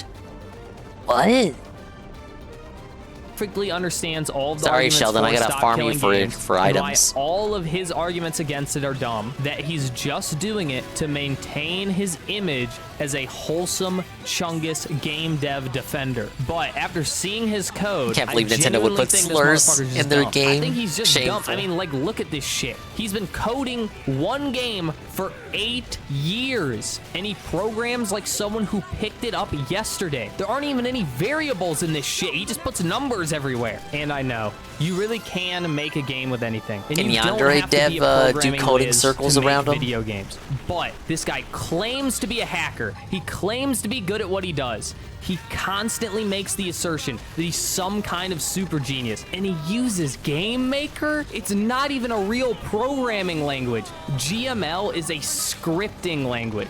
If you don't program, you don't really know what that means. All you need to know is scripting languages were specifically designed to be used by people who cannot code normally. It is designed to be simple and easy. So yeah, it's kind of hard to believe that the coding genius is still using training wheels. Anyway, enough complaining about this bug creature, man. Clearly he is a toad, not welcome in my frog mire. Honestly, we should be thanking him. If it wasn't for Pirate Software, I don't think this movement would have ever succeeded. Before the drama, the petition... That's what he said. That's what he's saying that now to save face, so I've been told. It's only at about half of the necessary signatures. And now, thanks to this guy constantly making a fool of himself, we are at 1.3 I hope you get everything you asked for, but nothing you wanted. And because he loves Stop Killing Games so much, he's in a new controversy nearly every day. So that means every day there are more videos being made about him and more He did it on signatures going purpose straight to get the the movement more So attention, thanks, clearly. Pirate, for being such a colossal fuck up that you saved the very thing you tried to destroy and helped ruin your own career in the process. Though we all know that's a bit of an exaggeration. There will always be an infinite number of sycophantic morons who will fall into the ends of the earth because it seems like no one can pick out a lie in this world. But the point of the video is, if you have the ability to sign the initiative, you should. It's already reached its goal, but that does not mean it will succeed. Ultimately, there are going to be a bunch of signatures invalidated, either due to botting or people just fucking up their name. So we need to pump the number as high as possible, if only to fuck game devs over because they're clearly bad people. I mean, just look at Well, this now guy. you got my attention. He let his guys die in World of Warcraft. That's like the worst crime ever. So subscribe for my next video where I start a petition to kick all game devs in the nuts. Bye. I'd sign that petition. Pretty good summation there. Yeah, the brother needs to keep making shit. I think I love his videos more than the current Synthetic Man videos coming out. Synthetic Man has been pretty frank about it on the streams. He's lost all passion for gaming. The light that it was in his eyes when he started the channel back in 2019 seems to have been all for naught. It's disappeared. It's vanished. He's just a hater now. Oh yeah, the brother should keep it up. Like, his other videos are just about... Yeah, the central idea is maintained that it's a gaming video first and anti-woke politics shit second. Like, he's able to get to the main idea without getting sidetracked. Alright. One more video. I'm pretty sure I didn't watch this one on stream.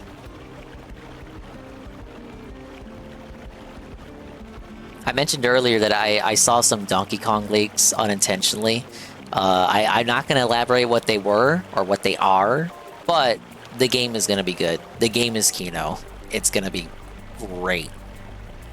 Oh yeah, and I'll watch the Fleek video as well. I gotta scroll up. Yeah, there it is.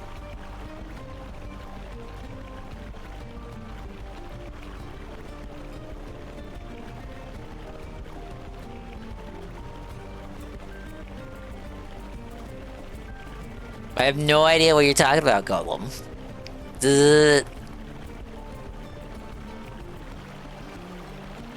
Wait, what's going on? Did I copy that incorrectly?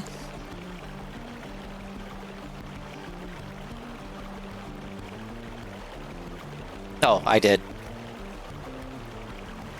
When I heard that Donkey Kong Bonanza had a playable demo available to the unwashed masses that didn't get to go to the special Switch events, my eyes lit up with possibilities. So I went to my local Target and...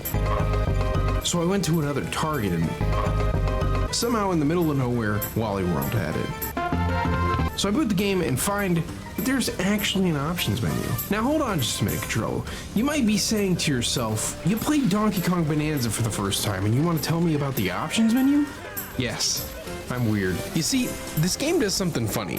DK can punch forward, upward, and downward, and they assign a button to each of these. The default way makes sense, putting the top and bottom buttons to correspond with the direction that you're punching. This is great. Makes sense. But also, I've been jumping with the B button on controllers like this since I was like 4 years old, so I'm not gonna change now. You can swap so that A will punch down rather than... Yeah, Kirby does that shit where A button is to jump. Cringe!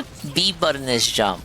B. But for all my big ballers who picked up the new Switch Pro controller, these programmable big ups on the Switch too. At the bottom might also be the move. Usually Nintendo is pretty stubborn with this sort of stuff, but they're budging a little bit here. If you want. What's interesting to note is that they don't seem to expect that you'll be using a bunch of motion-based moves in this game. When Odyssey came out, they were still coming out of that Wii era, so there was this expectation that you had to do motion controls to 100% play the game. That seems to be gone here, at least for the content of the demo. We start in Ingot Isle, and this introductory part is pretty small. It's a training room of sorts, teaching you how to move around the world. The most important lesson is that you're going to have to dig down sometimes. I wasn't really interested in progressing anyway, as I could finally play around with Donkey Kong in a 3D space. So what's it like? It's a little strange to get used to. Obviously, there have been a few technical advancements since Donkey Kong 64, and just like Retro did with the 2D games, EPD makes Donkey Kong feel more weighty in Bonanza. He doesn't seem to pivot as fast as Mario does. Rolling is a real commitment, and with combat in particular, there's this oomph to everything that really makes you feel like you've committed to something. It really makes you feel like Donkey Kong. The classic rolling off the ledge and canceling with a jump is back, and in addition to that, Donkey Kong can roll again in the air. I was curious to see Cranky Kong when I first played the game, but I didn't understand how these weird platforms worked, so I just climbed to the top of this little mountain and double roll jump to cheese my way onto the platform. I can't understate how much I love this. Odyssey trafficked in this design principle a lot as well, and it's a huge boon for replay value as there's a bunch of different ways to get through different obstacles. That being said, we were just talking about this, fucking watching Arlo's dog shit hopes video about like the different ways you can approach challenge. There's gonna be a learning curve for you. Your brain is gonna reach for Mario when you pick up the sticks, but this ain't no Italian plumber trying to sell you tortellini under a bridge. This is Donkey Kong. He can make his own platform with the best named move ever in a video game, the chunk jump. You've seen the other stuff from the trailers too, and it all feels great. You can roll around like the retro games, turf surf with the terrain, or just take a The turf surfing looks fun as fuck. When I explored the lagoon layer, This shit's gonna be so I good, could Hate skip Army. a bunch of areas pretty easily because you can climb a bunch of different surfaces or punch through the walls that block your path. Let me show you something. This is Link climbing a wall. Now this is Donkey Kong. See, there's no stamina meter, and he clears obstacles like a hot knife through a banana. There's a No worry that this will trivialize the stamina challenge of the meter. game, but I imagine this is the first thing the developers thought of when they were crafting these levels. Besides, going forward in the game usually has Hey, Cardinals DK and traveling Ikamui. down, not up.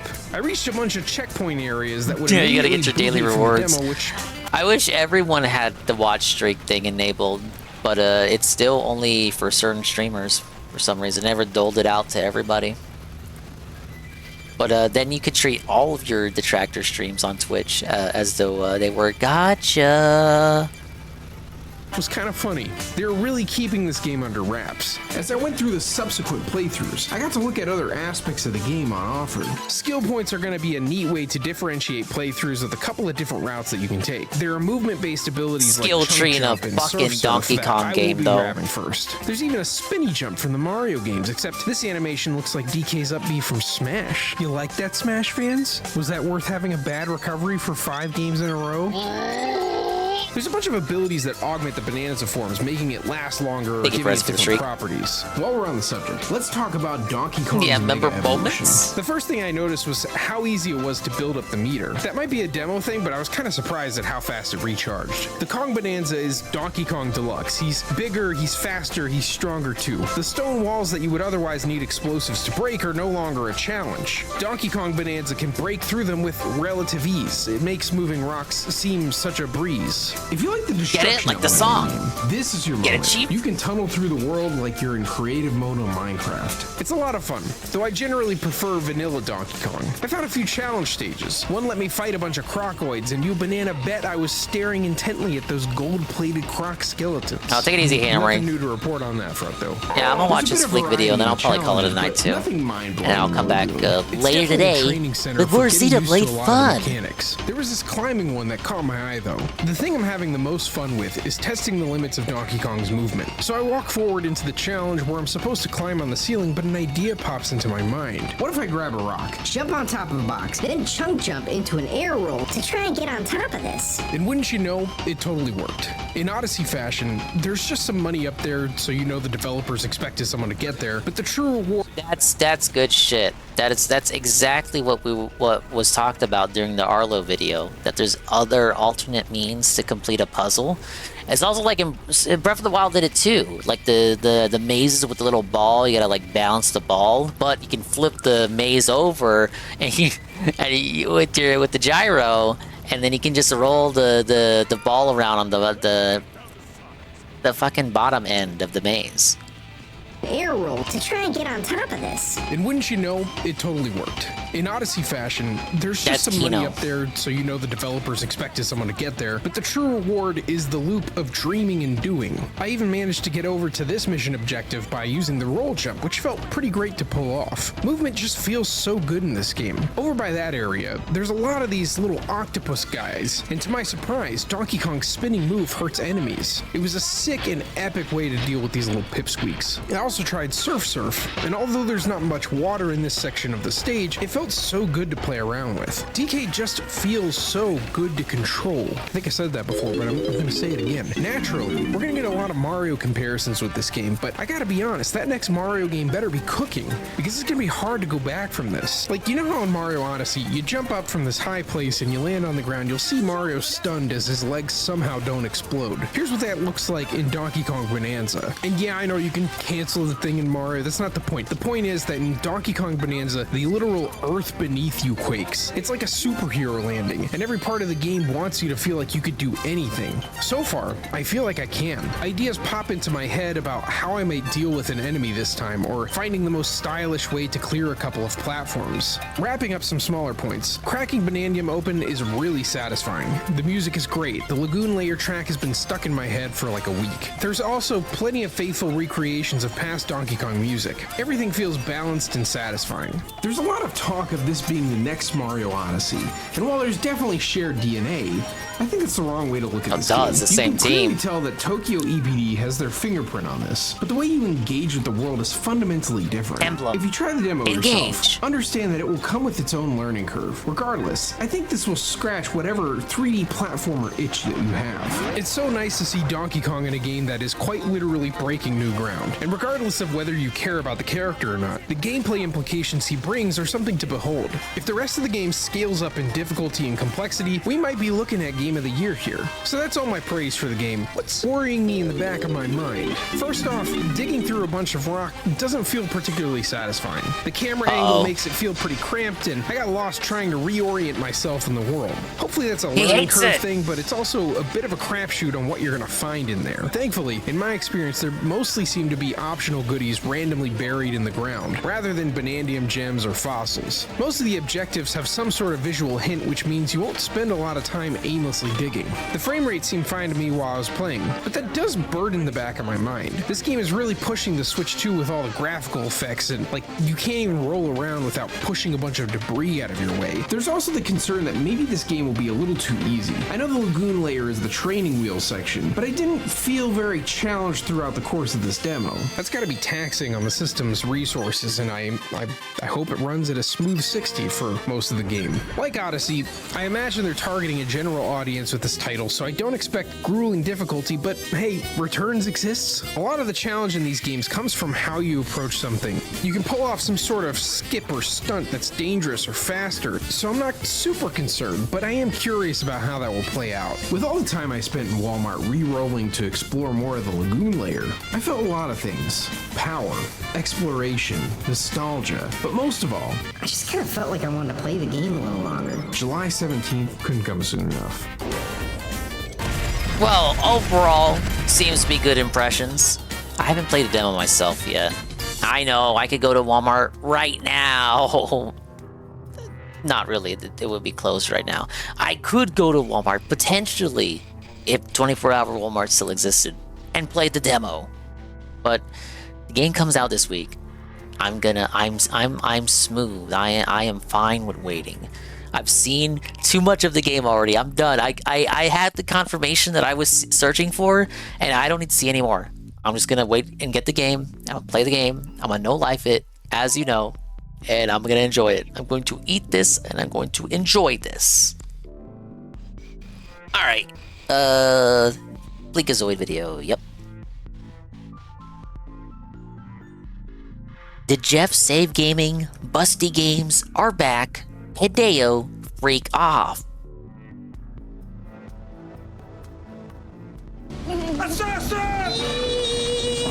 Am I gonna get an email from the Austin Powers people? Budgets are back, pimps! Not in Kojima's game, he's still separating more women from their shoes than TSA. But over here, we've got golden robo titties, robo jiggle joints, we've got more fake tits and a house party in Beverly Hills. Even Joff's got a dozen waifu games in here paying his rent. Now, any of these games be good? Listen, for right now, probably not. We'll at least have 2 redeeming qualities, and that's enough. Now put down your 20-year-old games, because it's that time of the year where we get hyped over a bunch of lies. The Stupid Name Fest opened up by showing an awesome game that has heavy metal music, a rotund man doing wheelies, shooting flamethrowers, takedowns, gypsies, and best of all, gypsy takedowns. Oh my Jesus! A wave of nostalgia is coming over me, friend. Ooh, the tell me, what is this game called? Oh, fuck, it's a Dark Souls game. I haven't been this bamboozled since my last trip to Thailand. But speaking of big reveals, licensed games are having a second coming, pimps. Straight from the phantom loins of THQ, we're getting Invincible, Deadpool, Dune, The Expanse, Scott Pilgrim, Game of Thrones, Dexter, but he's James Bond, and all these games mean All of those nothing except to me Scott Pilgrim will probably be bad. Cock of justice is getting takedowns. Let me tell you something personal, Pimp. Oh, Ever maybe since I was a RoboCop. boy, People I like the wanted first to slam a RoboCop. man's head into an industrial vent because he littered. Taeon, I've got a chubby the size of Mount Rushmore. You are givers. No. Don't tell me that you can't do this to litterers. It's been a while since I've been chubbed up. Let me ride the high. Damn, I lost it. Kojima must be nearby. Right now, it is an honor to welcome to Summer Game Fest a legendary game creator who is set to each of his games he pushes the gaming medium. He's glazing. He is the star to my eyes. He is the sun in my moon. Hopefully, he will bear my children. Mr. Hideo Kojima. Kojimbus walked out to announce more walking slop, keeping the hype going by showing an absolutely electric 7-minute conversation in a sepia tone room, then left. Then he came back because he had more to say, because Kojima always has more to say, especially about Kojima. This time it was to announce he has a USB stick of, quote, game ideas. Is that what we're calling it these days? Yeah, sure, buddy. I know what you mean by game ideas. It means the feet scans of every Hollywood actress from the last 20 years. Toronto's gonna be hunting after that USB like the holy fucking grail. Domino oregano, Hideo-san. Yeah, find Randy Sweet Pitchford's lover. And USB. we got Wu-Tang, Wu-Tang, Mu-Dang. The one he left at that cafe. Mu-Dang, the cute with all the baby weird hippo. stuff I on love it. that hippo. Mu-Dang looks like a solid 57% mix. Wu-Tang was just 45 seconds of showing a wall, and Wu-Tang's gonna put me through an unspeakable hell to see some breastises. Story of my life, Jim. The new Bond game keeps stressing everywhere that this is a reimagining of the character that is their take and completely standalone. Does that mean this scene won't be making a reappearance? Man talk. Please let me know. I'm trying to shave money for the organ donor edition of Borderlands 4. Joff announced Ill, a game where you go around shooting limp dick zombies and punt kicking the cast of Rugrats. And before you ask, yes, I will gladly punt kick that baby. I'll punt kick his ass back into Stop the him, baby. But speaking of silly little baby games, Sonic Racing announced a new racist called Hatsune Miku. I have no clue who this is, but I'm sure it's a big improvement over the last Sega racing game that featured I don't believe famous him. He knows who NASCAR that crasher is. Danica Patrick. And as long as we're talking about crashes, Mind's Eye also paid Joff's ransom demands to be here. Let me tell you a little something about Mind's Eye. Mind's Eye is so good that before release, the suits were running from it like the bubonic plague. They were afraid of how good this game was and how much money they'd make. One of the devs even said that this game anticipates the future. If that's the case, the future is looking very inbred. Mafia heard everyone's complaints about Mafia 3 not being a Mafia game, so they made Mafia 4 an Uncharted game. Silent Hill is getting not one, but 2 more games. Nice. Congrats. Happy for Hopefully you. they're Let's go good. check back in on the dickheads that own everything I love. World premiere. Phil Spencer is hitting that Ozempic. Sorry, no Gears of War ED today, guys. They made a trailer, but they couldn't get it up in time. Don't fret, though, Gears of War fans. It could be worse. We could be Thief fans. Hey, idiot! How does it feel to have your favorite franchise brought back only for it to be in VR? Not good, right? Yeah, no, I know. I'm a Batman fan. This has happened to me twice. One more time, and who's to fucking say what I'll be releasing?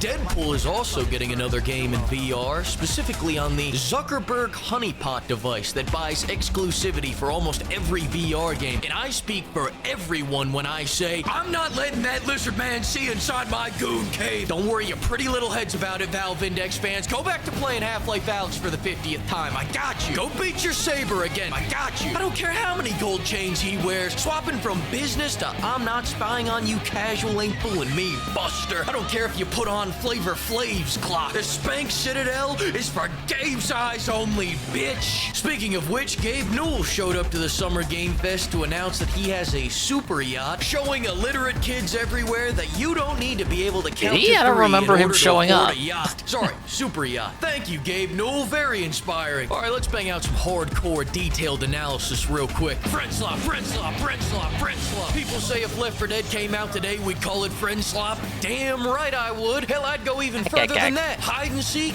is the original friend slop. Marriage, friend slop. Nuance is for people with PhDs. There were some posts on the Twitters that I saw that were shared, in which people were really not liking that the term friend slop was getting some traction. No, don't make fun of Peak and Lethal Company and Repo. No! You're just saying that because you have no friends. Wrote this script with a crayon. Let's get back to what matters. This game had an ass so fat it had this guy dancing. I got 20 ads for the new Switch. Shout out to everyone that won the Switch 2 giveaways, by the way. Metal Gear Solid Delta looks great. Onimusha looks great. Dying Like the Beast looks good. Stranger Than Heaven looks fantastic. RGG's actually got to make new assets for this one. It's good to see they're re-releasing BioShock Infinite without all the escort missions. Scum took a shit on the showcase. And speaking of which, Ninja Gaiden 4 looks like a piece of art. Nothing but absolute art. I think the price is a little steep at $1,000, but they gotta get you to hop on Game Pass somehow. And when did a little extortion ever hurt anyone? Resident Evil Requiem was announced. Now, I just need you to and watch they lied. for me. They lied and said it wouldn't be there. What we're watching here is Raccoon City getting leveled by the force of 1,000 fucking suns. Think the highest budget live leak you've ever seen. As that guy, that Ford Bronco, and that Quiznos gets consumed by the fiery wrath of God's mistakes. Tell me, do you think anything in this city is left? No, right? Wrong. Every building is still standing. Hell, I think I see a Margaritaville is still open. Shit, is that a McDonald's over there? Hey, you want a radioactive Big Mac? Jokes aside, I'm glad we retconned the nuclear bomb to a little oopsie daisy. After getting choke slammed by the vampire with the massive mommy milkers, I'll tell you this much, I am excited to finally be able to play a Resident Evil game again with both hands on the controller. Then over in the PlayStation showcase, lately, they've been eating more ass than Dawes eating cheeseburgers. Fucking Daw, he's the only guy more allergic to green than Sony. First it was Concord, then Marathon, then the Swamp Thing.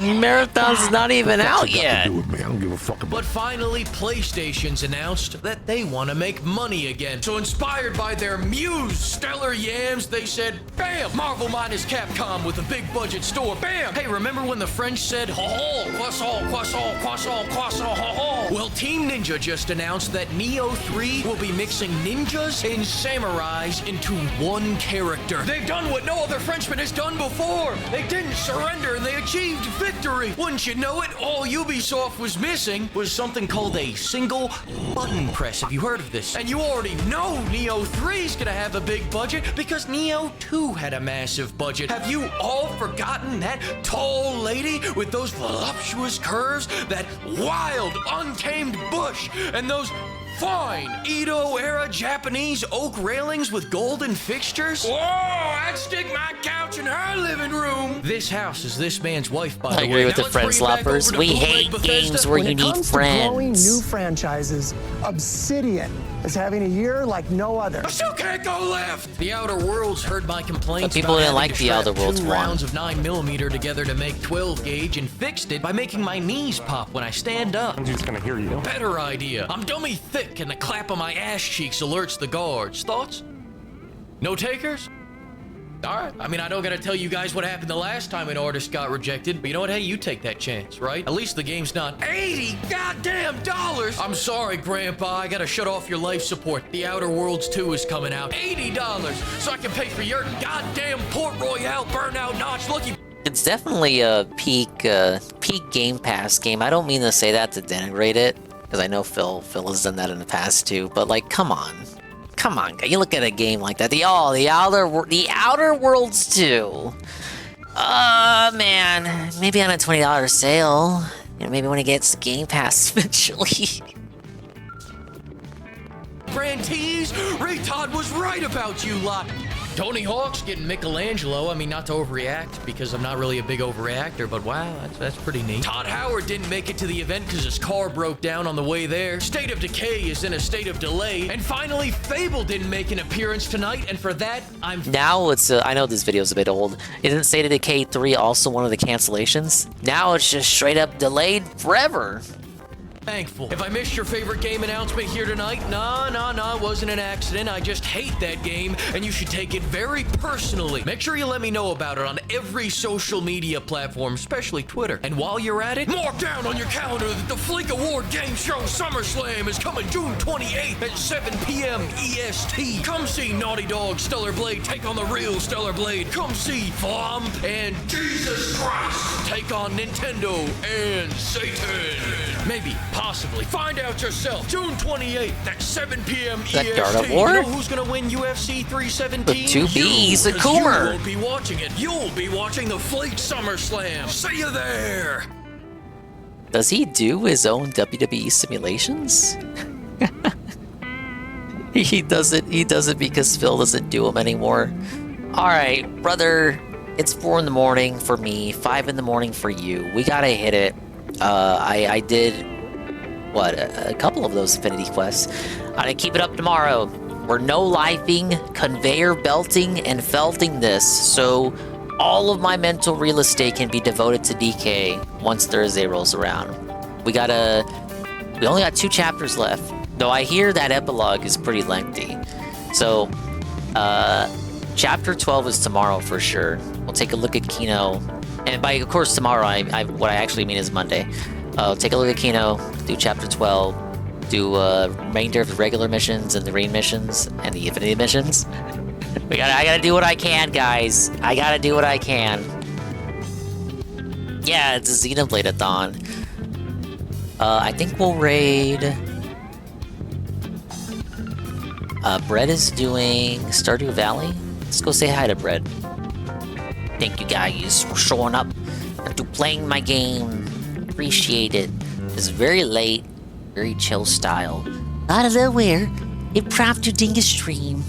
Probably thought, well, Dingus wasn't gonna go live because it's already midnight. He would have went live already if he was gonna go live, you guys. And true, that's usually true. But then I was like, well, I mean, and titled his stream Dingus Waiting Room, so it would be rude of me not to go live. And like I said, I gotta no-life the game. Nothing I could do, dude.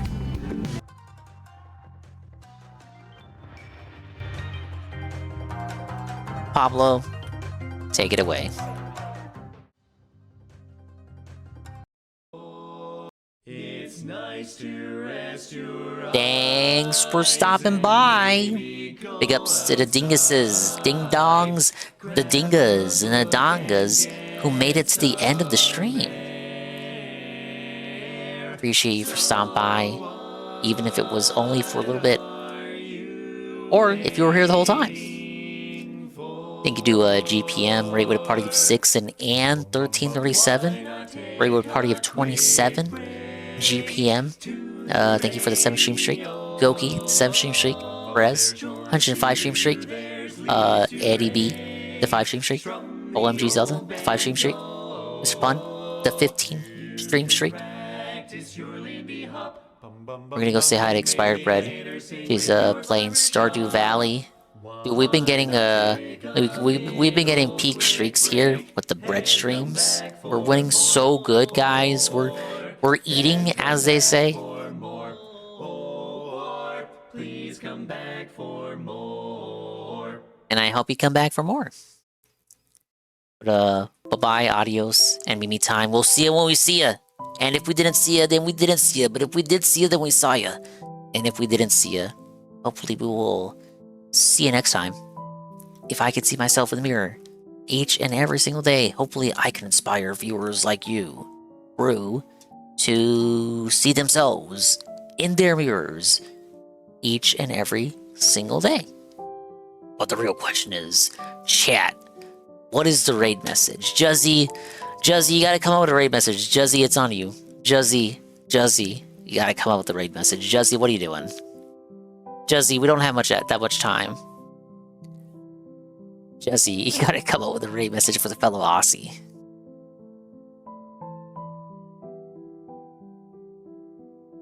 Rating the original waifu. Fine.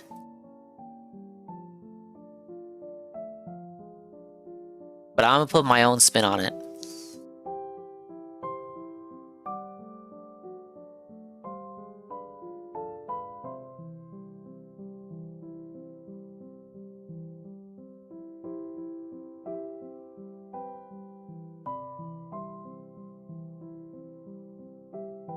Alright, even more Xenoblade later today with the Kino Casino. Wow! But take it easy, guys. The week of Xenoblade continues. Bye-bye! Take it easy.